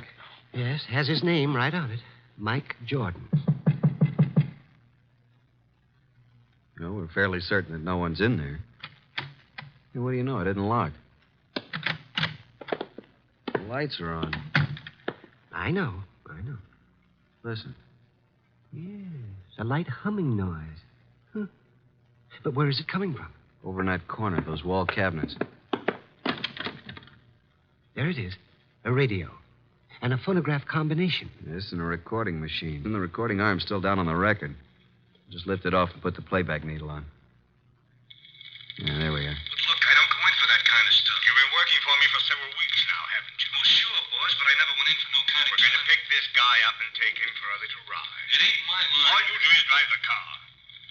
Okay, I'll take a chance, but remember, I'm just the driver of your car. If anything happens, I didn't know nothing. You'll do just as I say. Incidentally, I know a lot about you. Things the police would like to know. Okay, I'm working for you. I came out to Ronaldo Road to make an honest living. But I see I'm right back where I started. And worse. Guy just ain't got a chance. Oh, remind me. I've got to phone the place.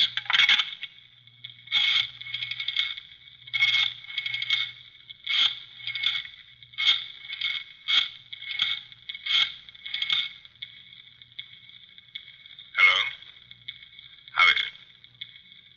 I see. Yes, tonight. Yes, tonight, just as planned. Oh, yes, he's all right. No, don't worry. Goodbye. Have you got a gun? Sure, but I never used it. You won't need it.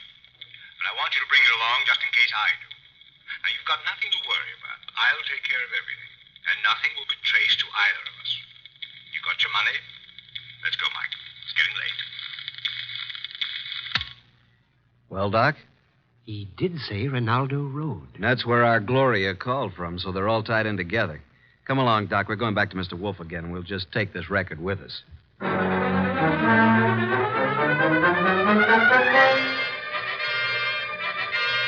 Well, Archie, I guess this phonograph was worthwhile after all. Yes, indeed. Don't you find this a very interesting recording, Nero? I'm sure we're going to add it to our collection. And these are the two men who took you on the ride. That's right. But we're really no further along in our desire to help Gloria. That's right. We're on Ronaldo Road. Boss, if we can find the address, will you go with us down there or over there or wherever it is? I might. And you already have the clue to the address. We have? Where? In that phonograph recording. Play it again, Archie. Just the part where he uses the telephone. And slow the speed way down. Then take down the numbers I call off. Okay, boss.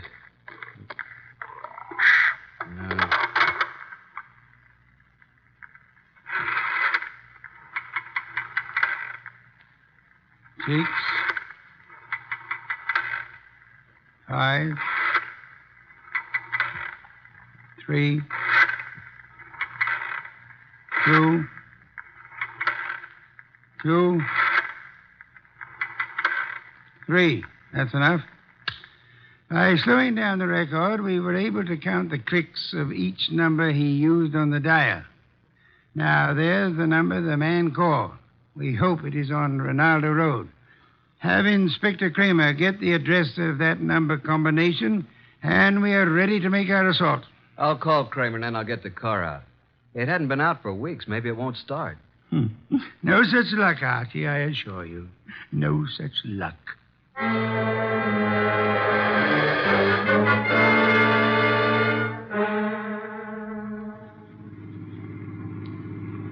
Oh, here it is. I think we must go through this big gate. Yes, there's the number. 23 Ronaldo. Slip up to the entrance as softly as possible. Turn out your headlamps. Well, here we are, boss. Easy now getting out. Don't pull, Doctor. Don't pull on me. There we are. Now come along. Yeah, spooky sort of place, isn't it? All big houses are like that. Must be 20 rooms. Yeah. There's not a light in the place. Use the knocker, Archie.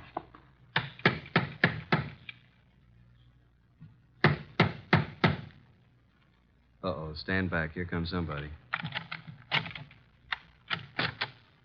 Yes? Is Gloria in? What? Gloria? And who are you? We are here to see Gloria. Come. It's this hour of the night? Certainly not. Just a moment. She's an old friend of mine. Yes, and his, too. He's Archie. My good man, what is your name? Jennings, sir. And the household is in bed at this hour. What is it, Jennings? Who's at the door? They're asking for you, Miss Gloria. For me? Well, come in, gentlemen. You may go, Jennings. Please. Very well, miss. Just as you say. Now, what did you want? Say, Doc, is this the Gloria? Well, I don't know. It doesn't seem... Are you Gloria? Yes. Well, why did you call us? Oh, then you're Archie Goodwin. Yes, and I'm Dr. Thrumming. But you are... I called you because I need your help. Desperately. Gloria, Oh. what is going on here at this... Oh, and who are these gentlemen? Well, you see, Uncle, Mr. Goodwin came... Came to see you? Why? Well, because I think you'd better go to your room, my dear. Don't you think that is best? Your room and rest? No, I don't want to. I won't. Go to your room. No, I won't. I can't. All those people walk in and out. They want to kill me. Jennings, take her to her room. Yes, sir. Come along, miss. No, I won't. Let me go. There are hundreds of people. They'll kill me. Come along. No, please. No. I'm so sorry, but there's nothing we can do with her. Now, Mr. Goodwin. Yeah? What is it you wish? The girl called you Uncle. Oh, pardon me. I'm Nero Wolfe. How do you do, Mr. Wolfe? Yes, she called me Uncle, but I'm not really a relative. I'm Dr. Gunther, retained by the family. As you can see, the girl is quite ill. Oh, well, we're old friends of Gloria's, and we'd like to see her. But you just saw her. We don't refer to this young lady. We have in mind the elderly Gloria. Now, come, Dr. Gunther. You know to whom we refer. What? You mean the girl's aunt? Well, it's very strange. If you are a friend of the aunt's, that you are not aware of her condition. Her condition? Yes. The aunt has been bedridden for nearly a year. Paralysis. And it seems to be most coincidental with your visit, but she passed away this afternoon. Died? Gloria? This afternoon? But how could that be? We'd like to see the remains, Dr. Gunther. Yes, we'd like to see the remains. Just where are they? They are here, Mr. Goodwin. And if you and your brother and Mr. Wolfe will step this way to the small parlor. There you are, gentlemen. I'll leave you alone. I'll be in the library. Well, gentlemen, there she is. What do you say? Do you recognize this woman? Well, yeah. It's been many years, but that is Gloria Barnsworth. Well, good heavens, yes. It's Gloria, all right. Poor woman. I remember now. She married a very wealthy manufacturer named Kenton, who died. She's remained a widow, I guess. He said she died this afternoon. Are you sure it was an elderly woman who called you this evening? And by the way, just feel her forehead. It's warm. She couldn't have been dead more than an hour. She isn't dead. No signs of pulse. Your cigarette case, please. Very slight moisture. Respiration barely perceptible. She's under heavy narcosis. You've given her a heavy dose lately. Let's get out of here. Wait. Do you recognize the uncle, Father Dr. Gunther? No, do you, Thrummy? No. Does he look like the man who took you for a ride? It was too dark, boss, and he was all bundled up in heavy clothes. Let's get out of here. The door was locked after we came in. He's right. Come on, Doc, let's put our shoulders to it. 1, 2... Go! Well, gentlemen, what on earth does this mean? Why'd you lock the door? Oh, I'm sorry. It's a spring lock. I had no intention of locking the door. And I suggest, Archie, that you have it repaired. And now, Archie, will you step to the door and let Inspector Kramer in? He followed us up the driveway. Yeah, about time. Getting cold out here. Inspector Kramer, this is Dr. Gunther. In that room is a woman he claims is dead. She is actually under the heavy influence of narcotics. Yeah?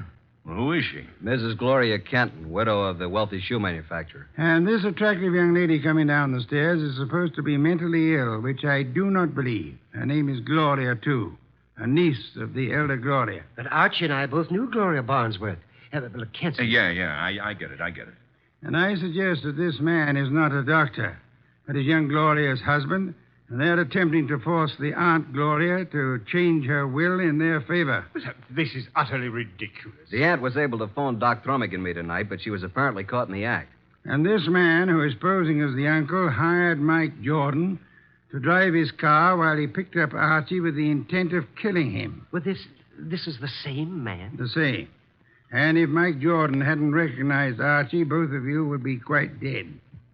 This man double-crossed Mike and killed him, believing that the whole thing would be blamed on Mike. Mike deliberately missed. All right, so what's he going to do about it? Come on, let's get out of here fast. Look out, he's a cop. All right, now get those hands up and keep them up. Come along, Archie. I have another appointment. The inspector can handle it from here on.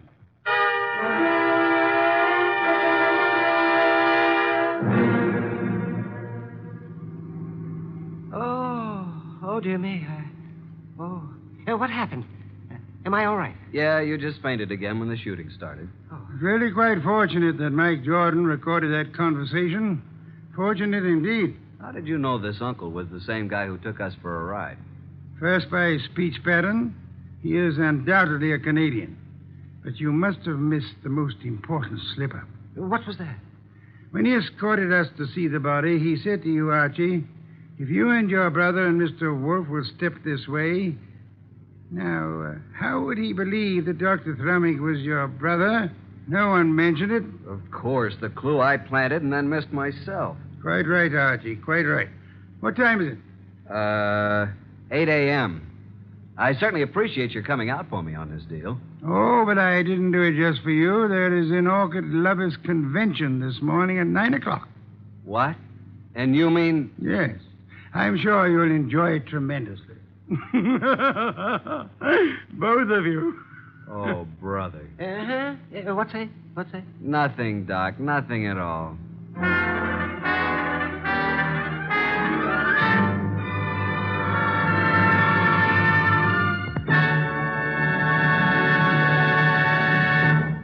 You have been listening to The New Adventures of Nero Wolfe, starring Sidney Greenstreet.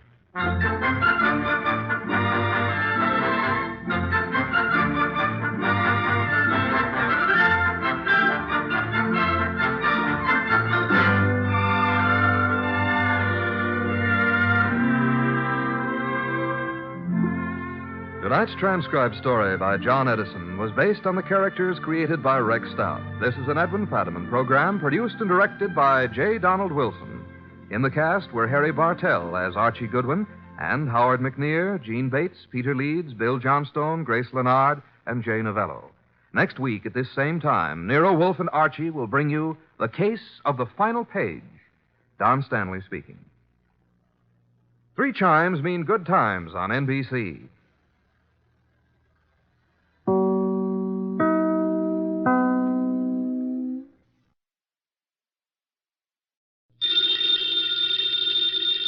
Ladies and gentlemen, the ringing of that phone bell means mystery, adventure. Nero Wolfe's office, Archie Goodwin speaking. You're up. And you've lost your... Oh. Archie, the answer is no. Hold on a second. The answer to what is no, Mr. Wolfe? I shall not attempt to find a blonde for anyone. You've got the man on the phone a little wrong, Mr. Wolfe. He's not looking for a blonde. He's looking for a prize fighter. Indeed. Have him come here. Okay. Mr. Wolfe will see you at 8. So long. I was all set to argue with you about taking the case. You gave in too fast. Nonsense. I'm fascinated by the thought of anyone misplacing a prize fighter.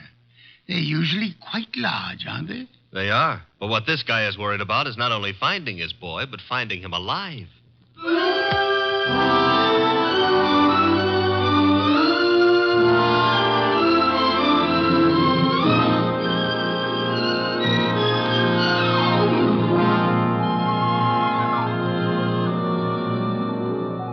Ladies and gentlemen, it's the bulkiest, balkiest, smartest, and most unpredictable detective in the world. That chair-born genius, Nero Wolfe, created by Rex Stout and brought to you in a new series of adventures over this NBC network in the person of Mr. Sidney Greenstreet.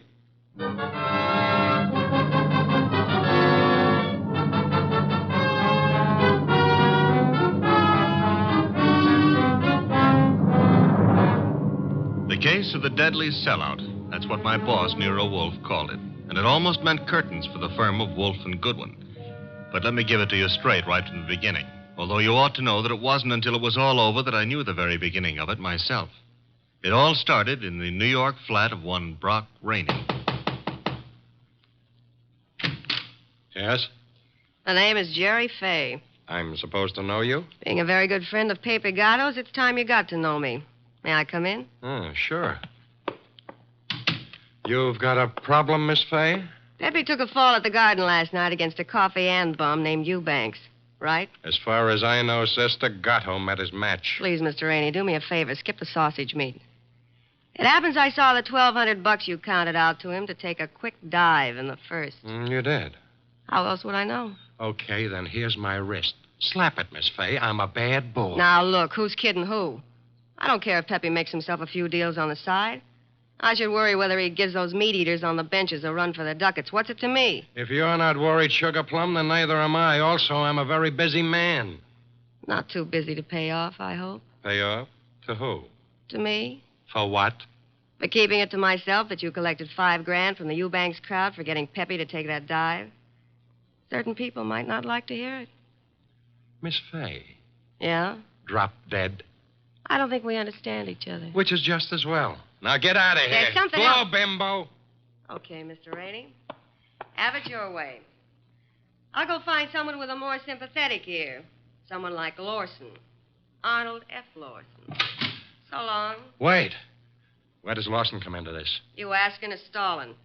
Lawson dropped a sizable piece of change on last night's two-step. No. Close the door, Jerry. Oh, yeah. $25,000 to be exact. That's a lot of corn to lose because a cheap fight manager arranges a frame. At least Arnold Lawson might think so. Sit down. Who's tired? Look, Mr. Rainey, it goes very simply and only one way. Lawson at yet knows from nothing except that your boy Gatto lost the fight. He may suspect, but he don't know. And he really don't have to know. Glad to hear you say that. And I'll be glad to see the shade of 3,000 long green banknotes. How much? You heard me, $3,000. Get out. Okay, I'm going.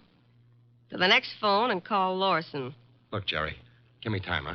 I haven't got that kind of dough right now. Tell it to Lawson. When he gets through with you, you won't need any kind of dough. You know, I've got Gatto set for a go with Mellish, the title contender. Gatto can take him. Please believe me, he's going to take him. So? So after what happened in the Eubanks fight, the odds on Gatto will be like a war debt.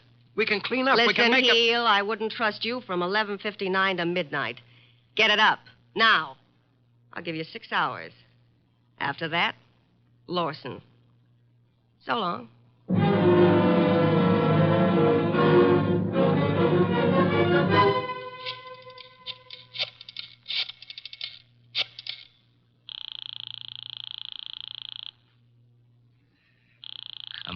Come on. Hello? Hello, Rainey, this is Gatto. Hiya, Pepe. Look, the boys dropped in on me at the office at Mindy's. Lawson wants to see me. What? Lost? Look, Bum, I'm the one with the cauliflower ears. You heard me, and what do I do? Nothing. But... Don't go near him. Stay home. Let me take care of it. How? What'll you do? I don't know yet, Pepe, but I'll find a way. How did he find out? Your girlfriend. What? She wouldn't do that. She hates the guy. Hate him or love him, she told him. I can't believe it. I suggest you call our little doll Jerry and give her your regards for the double cross. Meanwhile, stay put in your apartment. Don't move. But, Rainey... Hello? 275, 319, 3... Archie. What on earth are you mumbling about? The high cost of blonde. Indeed. Oh, you can say that again. I have no intention of doing so. Okay, be smug. But there must have been a time even in your life when knickknacks from Tiffany figured on the budget. Phooey. Not to mention steak dinners and champagne. Or what did you feed your girls? Peppermint lozenges? Nonsense. Nonsense? They preferred lime. Oh, I'm dying, and he laughs. Mr. Wolfe? Yes? I have decided that you are giving me a raise. Archie, this is not a period in which unilateral decisions are wise. So I'll be a dope and get a raise, huh? As for your future mental attainments, you may be right. As for a raise... You want to drive me to gambling? Like betting on fights or going... Okay, it's the doorbell and I'm answering it. The name's Rainey. You're Goodwin? I'm Goodwin. Come in. Is Wolfe in? Mr. Wolfe is always in. Unlike prize fighters, I guess. Come on. Thank you. Mr. Wolfe, this is Mr. Rainey, the man who lost his prize fighter. How do you do, sir? I'm not doing so good. Mr. Wolfe, you got to help me. That will depend. On what? The fee? I digress. Your problem is what, Mr. Rainey? Mr. Wolfe, I manage a fighter named Gatto. Maybe you've heard of him. I have not. However, that is of little significance. You are having difficulty with this Mr. Gatto? I'm not having difficulty with him. I can't find him. Maybe you better let me give you the whole picture, huh? Very well. Well, Gatto is an up-and-coming boy, Mr. Wolfe. He had a little upset last week with a guy named Eubanks. But everybody knows in spite of that, Gatto's heading for the big time. I think he'll prove that when he goes against Mellish. Mr. Mellish being another pugilist, huh? That's right, Mr. Wolfe. Now, Pepe, that's Gatto. Pepe was due at the Turf Club this afternoon to meet the opposition management and go over the setup. He was due, but he didn't show. I waited all afternoon, and then I started the phone calls and taxis. The results? No results. I combed every joint I ever knew him to buy a beer in, and the score was 0. Matter of fact, nobody's even seen him for 4 days. You would have tried the gymnasiums, naturally? I did. Does this pugilist have a home? Yeah, 206A Rathburn Street. A penthouse on the roof. He was not at home during all this time? It's where I tried first. Was empty as a bank on Saturday afternoon. I see. And you want me to find him for you? If Pepe blows this fight, Mr. Wolfe, it'll ruin his career. And the preservation of his career is worth a good deal to you? I got a check for $2,000 right here. Archie? I'll get it. $2,000. Very well, Mr. Rainey. I shall take immediate steps. I got a cab waiting outside. We can get started right away. We? Phew. I shall remain here. But how do you expect to... Archie. Yes, Mr. Wolfe. You will leave with Mr. Rainey. I need information. You might try the Rathburn Street penthouse to start with. But I've already been there. With all due apologies, Mr. Rainey, suppose you restrict your activities to pugilists. Archie is a trained observer. You are not. Archie, you will pick up whatever you can at Gatto's apartment. I especially suggest a careful check on his wardrobe. Wardrobe? If his clothes are missing, Mr. Rainey, it would indicate that he left voluntarily and deliberately, for whatever reasons he may have had. If they are not, Archie, you will phone me from the apartment after your investigation is over. Okay. I shall, in the meantime, devote some thought to the subject. Huh? For $2,000, all you're going to do is devote some thought? Mr. Rainey, if I were not a modest man, I would point out to you that you're getting quite a... a bargain.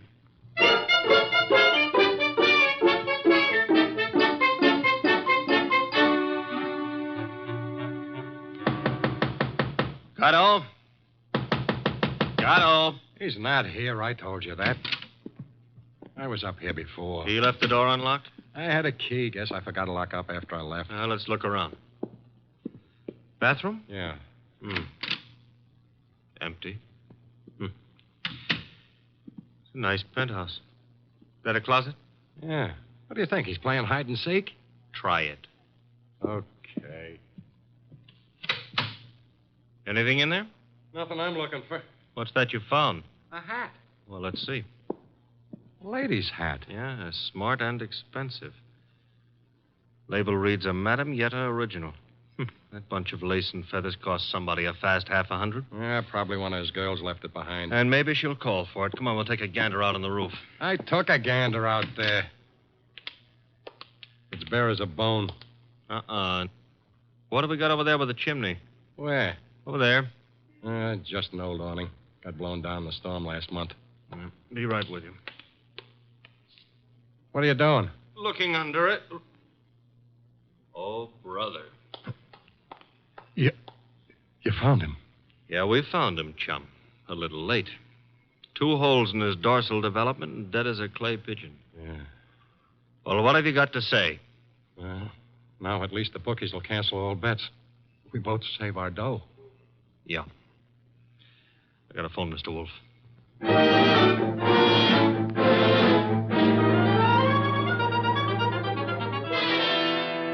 And there he was, Mr. Wolfe, under the old canvas awning. Where's the hat? Oh, this is it. Mm-hmm. That's it, boss. Snazzy number, no? Where'd you find it? On the floor of the closet. You're right, Archie. Frothy little bit of millinery caprice. Have you any idea whose it may be, Mr. Rainey? I wish I did. You have to find out. Well, how, boss? The hat is an original. See, the label under the band reads a Madame Yetta original. Tomorrow morning, Archie, you will interview Madame Yetta. Yes, boss. And discover in your inimitable fashion for whom she made this chapeau.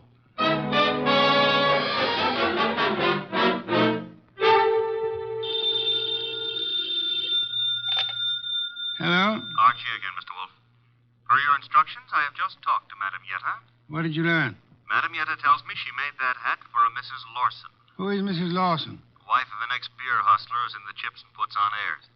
Lives in a penthouse of the Bradford Arms. I was just about to hop a cab and go up there, boss. Good. Keep this up, Archie. And through sheer practice, you may yet develop a full-blown intelligence. Well, I'm trying, Mr. Wolfe. And after the Lawsons, I do what? Return here immediately and hurry.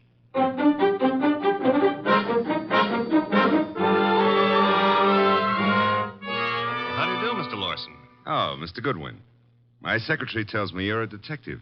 My boss might argue with you on that, Mr. Lawson. Your boss? It happens I work for Nero Wolfe. I see. And you wish to see me about... About this hat. Hat? Oh, I see, yeah.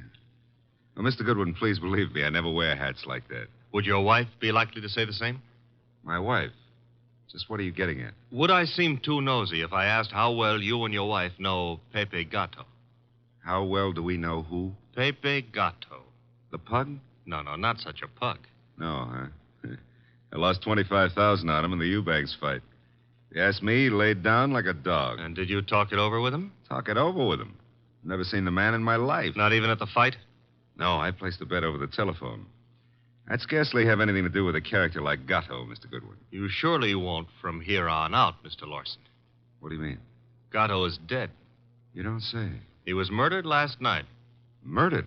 And what would you say, Mr. Lawson, if I told you that this hat is your wife's and that it was found in a closet in Gatto's apartment? Now, wait a minute. Let me get this straight. Are you implying... Not implying. Facts are sticking out. What time was this dumb brute done away with? Oh, I'd set it at somewhere between 5 and 7 p.m. last night. Well, you said it very conveniently. Thanks.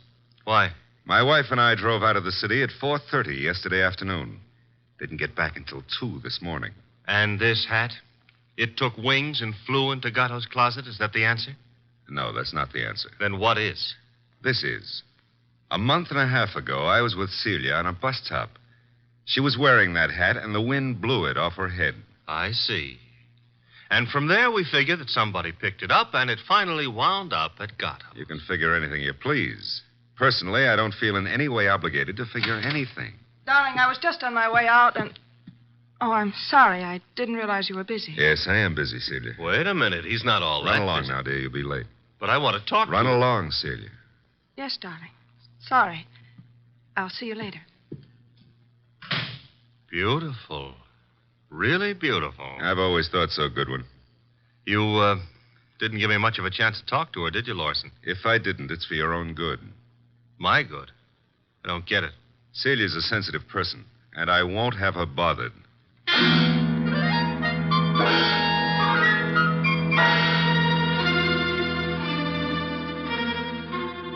And do you mean to tell me you let him scare you? Let him scare me?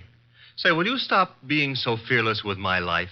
The guy said don't bother my wife, so I didn't bother his wife. It was that simple. Apparently his wife is not blonde.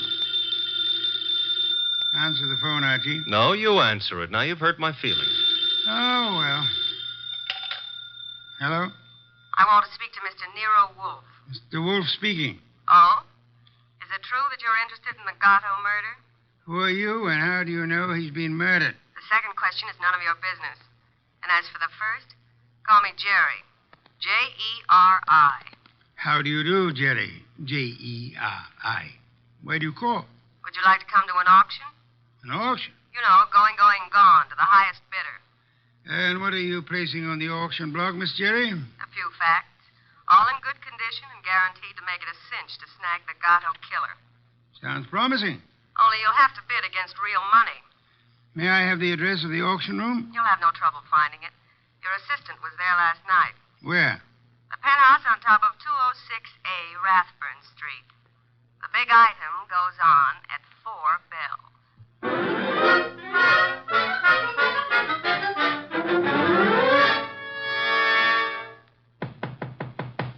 Yeah? Who is it? Man named Wolfe sent me. Just a sec. You're Jerry, huh? I was expecting the man named Wolfe. Unfortunately for me, honey, when he's expected, I usually show up. Come on in. You? See, I'm the legs of the combination. He's the brains. It makes a nice division of labor. I see. You came in plenty of time. On the nose is our custom. Where are the rest of the bidders? Any second now. Mm-hmm. How many besides me are coming? 1. Small auction. But big action. How'd you happen to decide on this? I knew Gatto pretty good. And you were fond of him pretty good, huh? How did you guess? Well, you've got a key to this place of his, or you couldn't let yourself in.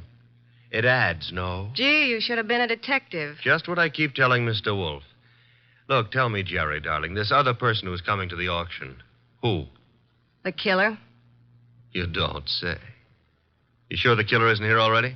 Look, I didn't kill him. The story you would like me to believe is that you witnessed the killing, huh? Called the killer and Mr. Wolfe and said, come on, kids, you can get me either to talk or shut up, depending on who pays the most. That it? Something like that. Mm-hmm. Okay, prove you know what you're talking about. Who is the killer? Is it Block Rainey? Should also have your head examined, pretty boy. I talk for dough and only for dough. Not that I'm mercenary or anything, but... Okay, tell me this.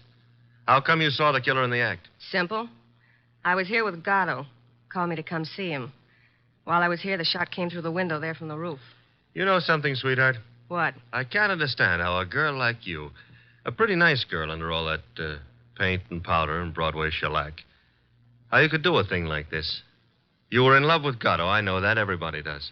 And still you're willing to keep your mouth shut if the killer pays enough. How come?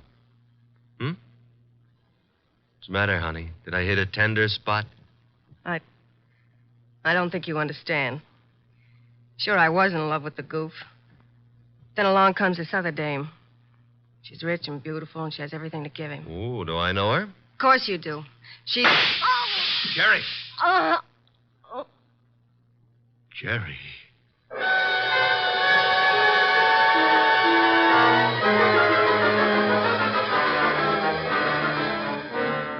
She was just about to tell me, and then the shot came through the window from the roof, boss. It's a flat roof outside. You didn't, I suppose, see the murderer? No.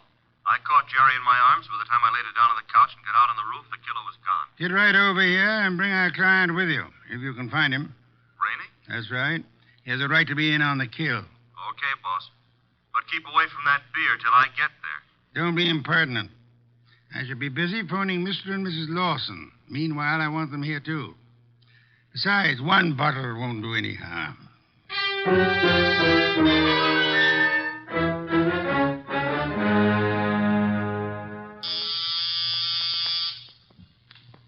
There they are. Let them in, Archie. You remain seated, Mr. Rainey. Okay, Mr. Wolfe. Well, come in, Mr. Lawson. Come in. Mr. Wolfe here? He's here. Nice of you to come. Anything to help the law. Mr. Lawson. Your wife didn't come? No, Mr. Wolfe. She was out when you called. Sorry, I forgot to tell you. I left word with the butler, however. Mr. Lawson, about 20 minutes ago, a girl named Jerry Fay was killed. So? She was killed in your neighborhood, in a flat formerly occupied by one Pepe Gatto. Well, where would that be? Maybe your wife knows where the flat would be. How dare you, sir? No histrionics, please. Where was your wife when the girl was killed? I'm advising you that if there is an alibi, now's the time to state it. I wouldn't humiliate Celia by alibying for her. Then the police will pick her up. But she didn't kill this girl, Mr. Wolfe. You have reasons for that opinion? The best of reasons. I'd be grateful if you'd state them and let me be the judge of their excellence. One should do. This one. Celia's out in the country visiting her mother. Oh? Does that settle it? Possibly. What's her mother's telephone number? Why, Merely a routine check. well, can't you take my word? I'll take her mother's number. Well, Mr. Lawson? I'm sorry. I hoped you'd buy this story. What do you mean? The mother's been dead for 10 years. I see. Well, I don't. What's the idea? It's known as marital devotion, Archie. I suppose you realize, Mr. Lawson, that in shielding your wife, you're aiding and abetting a murderess? I haven't stopped to realize anything. When Goodwin brought me that hat, I didn't know what to say. Oh, you pitched me a curve then, too. Well, I suppose you might call it that, but... And she didn't lose the chapeau off a bus top. No, but you've got to understand. Celia's the dearest thing in life to me. Yeah, so's a lady rattlesnake to its husband. I suggest it is time for you to be objective in this matter, Mr. Lawson. What do you want to know? Tell us where she can be found. I have no idea. When is she expected to return home? Never. Oh? You see, we had an argument. I doubt that I'll ever see her again. Then we're quite on our own, Archie. To do what? To make a journey to Gatto's apartment. Gatto's apartment? She probably has a key to that popular abode. But she wouldn't go there, boss. On the contrary, I am of the opinion that that's just where she would go. Give me my hat. Don't tell me you're going to stir yourself. It's a most unpleasant necessity, Archie. But the lady in question is dangerous and not at all hesitant about indiscriminate gunplay. Get out the car, Archie. We'll make the journey to Rathbun Street penthouse with the hope that Celia Lawson will show up in time to mourn her lost love. You want me to go along with you, too, Mr. Wolfe? Yes, indeed, Mr. Rainey, I do.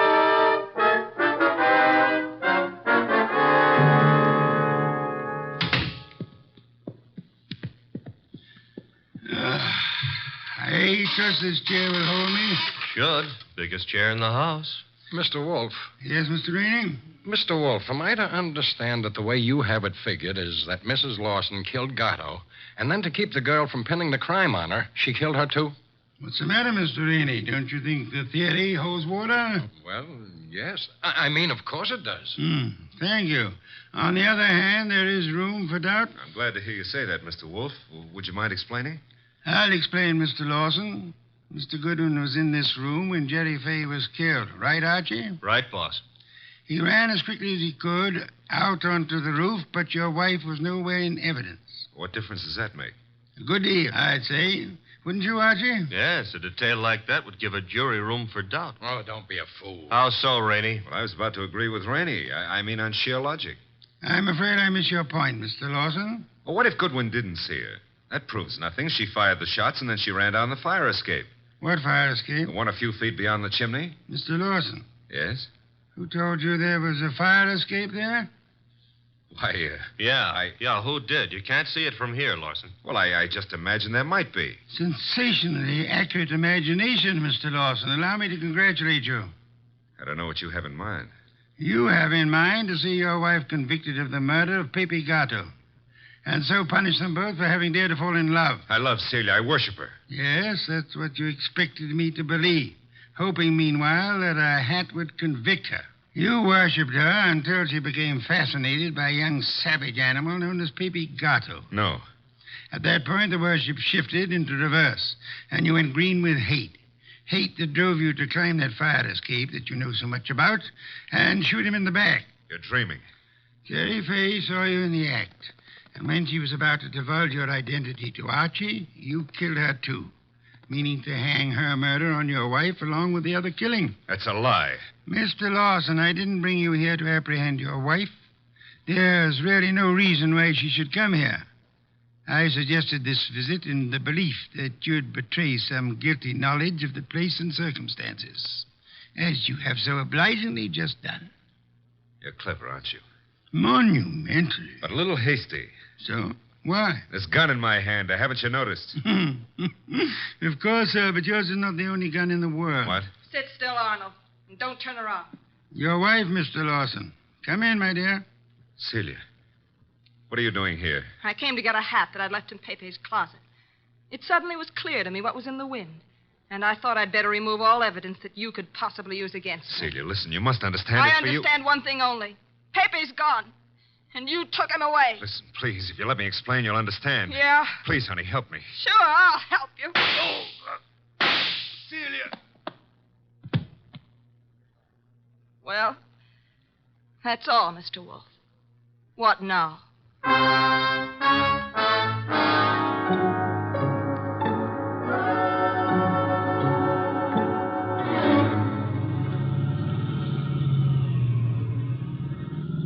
Archie, why is it when you drive it always gets so crowded outside? Will it go tough on her, boss? Why not? She killed a man in cold blood. Though she actually saved our lives while doing so. I hope that helps her at the trial. I hope so, Archie. After all, if she hadn't done what she did, what would have happened to the lobster bisque? What lobster bisque? The lobster bisque that Fritz is making for dinner. Hurry, Archie.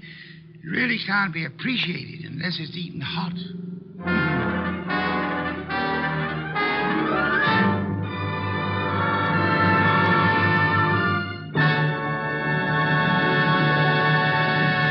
You have been listening to The New Adventures of Nero Wolfe, starring Sidney Greenstreet.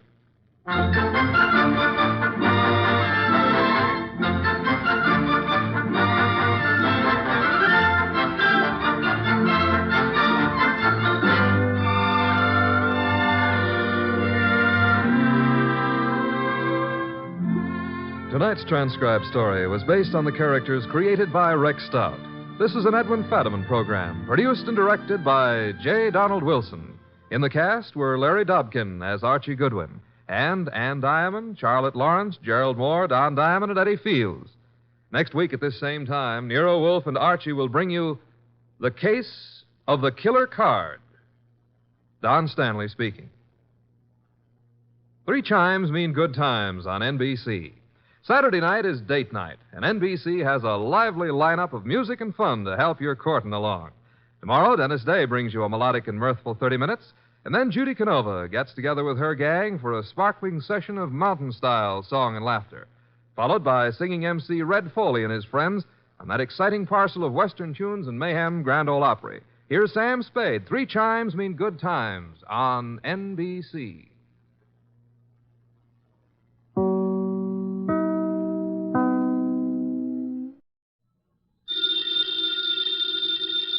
Ladies and gentlemen, the ringing of that phone bell means mystery, adventure.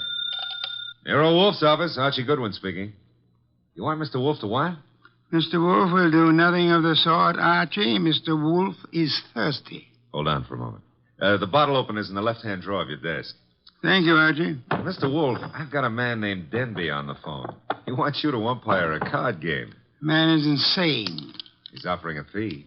The answer is no. I know nothing of card games, nor do I wish to learn. Okay. Well, the answer's no, Mr. Denby. Sure, I'll ask him again. After he finishes the beer he's working on. Goodbye. People appall me. The fantasies they indulge in. Bah, what on earth made that maniac think I might consent to preside at a card game? Well, seems he expects one of the players to be death.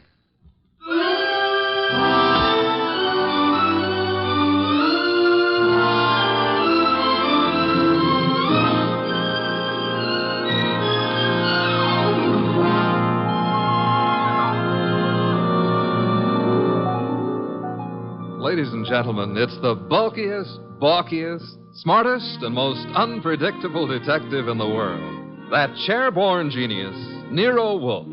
Created by Rex Stout and brought to you in a new series of adventures over this NBC network in the person of Mr. Sidney Greenstreet.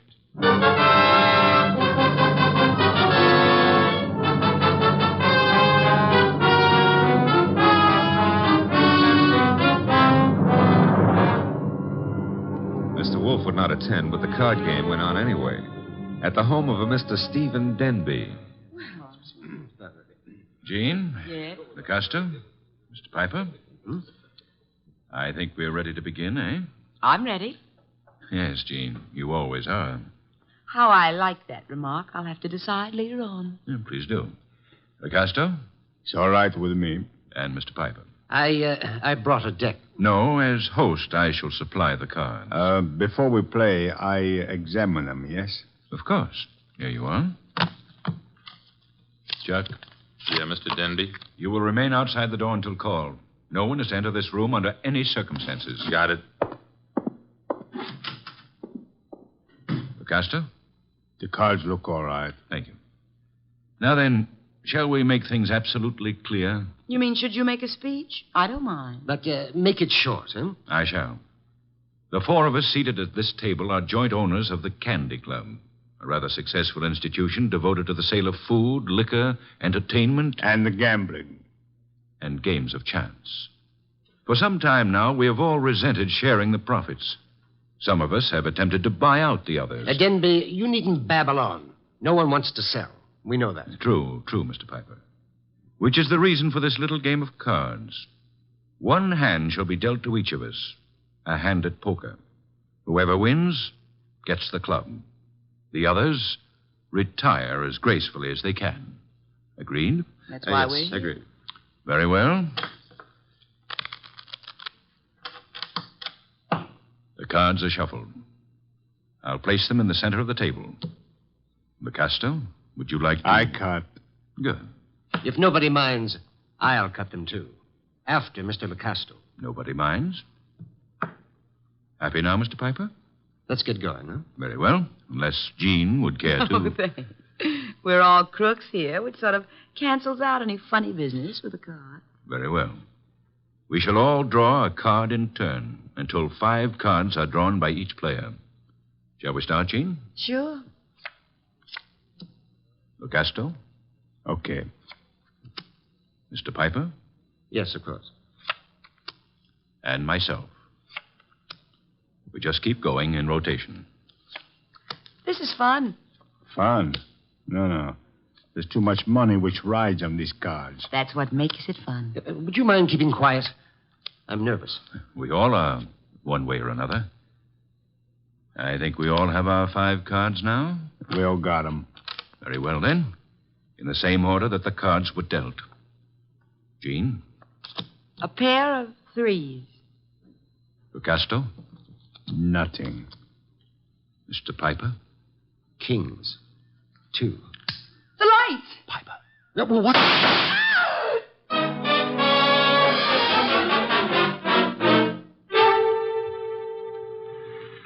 Da-da-da-da-da. Hey. I don't like to seem stuffy, mister, but will you take your elbow out of my back? I'd be delighted to, Mr. Goodwin, but it's not my elbow.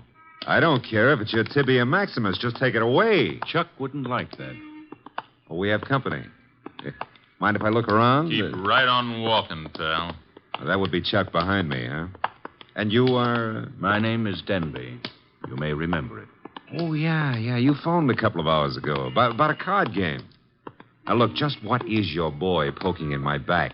I think it's a 38. You're not sure? It might be a 45. Chuck, is it loaded? Make a funny move, pal, and you'll find out the hard way. Yo, wait a minute. It's just a passing curiosity. Where are we going? My car. Get in. If you insist. I guess you do. Okay. I'll drive, Chuck. The car bulletproof? No, that's hardly necessary. Chuck shoots first. Well, it's a saving, I guess. The only thing is, I hadn't figured on taking a ride. I told Mr. Wolfe I was going for a walk. He disapproved, You're going for a ride. Isn't that a little corny? Now, there's a minor difference. Usually the guest, shall we say, is killed at the conclusion of the ride. In this case... Let's not make the difference too minor. Huh? You will survive the ride. It's what comes afterwards that might kill you.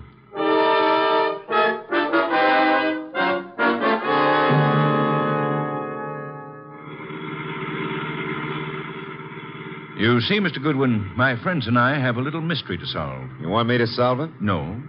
We want Mr. Wolfe to solve it. In order to do so, he must leave his house and come to mine. He has to in order to find the solution quickly. Why? Neither my friends nor myself have any desire to improve our acquaintance with the police. Therefore, we want the mystery solved before the police are even called in. Hence our need for Mr. Wolfe hence our detaining you. Detaining is a pretty word in the circumstances. This is my home, Mr. Goodwin. Oh, well, I don't like the architecture. I think I'll stay out. Get going, pal. On second thought, Mr. Denby, what makes you think Mr. Wolfe is going to leave his house and come here? You. Unless he does so, he will lose you. Forever. The door, Chuck. Okay.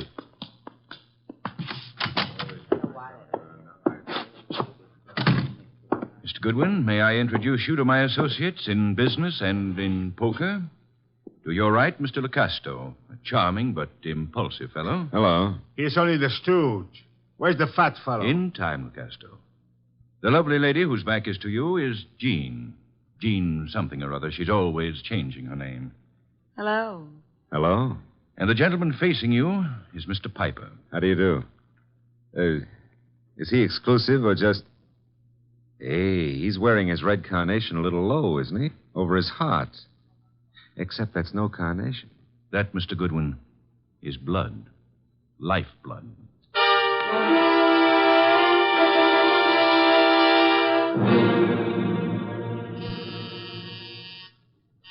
Archie. Oh, Pa, he's always taking walks. Come in. The door's unlocked. Are you... Yeah, you're Wolfe. Having made a magnificent discovery, suppose you remove your hat? No, come on. I beg your pardon? Mr. Denby wants to see you. Mr. Danby can see me here. Here ain't where he wants to see you. Here, at the risk of minor monotony, is where he'll have to see me. Don't you want your boy Goodwin to keep on living? No one has ever been able to discourage him. Mr. Denby will. Archie's in custody? No, in Mr. Denby's house under a gun. I don't have to believe that. Take a look at this. A wallet. Archie's wallet. I shall accompany you. And permit me to warn you that if Mr. Goodwin has been harmed, nothing short of murder will satisfy me.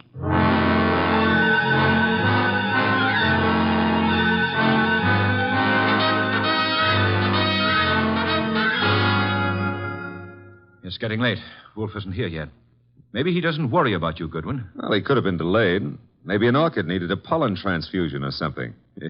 Besides, only the good die young. Then you must be very, very good, Archie. That remark I didn't care for. We sit here and wait for the fat one, but in the meanwhile, the police... The police will come when we notify them. But they will not like the delay we make to notify them. I say we waste time. I say the fat one will not risk coming. You say entirely too much. Is that so? Maybe I kill you myself. Picasso, put that gun away. Yes, darling Archie should have a chance to live. Not long if Wolfe doesn't come. Stop looking so pleased. Are you afraid to die, Archie? Yeah, well, I'm not looking forward to it. It's so final. Besides, I didn't eat a hearty dinner, and... Oh, the Marines have landed. Who is it? Chuck, with Nero Wolfe. Let him in.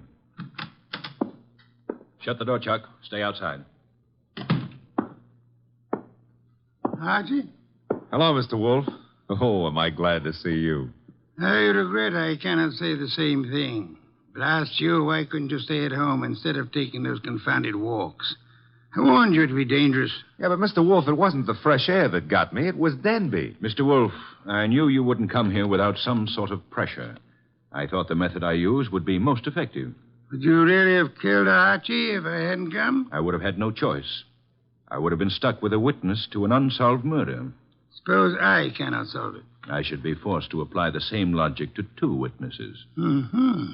Mr. Wolfe, you really came here to save my life, huh? Nonsense. I came here for a fee, Mr. Denby. I have a check for $1,000 already made out. Clear it up. You forget. I left my home. I traveled unprotected through the streets of this city, exposed to motor accidents, to fresh air, too.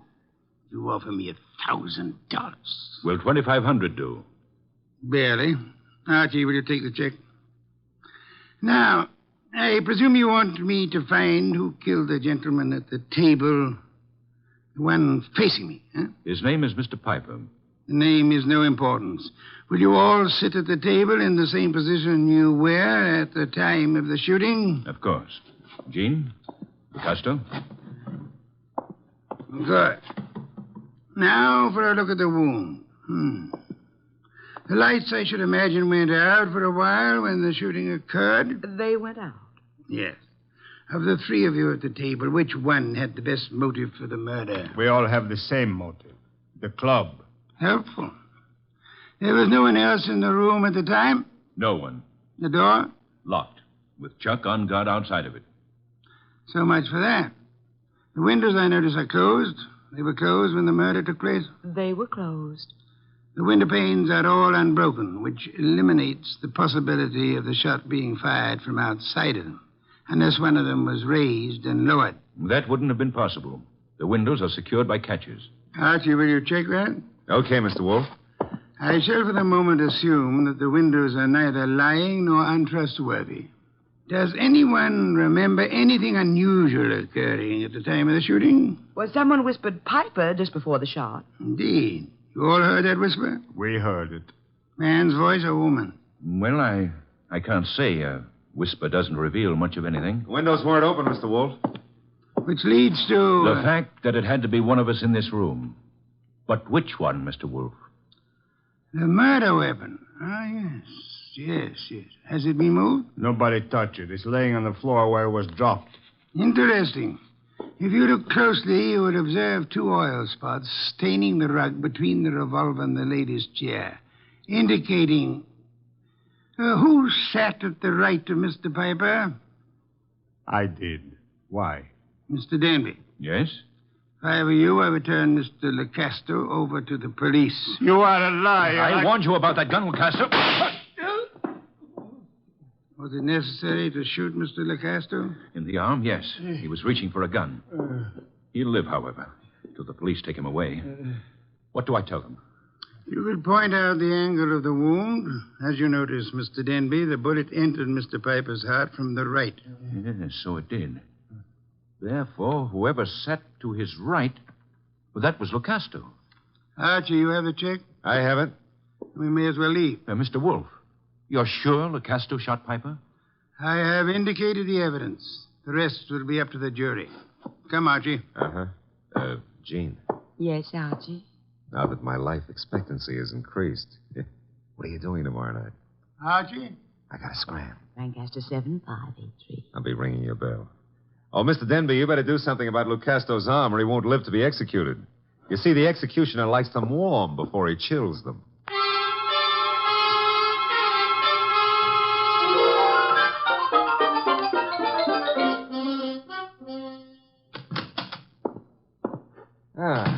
The old homestead looks very nice, Mr. Wolfe. Yes, Archie. You should stay in it more often.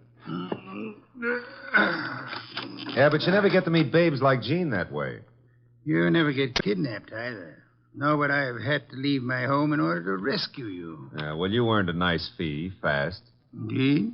You seem doubtful about it. I'm positive, Archie. I know. I have not as yet earned my fee. Huh? You mean Denby might not turn Lucasto over to the cops? Of course he will. The trouble is, you see, Lecasto did not murder Piper. No? He just thought a bullet in the heart might be good for Piper's rheumatism, huh? As it happens, Piper suffered from asthma. That's beside the point. Fine. Mr. Wolfe, I'm going to take it for granted that you know who did kill Piper. I'm also going to take it for granted that you won't tell me until you're ready. But why turn Lucasto over to the police? Two reasons, Archie. First, I had no proof against the real killer. Secondly, we had to supply a scapegoat in order to be permitted to leave the Danby home. You were unarmed, helpless. Go ahead, rub it in. Nonsense. It was an interesting problem. I enjoyed it. It was, huh? Well, to me, it's still in the present tenses. Which reminds me, as old Dr. Tidmouse said, there's always a future tense. And in that future tense, Jean. No, Archie. Oh, Mr. Wolfe, stop. That girl's got a love for blood that appeals to the ghoul in me. Besides, did you notice what she does to her dress? Archie, I was merely about to say that I have no objections to your dallying with the girl. Oh, I don't believe it. My ears need overhauling. I objected only to the future tense. Why not call her now? Yeah, well, I won't pretend I understand this sudden enthusiasm on your part about my love life. Probably there's some foul, scheming motive at the bottom of it. But who am I to look a gift horse in the mouth? Now, let's see. Her number was, Lancaster 7583, of course.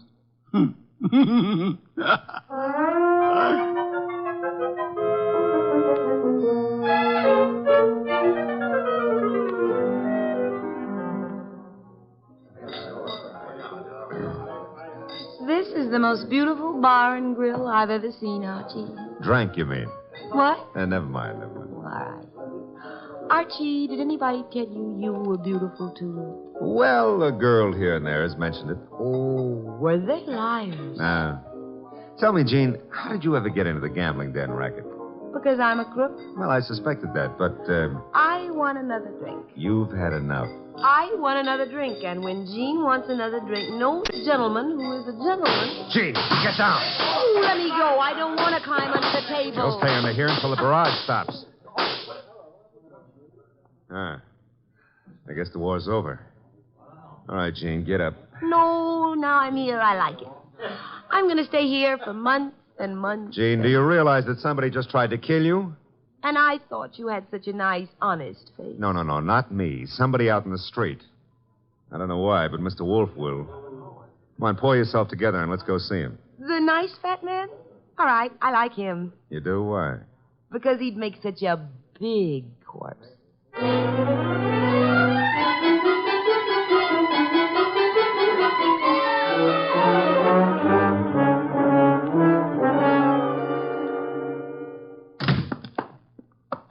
Is that you, Archie? Plus Jean. What made you think I wanted her here? She's one of your fans. She thinks you'd make a lovely corpse. What was the reason for bringing her here? She was shot at. Did you expect her to be? I expected her to be killed. That's why I sent you to her. It didn't occur to you I might be killed, too? It did. I was willing to take the chance. You were willing? Oh, Mr. Wolfe, Jean's a little under the weather. Splendid. In vino veritas. Watch your language. I mean that people in their cups often tell the truth, a proverb of some antiquity. Who shot at you tonight, Jean? Oh, I don't know. I didn't see. Has it occurred to you that you might just as easily have murdered Piper as not? But Lucasto killed Piper. You said so yourself. I lied. Furthermore, why the attack on you if Lucasto was the murderer? Well, I don't know. Did you also not know that Lucasto escaped from jail earlier this evening? You're making that up. Why should I? Mr. Denby turned him over to the police, but Lucasto managed to get away before being jailed. That's not cricket. Incidentally, Mr. Denby will be joining us at any moment. I expected you to bring Jean, Archie. Therefore, with the exception of Mr. Piper, who is resting in the morgue, and Mr. Lucasto, who is at large, we shall have all the participants in the card game. With them, perhaps we can deal a new hand, Archie? Okay. Maybe it's the morgue to tell us Piper escaped. Oh, wrong again. Come in, Mr. Denby. Mr. Wolfe, I'm upset. I heard over the radio about Lucasto's escape. He'll try to kill us all. Why? Well, because we can testify that he murdered Piper. Truly. I beg your pardon? Lucasto did not kill Piper. But you said that he did. The only evidence against Lucasto was the angle of the entrance of the bullet that lodged in his heart. May I remind you of the whisper you all heard in the darkness preceding Piper's death? The whisper that said Piper? Precisely. We must assume, then, that Piper turned his body in the direction of the whisper. Therefore, the angle of the wound would be wrong for Lucasto, but the correct one for... Whoever sat opposite Piper. I sat opposite him. But that doesn't mean I killed him. Wait, you must have. Once he turned, the bullet must have come from opposite him. Only possible way. That means you, Jean. No. No, it's a frame. May I interrupt for a moment? Mr. Denby, if our present analysis is correct, it must have been you who whispered to Piper. Did you? I hadn't thought about it before, but... Denby, you're lying. No, he's not lying. Continue, Mr. Denby. Well, when the lights went out, I wanted to tell Piper something. He turned to me, and that's when he was shot. Archie, you've taken all this down. In my prettiest shorthand, Mr. Wolfe. Good. I don't know why you're doing this, Denby. Maybe you think if I take the rap, you'll get the club. But remember, Lucasto's still free. He's gunning for all of us. But it'll be you. Especially you he'll want. Maybe you can talk a jury into sending me up for something I didn't do, but you won't live to gloat about it. Oh, shut up, Jean. You killed Piper and... Who's that? This is, of course, the murderer of Mr. Piper. No comments? Archie, the door, if you please. But you said I was the one who... What kind of idiocy is this? Archie, I said the door. Okay, but shall I ask him in or sock him? You will act as the situation demands. Yes, sir. For once, I'd like to know what the situation is. Raise 'em, Goodwin, and keep 'em that way. Now back up into the living room. I don't back up good. My gears... You want it here? Never mind. I'll strip a gear. Archie, what are you doing? Just what the situation demands, backing up. In case your knowledge of armaments has failed you, our little friend Chuck here is pointing a .38 revolver at me. Won't save him from the chair. Maybe not. But it could give me quite a pain in the stomach. Chuck, what do you think you're doing? You double-crossing louse. Gentlemen, if you So please. you thought you'd run to the fat dick and pin it all on me, huh, Denby? You don't know what you're talking about. We haven't even mentioned you. You sure of that, huh? Then why did Wolfe phone me and tell me you were about to sing? Wolfe phoned you? Yeah. Said you were getting ready to feed me to the electrician up the river. Oh, he was making a stab in the dark, Chuck, trying to start something. That's so, Wolfe? Archie, will you read Chuck your notes about Mr. Denby's statement regarding the whisper? Well, that doesn't mean it could be misunderstood. Read me the notes, Goodwin. Here it is, I quote. When the lights went out, I wanted to tell Piper something. He turned to me That's and... all I need to hear. Chuck. You were selling me out after hiring me to knock off Piper. You dumb gunman. Now you've given Wolfe what he wants, a confession. I was trying to pin it on Jean. That's what you say now. It's kind of late, though. Too late for you. No. Goodbye, Mr. Denby. Nice shooting, Chuck. Stay put, Goodwin. The rest of you, I'm leaving. Police wouldn't approve. But let me have your gun. Huh? Wise guy. You know something? I've been thinking.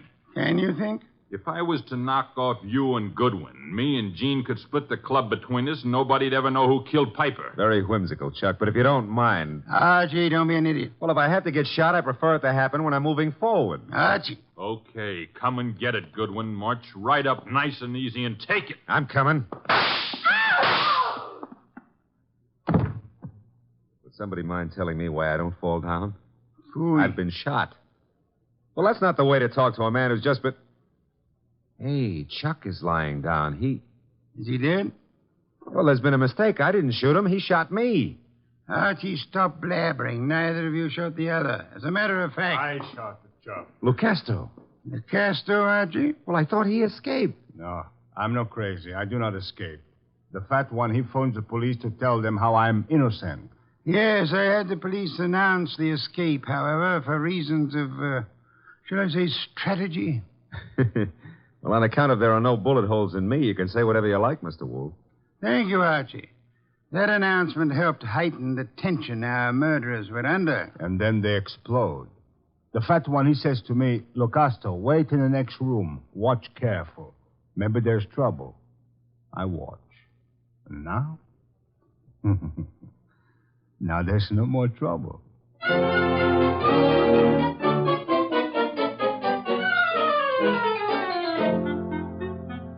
Well, place looks a lot tidier now with all those bodies removed, huh? Indeed. Archie, I'll get you the bottle of beer. But first, make with an explanation. The case was crystal clear, Archie. Maybe, but I'm no crystal gazer. Sure, I know. Denby had things arranged in advance with Chuck in case anybody held a better hand than his own. Piper did. So Denby whispered to Piper after kicking the light switch and set him up for a shot by Chuck from the doorway. The angle would provide evidence against Lucasto. True. However, we had only Denby's word for it and Chuck's that the door was locked. All right. We know, but you knew before Denby and Chuck blew up. How? The oil spots on the rug, Archie? Well, they only showed the gun had bounced when the murderer threw it away. Spattered oil, very well-kept gun. They showed more than that. Where were those spots in relation to the gun? Think back, Archie. Spots in relation... Oh, sure. They were between the gun and the door. Therefore, the gun must have been thrown from the door. Bounced twice, staining the rug before reaching its final destination. Ah, I get it now. That told you who'd fired the gun. But there wasn't proof enough, so you set up a nice atmosphere of suspicion and had the boys give each other away. All right, Mr. Wolfe, you're a genius, and you may have your beer. Thank you, Archie. As for me, I'm not a genius, but I remember a phone number. So if you'll excuse me, Mr. Wolfe. You're excused, Archie. Thanks. But before you call that number, may I remind you that Jean is a girl of macabre tastes who appeals to the ghoul in you. Sure you may, but why bother? In order to be able to warn you that A ghoul and his money are soon parted. Good night, Archie.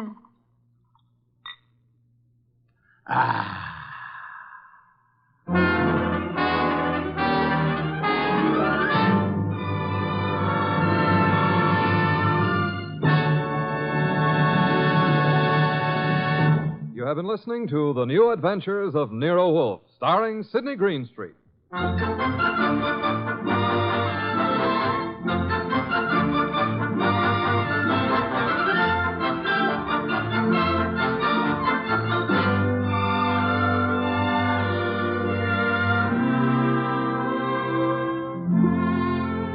Tonight's transcribed story was based on the characters created by Rex Stout.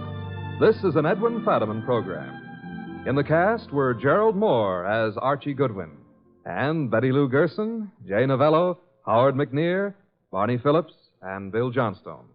Next week at this same time, Nero Wolfe and Archie will bring you The Case of the Calculated Risk. Don Stanley speaking. 3 chimes mean good times on NBC.